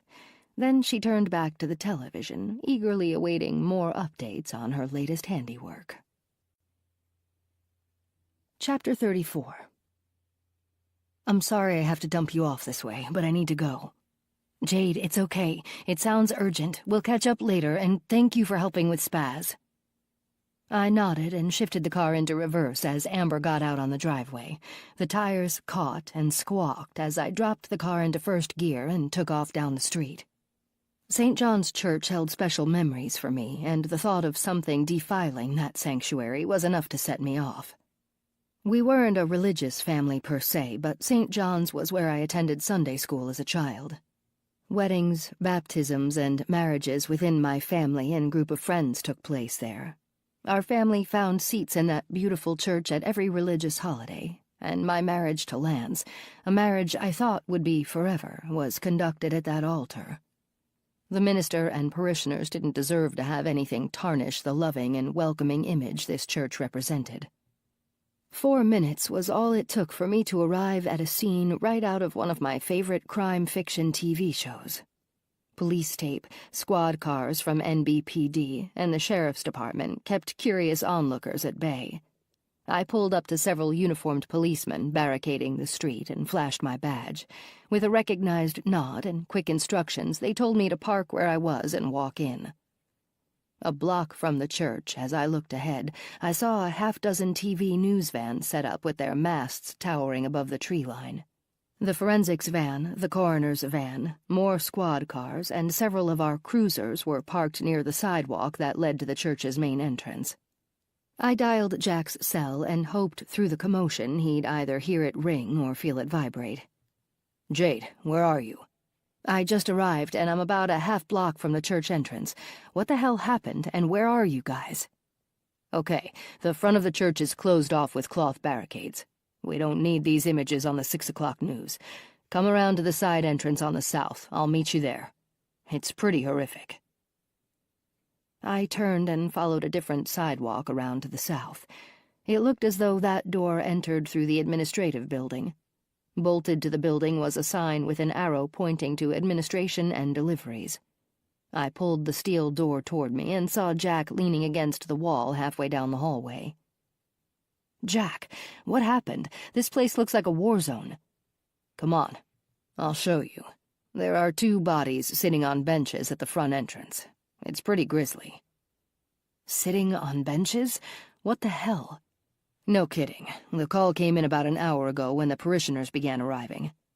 They're planning a fundraising auction for this weekend, and they were going to set up the auditorium today. That's when the guys were discovered sitting right at the front door. Jack led me through several back hallways until we reached the chapel. We walked past the altar and down the aisle between the pews. A flash of memories would have made me want to smile if that had been appropriate, but it wasn't. We reached the vestibule, walked through it, and then Jack pushed out the heavy wooden doors. The area was bright but filtered from the tree cover.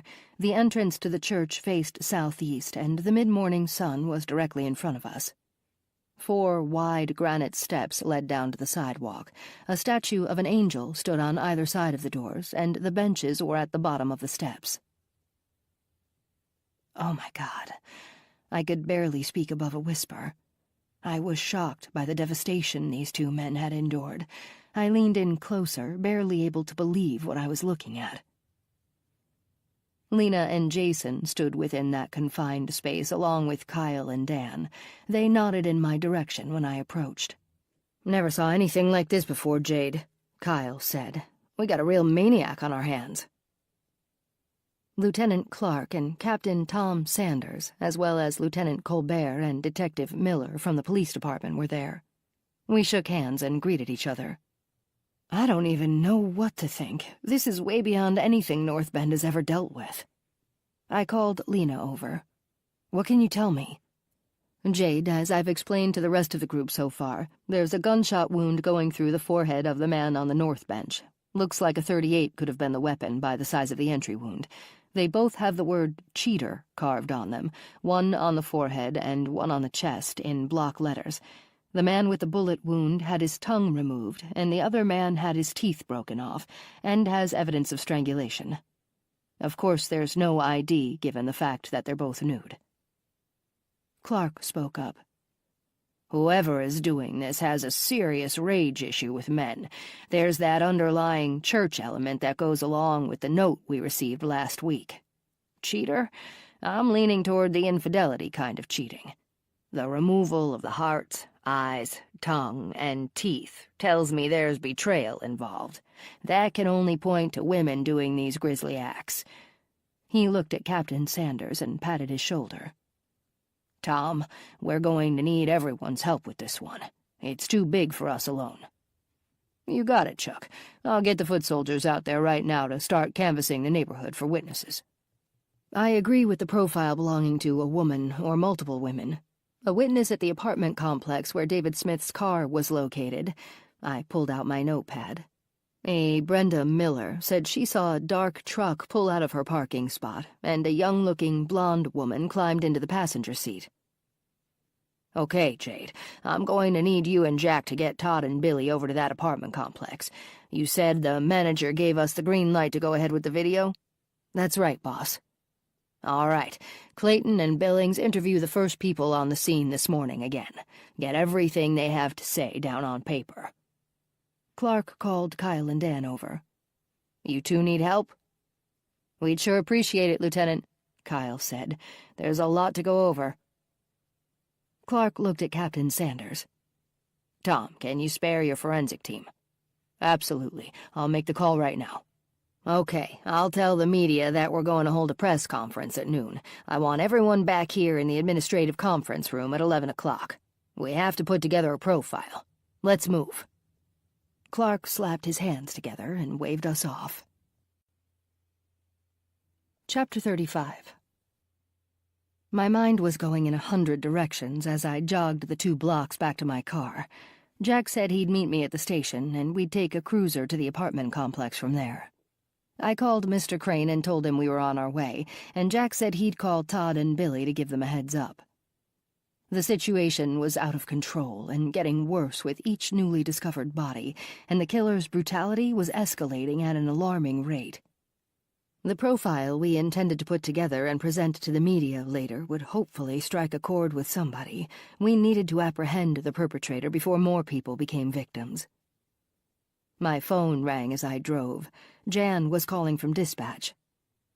"Jade, I'm trying to get a hold of Lieutenant Clark, but he isn't answering. It seems like nobody at that crime scene can hear their phone ring." "It's pretty chaotic there right now, Jan. What can I do for you?" 2 separate calls came in to me from the police department. I know the PD is on the scene, too, and they probably don't know their own dispatch is trying to get through to them. Anyway, 2 men were reported missing this morning. One is a Larry Taylor, and the other is a John Leiter. Both men are from the county. Looks like Larry Taylor lives in North Bend and John Leiter lives near Allentown." My involuntary groan sounded through the phone lines. There's a good chance those missing men could be the victims at the church. Jack and I will be there in 5. I hung up and slapped my open hands against the steering wheel as I drove. A few minutes later, I pulled into the parking lot and squealed to a stop. As I climbed out of my car, Jack pulled in and parked. I lifted my sunglasses and perched them on my forehead. Jan called as I was driving. And she said she received a call from North Bend PD's dispatch saying 2 men had been reported missing this morning. Terrific. Did the calls come in from their wives? I don't know. Let's see what Jan says. We entered the building and headed to the dispatch desk behind the reception counter.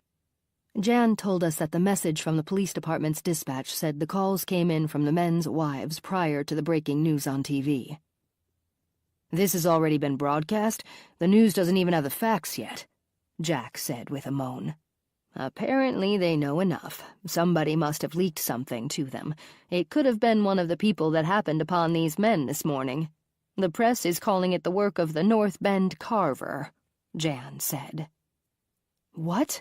Oh my God, that's going to start a citywide panic. Text me the names, phone numbers, and addresses of the wives that called in. Jack, what do you think? Should we get Jameson and Horbeck in to help? We don't have enough manpower here. Everyone is tied up downtown. You're second in charge, Jade. It's your call. I'll go downstairs and see if Todd and Billy are ready to go. I dialed Lee and Brian at their homes. They had both just gotten up and hadn't seen the news coverage that leaked out. I gave them a quick briefing and told them to meet us at the apartment complex in Barton. I'd go over more details with them then. Jack and I headed to the Lakeview apartments, and Todd and Billy followed us. I rolled down the passenger window, even though the day was turning into another scorcher. All I needed was a quick breeze to blow across my face and a gulp of fresh air to fill my lungs. We arrived at the apartments and parked in a visitor slot.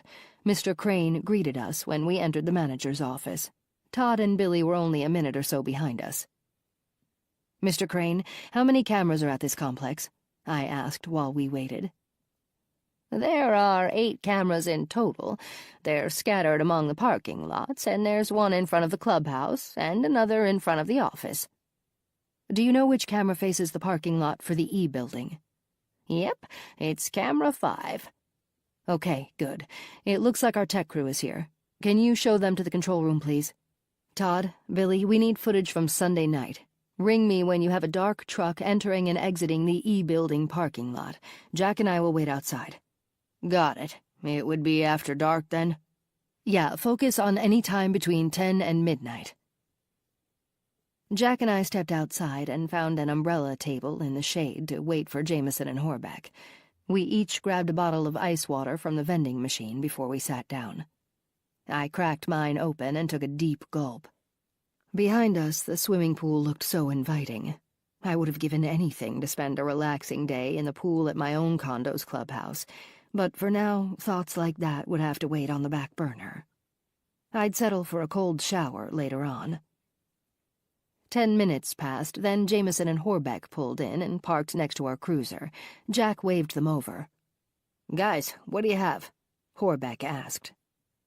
2 more murders, and the rage and intensity are escalating. This is the worst we've seen yet. The 2 men were found on the benches in front of St. John's. No shit, Jameson said. I nodded. The media is already having a field day with this, and we haven't even held a press conference yet. According to Jan, 2 calls were patched through to her from the police department. Coincidentally, 2 men were reported missing by their wives just this morning. What are the chances of them being our Vicks? Jameson answered, Pretty good, I'd say. Right. We have a million things to follow up on. I'm going to need you guys to conduct the interviews with the wives and get their statements. We don't definitively know if these men are the husbands, since they were both found nude without any ID. I'm having Kyle fingerprint them and see if they're in the system. I wouldn't want the wives to have to visually identify them if we don't have to. That bad? Horbeck asked. Jack whistled. It's more than bad, man. It's macabre, gruesome, and much worse than the first 2 murders. Okay, we're on it. Jameson pulled the car keys out of his pocket. Thanks, guys. Call me when you're finished. I'm texting you the names and addresses right now. I got up and threw my empty water bottle in the nearest recycling receptacle. Jack followed at my back. "Let's go inside where it's cooler," he said. "We'll check on Todd and Billy's progress." I wiped my clammy brow with the back of my hand and headed for the office door. Yeah, good idea. Mr. Crane led us to the control room where he'd left Todd and Billy 25 minutes prior. We walked in and thanked him. He closed the door as he left. "Anything yet?" I asked. Billy answered for both of them. "We're just coming up on 11 o'clock. Nothing before that, even though we had to double-check a few of the vehicles coming in and out. These cameras leave a lot to be desired. I'd say super discount store quality at best." "That's awesome." The young lady that had to wait for the truck to pull out of her spot did say she thought it was around 11 o'clock. I pulled up a chair as close as I could get to the computer screen in the cramped room. Jack stood behind me and leaned in. "There, a vehicle is pulling in. That's probably Brenda Miller. Go slow, Todd." He nodded and slowed the feed down. "It's a small car like Brenda's," Jack said. "Colors are hard to make out. Too bad the parking lot light isn't closer." We watched as a small car passed the camera in the second row of the lot. Brake lights flashed, then stayed on. "She's holding her foot on the brake." "Son of a gun, there it is. Can you freeze that frame, Billy?" I asked. "Sure thing." We stared at the truck that had backed out. "What do you guys think? Is that the same truck on the footage by the university?" Todd nodded. "Yeah, it looks like it to me. Billy, what do you think?" "I agree. We'll make a copy of this tape and compare it to the one we have from the ATM. A side-by-side comparison will tell us." "There's a back entrance to the parking lots. They must have come in that way, otherwise they would have passed the camera." "Okay, can you advance the footage slowly? I want to see if that blonde girl shows up getting into the truck." "Stop there, Billy. Back it up just a smidge." "Yep, there you are. We got our mystery girl's face on tape. Is there any way to zoom in on her face without losing the sharpness?" "Probably back at the station with our own equipment." Billy jotted down the timestamp, 11:07 p.m. "Okay, we'll get this copy back to the tech department and start working on it." We thanked Mr. Crane for his help and headed back to the station. "So we're pretty sure it was the same truck that went by the ATM camera and pulled out of the apartment complex. We know what kind of tires are on it. But what we don't know is who owns it," Jack said. "Right, but we're tightening the noose. Crap, I don't believe I just said that." I dug my thumbs into my temples. "Anyway, we do know there's at least one woman, a younger-looking blonde, that's involved in these murders. We can add that information to the profile." I looked at the clock in the cruiser, and it was closing in on 11. "I almost forgot about the press conference. We don't have time to go back to the station. Head to St. John's." Chapter 36. "Feel like going for a drive?" Alice asked as she folded the checkerboard in half and put it back in the box. "We never cleaned up the workshop, Mama. I saw a bunch of flies buzzing around through the windows when I walked past earlier." "Never mind that. We'll worry about the workshop tonight when it's cooler in there. Go upstairs and see what Mandy is doing. I want her to go with us. I don't trust that girl one bit anymore, so we need to stay in her good graces. Tell her I'm buying lunch." Mariah ran upstairs and returned a few minutes later. "Mandy said okay, but she didn't look happy about it. I don't care how she looks. I just want to keep an eye on her. We'll have lunch first, then swing by the church. It will be amusing to see how much of an uproar we've caused. Can I drive?" "Because you've been so helpful, yes, you can drive. Later we have to think of somewhere to dump Larry and John's cars." Alice noticed a spider scurrying across the kitchen floor. She crossed the room and smashed it with her bare foot, then picked it up and tossed it in the garbage can. From the house it took 10 minutes to reach the green North Bend city limit sign. Population 22,158. Mariah turned into the tucked-away restaurant Alice instructed her to drive to. The small, nondescript cafe sat behind another business that shared a driveway. The parking lot was unseen from busy Washington Street.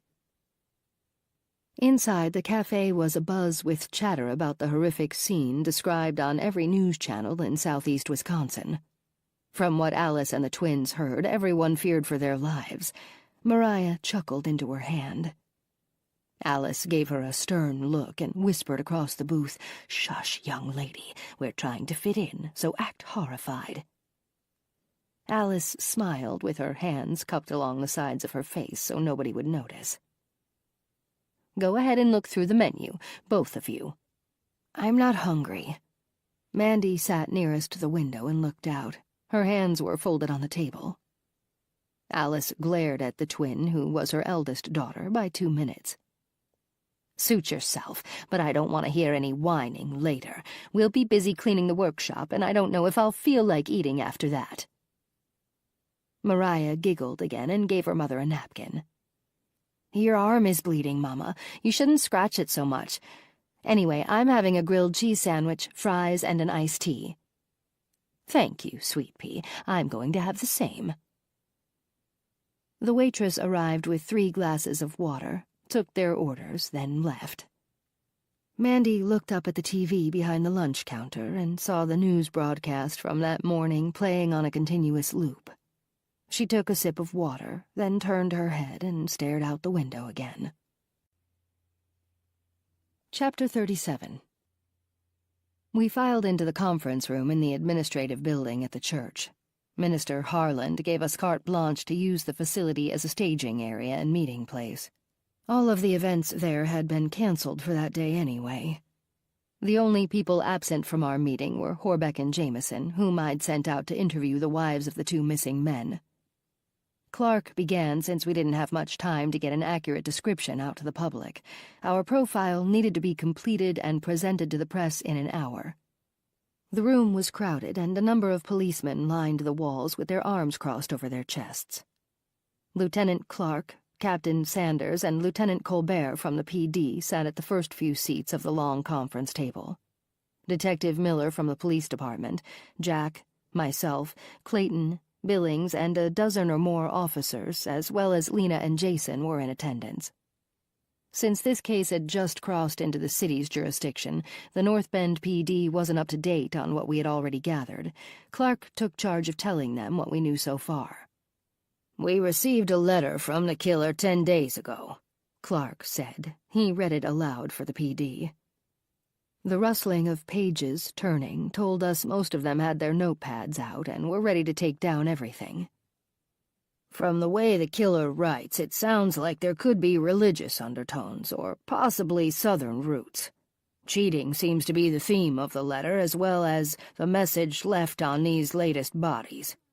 From what we've learned so far, we're leaning toward a female or multiple females as our perpetrators. I'd go out on a limb and say multiple females, maybe even a family." Clark picked up his water glass and took a sip. "I'm sure all of you know Jade Monroe, our sergeant at the sheriff's department.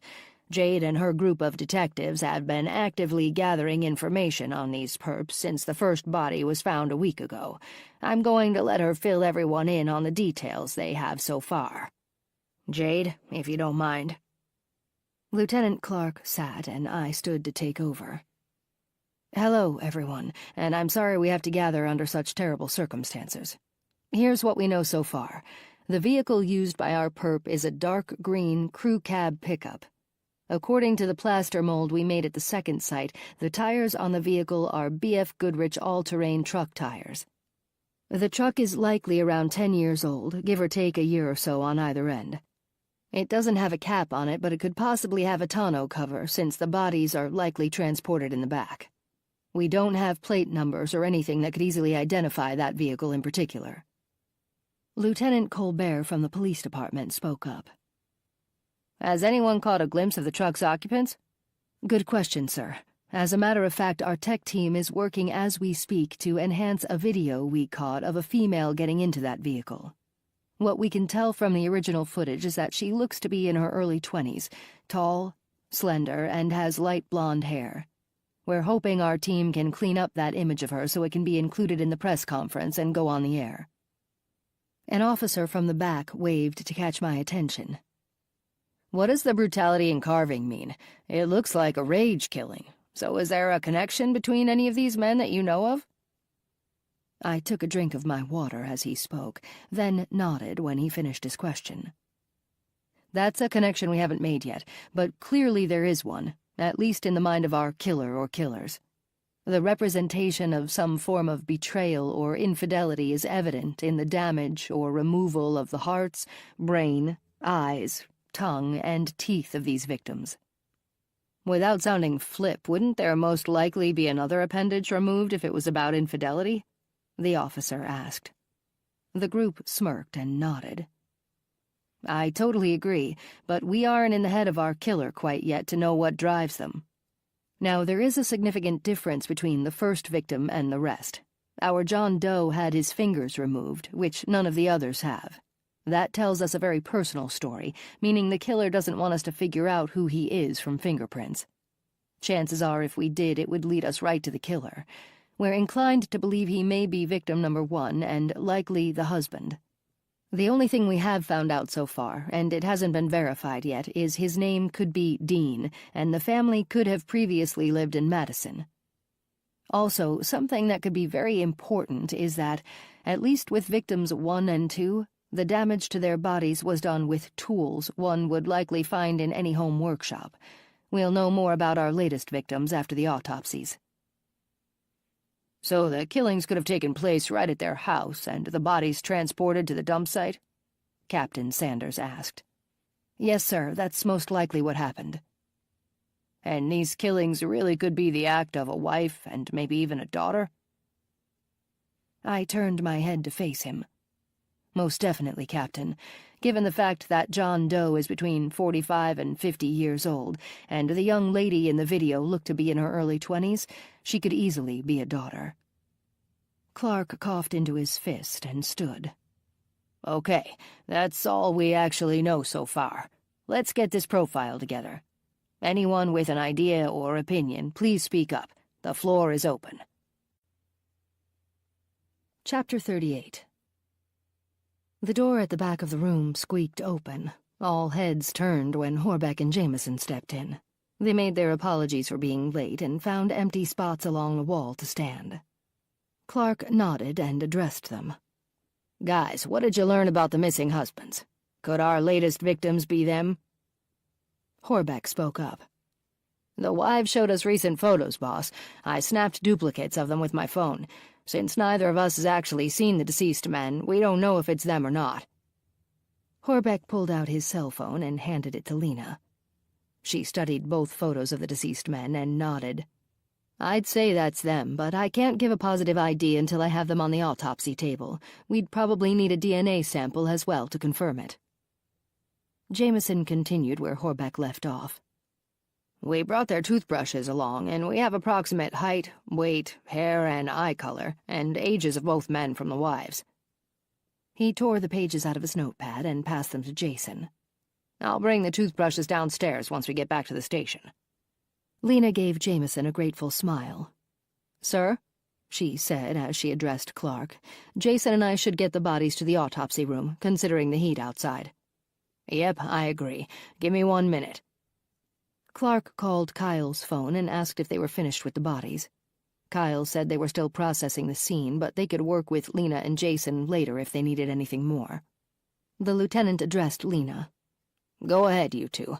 Kyle and Dan will talk to you further outside. They're still processing the scene, but the bodies can leave." Lena and Jason pushed back their chairs and stood. "Thank you, sir. We'll update you in a few hours when we know more." Clark nodded and they left. "All right. Do we have enough to give the press?" He glanced at his watch. "We have 10 more minutes. Anybody?" I spoke up. "One thing we haven't addressed is the fact that these 4 men all look to be between 40 and 50. If there's any connection among them, could it be that they're all experiencing a midlife crisis, hence the notation of being a cheater?" "Good point, Jade," Captain Sanders said. "Were those questions asked of the wives?" Jack responded about the interview we had with David Smith's widow. She said everything was fine in their relationship, given the marriage was in its 10th year. Clark addressed Jameson and Horbeck. "Guys, did you ask those questions too?" Horbeck answered, "Absolutely, boss. They both denied anything going on, but the spouses are usually the last to know, aren't they?" "I'd agree with that. Jade, I want you and Jack to go back to the Smith home and confiscate any computer or tablet that's in the house. We already have a warrant for that residence. I'll get warrants for the computers at the other men's homes once Lena and Jason tell us definitively if the bodies are indeed Larry